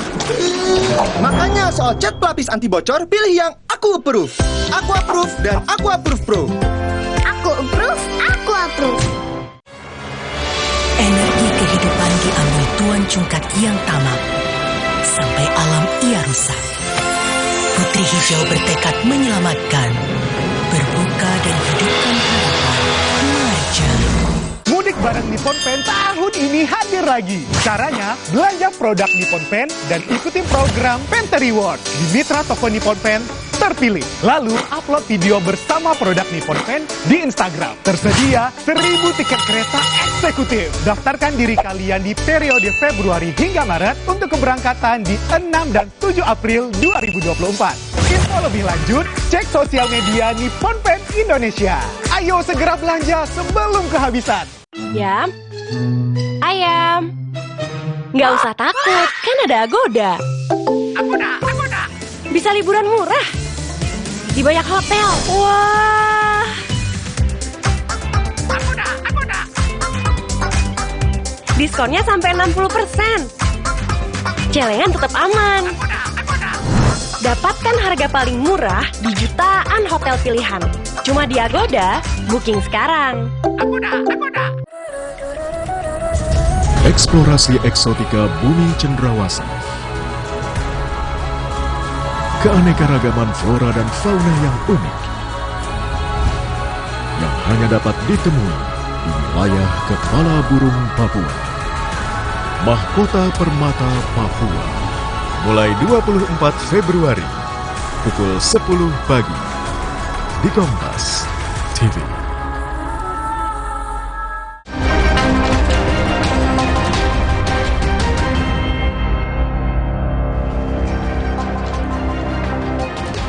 Saudara, pemilu 2024 menjadi panggung bagi para artis ternama untuk melangkah ke dunia politik dengan penuh semangat. Meski keikutsertaan artis dalam kontestasi politik bukanlah fenomena baru di Indonesia, namun pemilu 2024 menjadi momentum penting di mana sejumlah nama-nama terkenal ikut meramaikan panggung politik. Keberagaman para calon artis ini menambah warna dalam proses demokrasi. Dan ini dia saudara, deretan nama artis dan wajah para musisi papan atas di Indonesia yang mampu mencuri perhatian para pemilih untuk memberikan suaranya kepada mereka. Dalam pemilu ini, para artis yang biasa kita saksikan di layar kaca dan panggung musik, kini mereka ramai-ramai ikut memperebutkan kursi Senayan. Di antaranya ada Nafa Urbah, Komeng, Jihan Fahira, Verrell Bramasta, Melly Goeslaw, Ahmad Dhani, hingga Once Mekel. Kita soroti yang pertama dulu saudara, artis kondang Nafa Urbah maju menjadi calon anggota legislatif DPR RI. Nafa Urbah diketahui nyalek melalui Partai Nasdem. Selama setahun belakangan ia semakin getol dan rajin untuk terjun langsung ke masyarakat, tentunya untuk mendekati para pemilih. Nafa Urbah yang maju menjadi caleg melalui Partai Nasdem bertarung untuk melaju ke DPR RI dari daerah pemilihan Jawa Tengah 6. Dapil Jawa Tengah 6 ini meliputi Kota Magelang, Kabupaten Magelang, Kabupaten Purworejo, Kabupaten Temanggung, serta Kabupaten Wonosobo. Ketenaran dan ketekunan Nafa Urbah mendekati masyarakat membuat ia mampu meraup suara yang cukup signifikan. Dilansir dari data pemilu 2024.kpu.go.id, perolehan sementara suara Nafa Urbah di Dapil Jawa Tengah 6 sebesar 47.206. Data ini diambil di hari Selasa, 20 Februari 2024 pukul 4 sore waktu Indonesia Barat dengan total suara yang sudah masuk sebesar 79,06%. Tidak hanya cukup menjadi seorang selebriti dan kita mengandalkan popularitas kita, tapi bagaimanapun juga bagaimana caranya supaya masyarakat tidak saja mengenal kita dan kita populer di depan masyarakat, tapi apakah masyarakat juga menyukai kita, dan setelah menyukai masyarakat baru mencoblos kita. Dan salah satu strategi yang kita lakukan adalah bagaimana kita mengenal dari masyarakat di Dapil 6. Selain Nafa Urbah, ada juga komedian Komeng yang juga terjun ke dunia politik. Pria bernama lengkap Alfiansyah Komeng ini maju ke Senayan melalui jalur DPD RI. Foto Komeng sempat menyita perhatian pemilih karena posenya unik dengan menampilkan nuansa humor, dan ini justru berbeda dengan calon lain yang biasanya berpose secara seragam dan formal.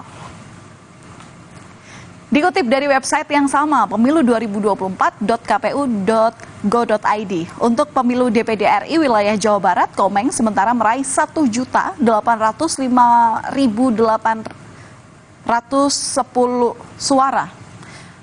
Maksud kami 1.805.810 suara. Data ini diambil hingga tanggal 20 Februari 2024 pukul 4 sore waktu Indonesia Barat. Selain terkenal, dampak dari nuansa foto humor yang ditampilkan Komeng ternyata berdampak pada suara yang diraihnya. Bisa menjajah negara lain dengan seni dan budayanya.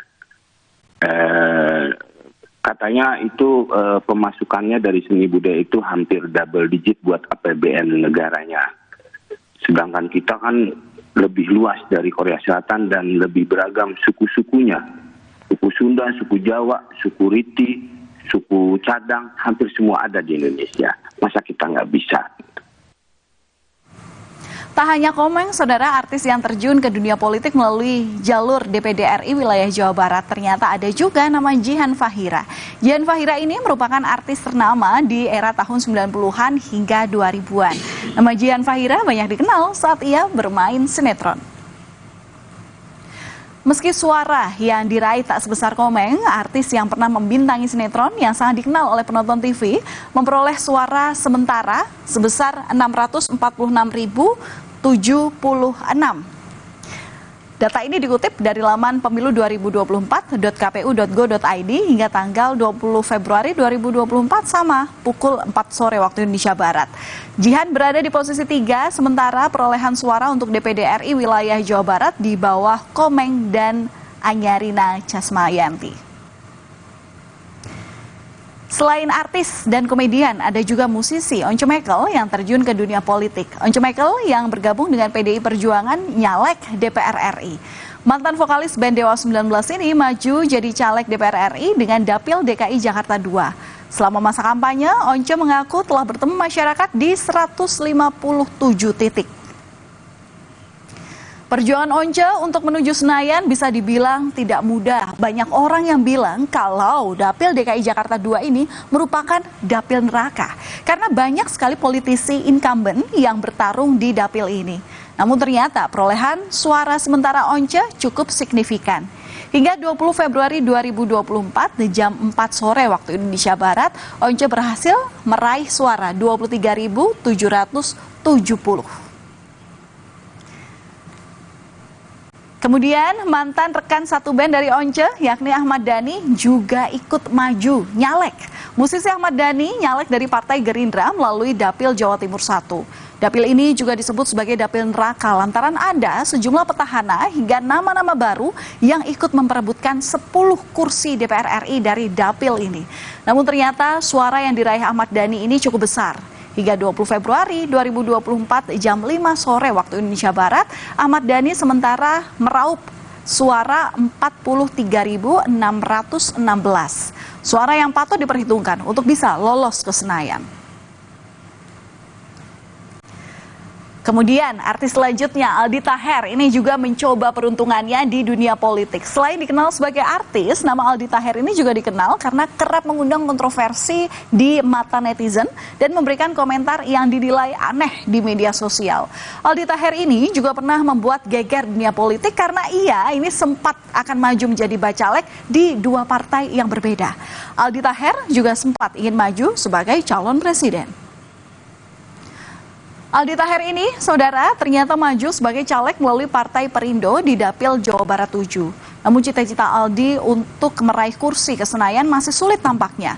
Selain perolehan suara sementara yang belum unggul, menurut hasil quick count perolehan Perindo, partai yang mengusung Aldi tidak termasuk partai yang lolos untuk melewati ambang batas ke parlemen. Saudara, para artis berbondong-bondong terjun dan mencoba peruntungan di dunia politik ini. Beberapa dari mereka sukses meraih suara yang cukup signifikan. Mengapa demikian?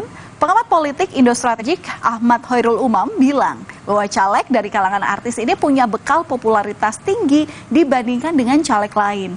Namun popularitas tersebut harus diimbangi dengan turunnya artis ke lapangan, menemui masyarakat agar warga memilih suara artis yang pada nyalek ini. Bagaimanapun juga kawan-kawan artis tentu memiliki sejumlah kekuatan terutama terkait dengan pengaruh dan popularitas. Dan kalau misalnya kita bicara rumus dari elektabilitas tentu harus memiliki basis popularitas yang kemudian popularitas tentu harus linier dengan ketersukaan atau likability, dan kemudian kalau misal digarap secara optimal dengan sosialisasi, dengan door-to-door canvassing, maka kemudian bisa berubah menjadi electability atau keterpilihan. Nah, di dalam konteks ini diakui atau tidak, kawan-kawan artis tentu memiliki luxury yang jauh berbeda dibanding dengan caleg-caleg konvensional pada umumnya.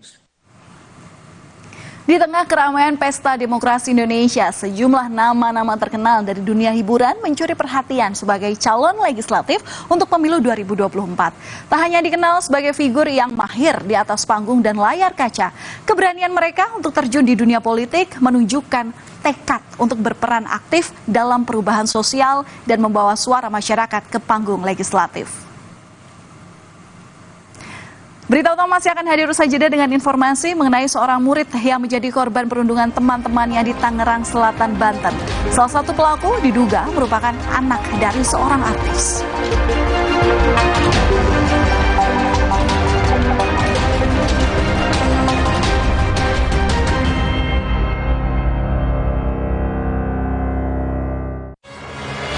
Energi kehidupan diambil Tuan Cungkat yang tamak sampai alam ia rusak. Putri Hijau bertekad menyelamatkan, berbuka dan hidupkan harapan. Marja. Yam, ayam. Nggak usah takut, kan ada Agoda. Agoda.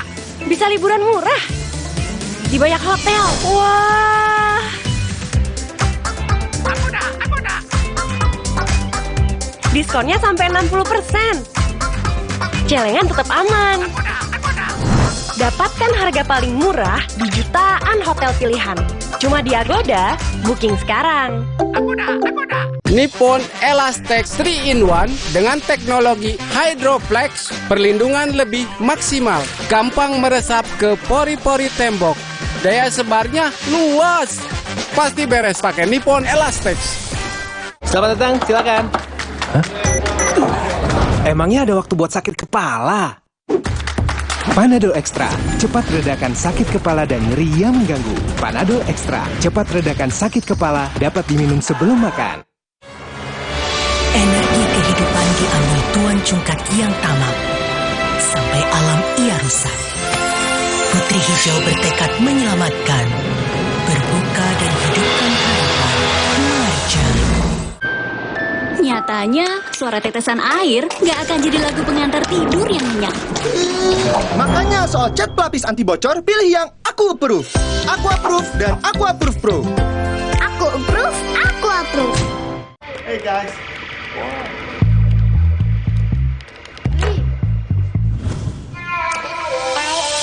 Hey, lihat aku putar celup jadi seru. Hey, lihat aku. Yam, ayam. Nggak usah takut, kan ada Agoda. Agoda. Bisa liburan murah di banyak hotel. Wah. Agoda. Diskonnya sampai 60%. Celengan tetap aman. Dapatkan harga paling murah di jutaan hotel pilihan. Cuma di Agoda, booking sekarang. Agoda.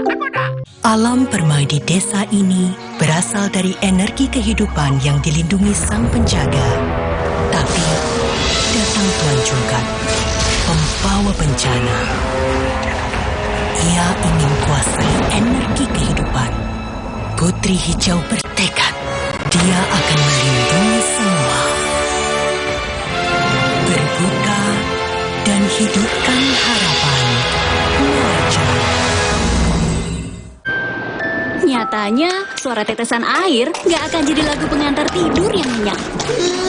Makanya soal cat pelapis anti bocor, pilih yang Aku Approve. Aku Approve dan Aku Approve Pro. Aku approve, aku approve. Energi kehidupan diambil Tuan Cungkat yang tamak, sampai alam ia rusak. Putri Hijau bertekad menyelamatkan, berbuka dan hidupkan harapan. Marja. Ada kebijakan, ada program, ada kegiatan. Dan oleh karena itu, soal orang tidak yang bekerja jadi di anggota istana, partai. Lugas beradu pendapat. Ini adalah isu yang mengada-ngada menurut Anda? kita periksa fakta-faktanya. Arahnya sudah jelas. Itu tugas utamanya kok. Dua opini yang berbeda. Saya perjelas. Anda menyoroti kegiatannya, infrastruktur. Itu adalah Dua arah. Setiap Jumat pukul 8:30 malam live di Kompas TV.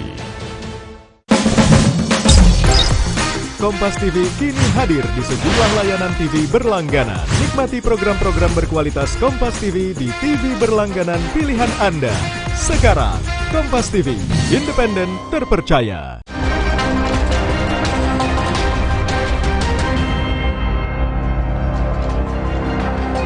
Kembali di berita utama saudara, saatnya kami memiliki 5 informasi pilihan yang tentunya sangat menarik untuk Anda simak. Kita lihat yang pertama, anak artis lakukan bullying.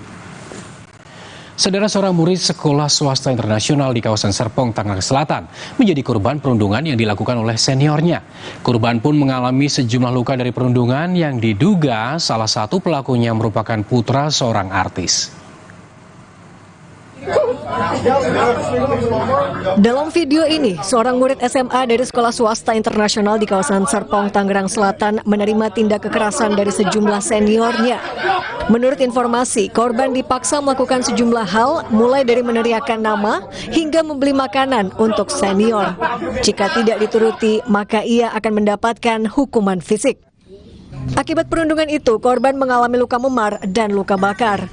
Sementara pemilik warung yang diduga menjadi lokasi perundungan membantah peristiwa tersebut terjadi di warung yang dekat dengan sekolah itu. Polisi masih mendalami tentang jumlah pelaku yang terlibat, termasuk anak seorang artis yang diduga ikut serta. Ya, diduga terjadi tindakan kekerasan, itu terjadi sekitar 2 kali. Yaitu pada tanggal 2 Februari dan tanggal 13 Februari. Nah, untuk bukti, sementara dari dari video, kami dapatkan dari rekaman video, kemudian ada beberapa bukti lainnya. Menyikapi kasus ini, pihak sekolah akan melakukan investigasi. Sementara perwakilan dari Komisi Perlindungan Anak Indonesia juga akan bertemu pihak sekolah. Tahun ini akan kita lihat implementasinya. Ya, setidaknya setiap sekolah itu harus sudah memiliki formasi penting atas Permendikbud ini. Nah, BINUS kita seperti apa ya? Kelihatannya belum ada, tapi akan kami cek gitu. Apakah pembentukan tim TPPK ya, tim pencegahan dan penanganan kekerasan ini sudah ada atau tidak? Sejatinya kalau ini sudah dibentuk, mungkin agak lebih mudah kita melakukan langkah koordinasi. Tetapi kalau belum, karena memang aturannya juga baru luncur kemarin, maka ini penguatan koordinasi. Polisi akan melakukan gelar perkara untuk meningkatkan status perkara dari penyelidikan menjadi penyidikan. Eka Marlupi, Kompas TV, Tangerang, Banten. Berikutnya, Saudara, Ibu Tamara Tiasmara histeris. Tamara Tiasmara kembali mendatangi Polda Metro Jaya untuk memberikan keterangan tambahan. Kali ini, Saudara, Tamara didampingi sang ibunda yang sempat histeris saat memberikan pernyataan usai pemeriksaan polisi. Saya itu udah kehilangan anaknya. Kenapa anak saya itu dihujat? Kalian tuh nggak tahu atau nggak sebenarnya anak saya. Tangis Ibunda Tamara Tiasmara pun pecah saat bersama Tamara mendatangi Polda Metro Jaya 19 Februari 2024. Ia menyayangkan adanya sejumlah hujatan yang ditujukan pada Tamara selepas kepergian Dante. Sebelumnya, di Polda Metro Jaya, Tamara Tiasmara memberikan keterangan dan barang bukti tambahan kepada penyidik. Ia juga telah menjalani pemeriksaan psikologi forensik selama 3 jam oleh ahli Apsifor dan tim psikologi dari Polda Metro Jaya. Saat memberikan keterangan pada wartawan, Tamara pun membantah putranya takut berenang. Si anak berkembang gitu, maksudnya sekolah tidak tahu update terbarunya Dante, lately-nya seperti apa. Bisa dilihat di CCTV atau video yang beredar yang disebarkan oleh keluarga tersangka. Itu Dante renang, gitu. Kalau Dante takut renang, mungkin diliatin air aja, itu anak pasti udah nangis gitu. Pernyataan Tamara juga dikuatkan sang ibunda yang juga hadir sebagai saksi dalam kasus kematian Dante. Dia udah terpukul, anak saya udah terpukul. Saya udah hancur, anak saya lebih hancur. Tolonglah. Oke, ada aku udah kehilangan cucu. Ayo, udah cukup ya teman-teman, mohon maaf. Menurut kuasa hukum Tamara, pemeriksaan akan dilanjutkan pada Rabu 21 Februari 2024 dengan agenda pemeriksaan lanjutan untuk memenuhi berkas perkara. Gratia Adur, Riki Sultana, Kompas TV, Jakarta.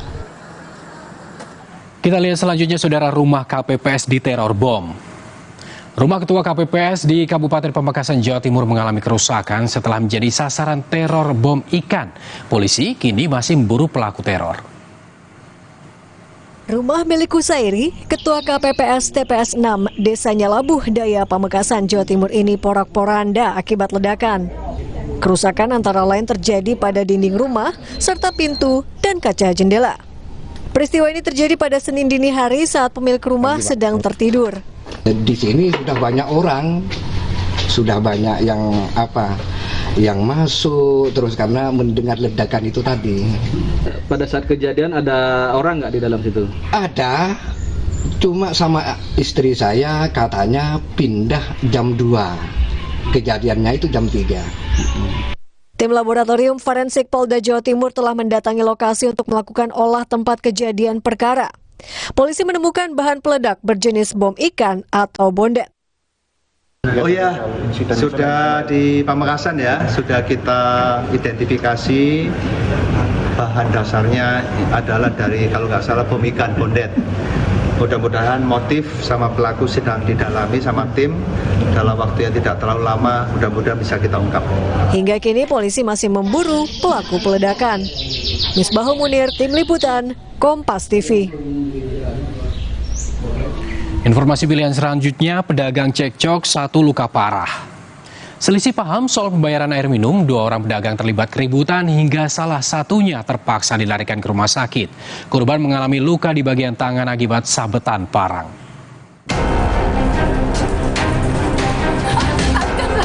Rekaman CCTV ini memperlihatkan bagaimana awal mula keributan antara 2 orang perempuan yang merupakan pedagang terjadi.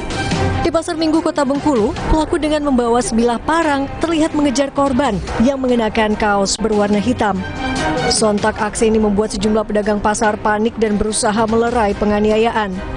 Dari penyelidikan polisi, peristiwa ini terjadi akibat kesalahpahaman soal pembayaran air minum. Pelaku merasa sudah membayar air minum yang dibeli, sementara korban merasa belum menerima uang pembayaran. Perselisihan paham terkait masalah pembayaran daripada air galon, kalau nggak salah itu informasinya permasalahan. Ada yang merasa belum dibayar, ada yang merasa sudah dibayar. Perselisihan di situ awal mulanya. Sama-sama pedagang ya, Pak? Sama-sama pedagang di situ dan sama-sama bekerja di satu tempat di situ. Akibat penganiayaan ini, korban mengalami luka bacok di bagian tangan dan kini masih menjalani perawatan di rumah sakit. Sementara itu, baik pelaku maupun korban telah melaporkan kejadian ini ke Polresta Bengkulu. Kasus ini kini dalam penyelidikan polisi. Bayazir Al-Rahyan, Kompas TV, Bengkulu. Terakhir, saudara, pergi sekolah dengan rakit. Menempuh resiko tinggi demi bisa mengenyam pendidikan, itulah yang dilakukan para siswa sekolah dasar di Kampung Nambo, Serang, Banten. Setiap harinya mereka harus menggunakan rakit bambu sederhana untuk menyeberangi sungai menuju sekolah mereka. Perjalanan anak-anak ini menuju ke sekolah mereka tidaklah mudah. Setiap harinya, para siswa sekolah dasar dari Kampung Nambo, Desa Gabus, Kecamatan Kopo, Serang, Banten, harus menaiki rakit bambu yang disebut perahu eretan untuk dapat menyeberangi aliran Sungai Cidurian agar bisa bersekolah.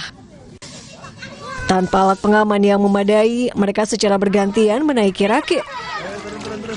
Perahu eretan menjadi pilihan utama karena merupakan akses terdekat menuju sekolah dasar di Kampung Ciberem yang berada di seberang Sungai Cidurian, yakni berjarak 500 meter. Sementara untuk akses lain yang melewati jalan raya berjarak 4 km dari tempat tinggal mereka. Tak jarang anak-anak terpaksa tidak sekolah bila kondisi Sungai Cidurian meluap. Gimana Bu? Setiap hari ini ngantar di lewat jembatan ini Bu? Iya. Takut gimana Bu? Ya takut ini aja, airnya. Takut banjir lagi, khawatir sama anak. Pernah jatuh apa gimana Bu? Pernah. Jatuh. Ada aja yang jatuh mah ya. Oh gitu. Tapi anak ibu enggak? Saya Pak yang jatuh Mas, sama anak saya kelelep dulu, kebalik eretannya nih sama ini berdua nih. Gitu. Kelelep dulu di eretan. Mau berangkat sekolah ini tas, seragam. Di kelas berapa Bu? Baru ke sebulan kemarin. Begitu pula dengan anak-anak yang mengharapkan adanya bantuan jembatan. Terus nyebrang ini dibantu sama siapa? Sama bapak, suka sama warga di sini. Oh gitu. Terus pengennya gimana Bu? Pengennya mau buat jembatan Pak. Jembatan. Warga berharap pemerintah setempat bisa membuat akses yang lebih memadai bagi warga Kampung Nambo menuju ke sekolah dan juga pasar terdekat. Suherdi, Kompas TV, Serang, Banten. Saudara, usai jeda kami akan kembali dengan informasi ledakan gas di pabrik semen. 4 pekerja mengalami luka bakar di atas 20%.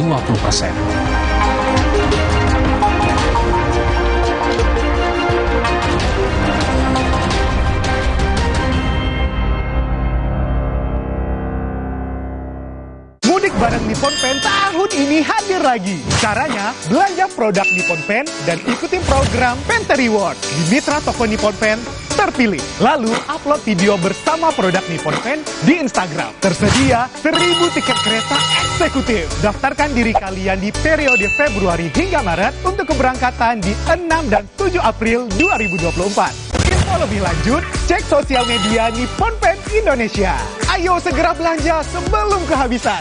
Yam, ayam, nggak usah takut, kan ada Agoda. Agoda. Bisa liburan murah di banyak hotel. Wah. Agoda. Diskonnya sampai 60%. Celengan tetap aman. Dapatkan harga paling murah di jutaan hotel pilihan. Cuma di Agoda, booking sekarang. Agoda. Nyatanya, suara tetesan air nggak akan jadi lagu pengantar tidur yang nyenyak. Makanya soal cat pelapis anti bocor, pilih yang Aku Approve. Aku Approve dan Aku Approve Pro. Aku approve. Energi kehidupan diambil Tuan Cungkat yang tamak. Sampai alam ia rusak. Putri Hijau bertekad menyelamatkan. Berbuka dan hidupkan harapan. Marja. Hey guys.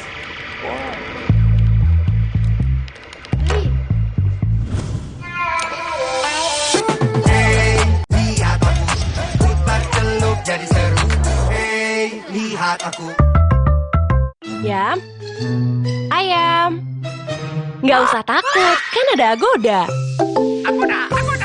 Bisa liburan murah di banyak hotel. Wah. Agoda. Diskonnya sampai 60%. Celengan tetap aman. Dapatkan harga paling murah di jutaan hotel pilihan. Cuma di Agoda, booking sekarang. Agoda. Bosen nih. Diputar, dijilat, dan dicelupin. Selezat Oreo, selembut cake. Oreo soft cake baru. Serunya ngemil bareng si kecil. Nyatanya, suara tetesan air nggak akan jadi lagu pengantar tidur yang nyenyak. Makanya soal cat pelapis anti bocor, pilih yang Aku Approve. Aku Approve dan Aku Approve Pro. Aku approve. Yam, ayam, nggak usah takut, kan ada Agoda. Agoda. Bisa liburan murah di banyak hotel. Wah. Agoda. Diskonnya sampai 60%. Celengan tetap aman. Dapatkan harga paling murah di jutaan hotel pilihan. Cuma di Agoda, booking sekarang. Agoda. Energi kehidupan diambil Tuan Cungkat yang tamak. Sampai alam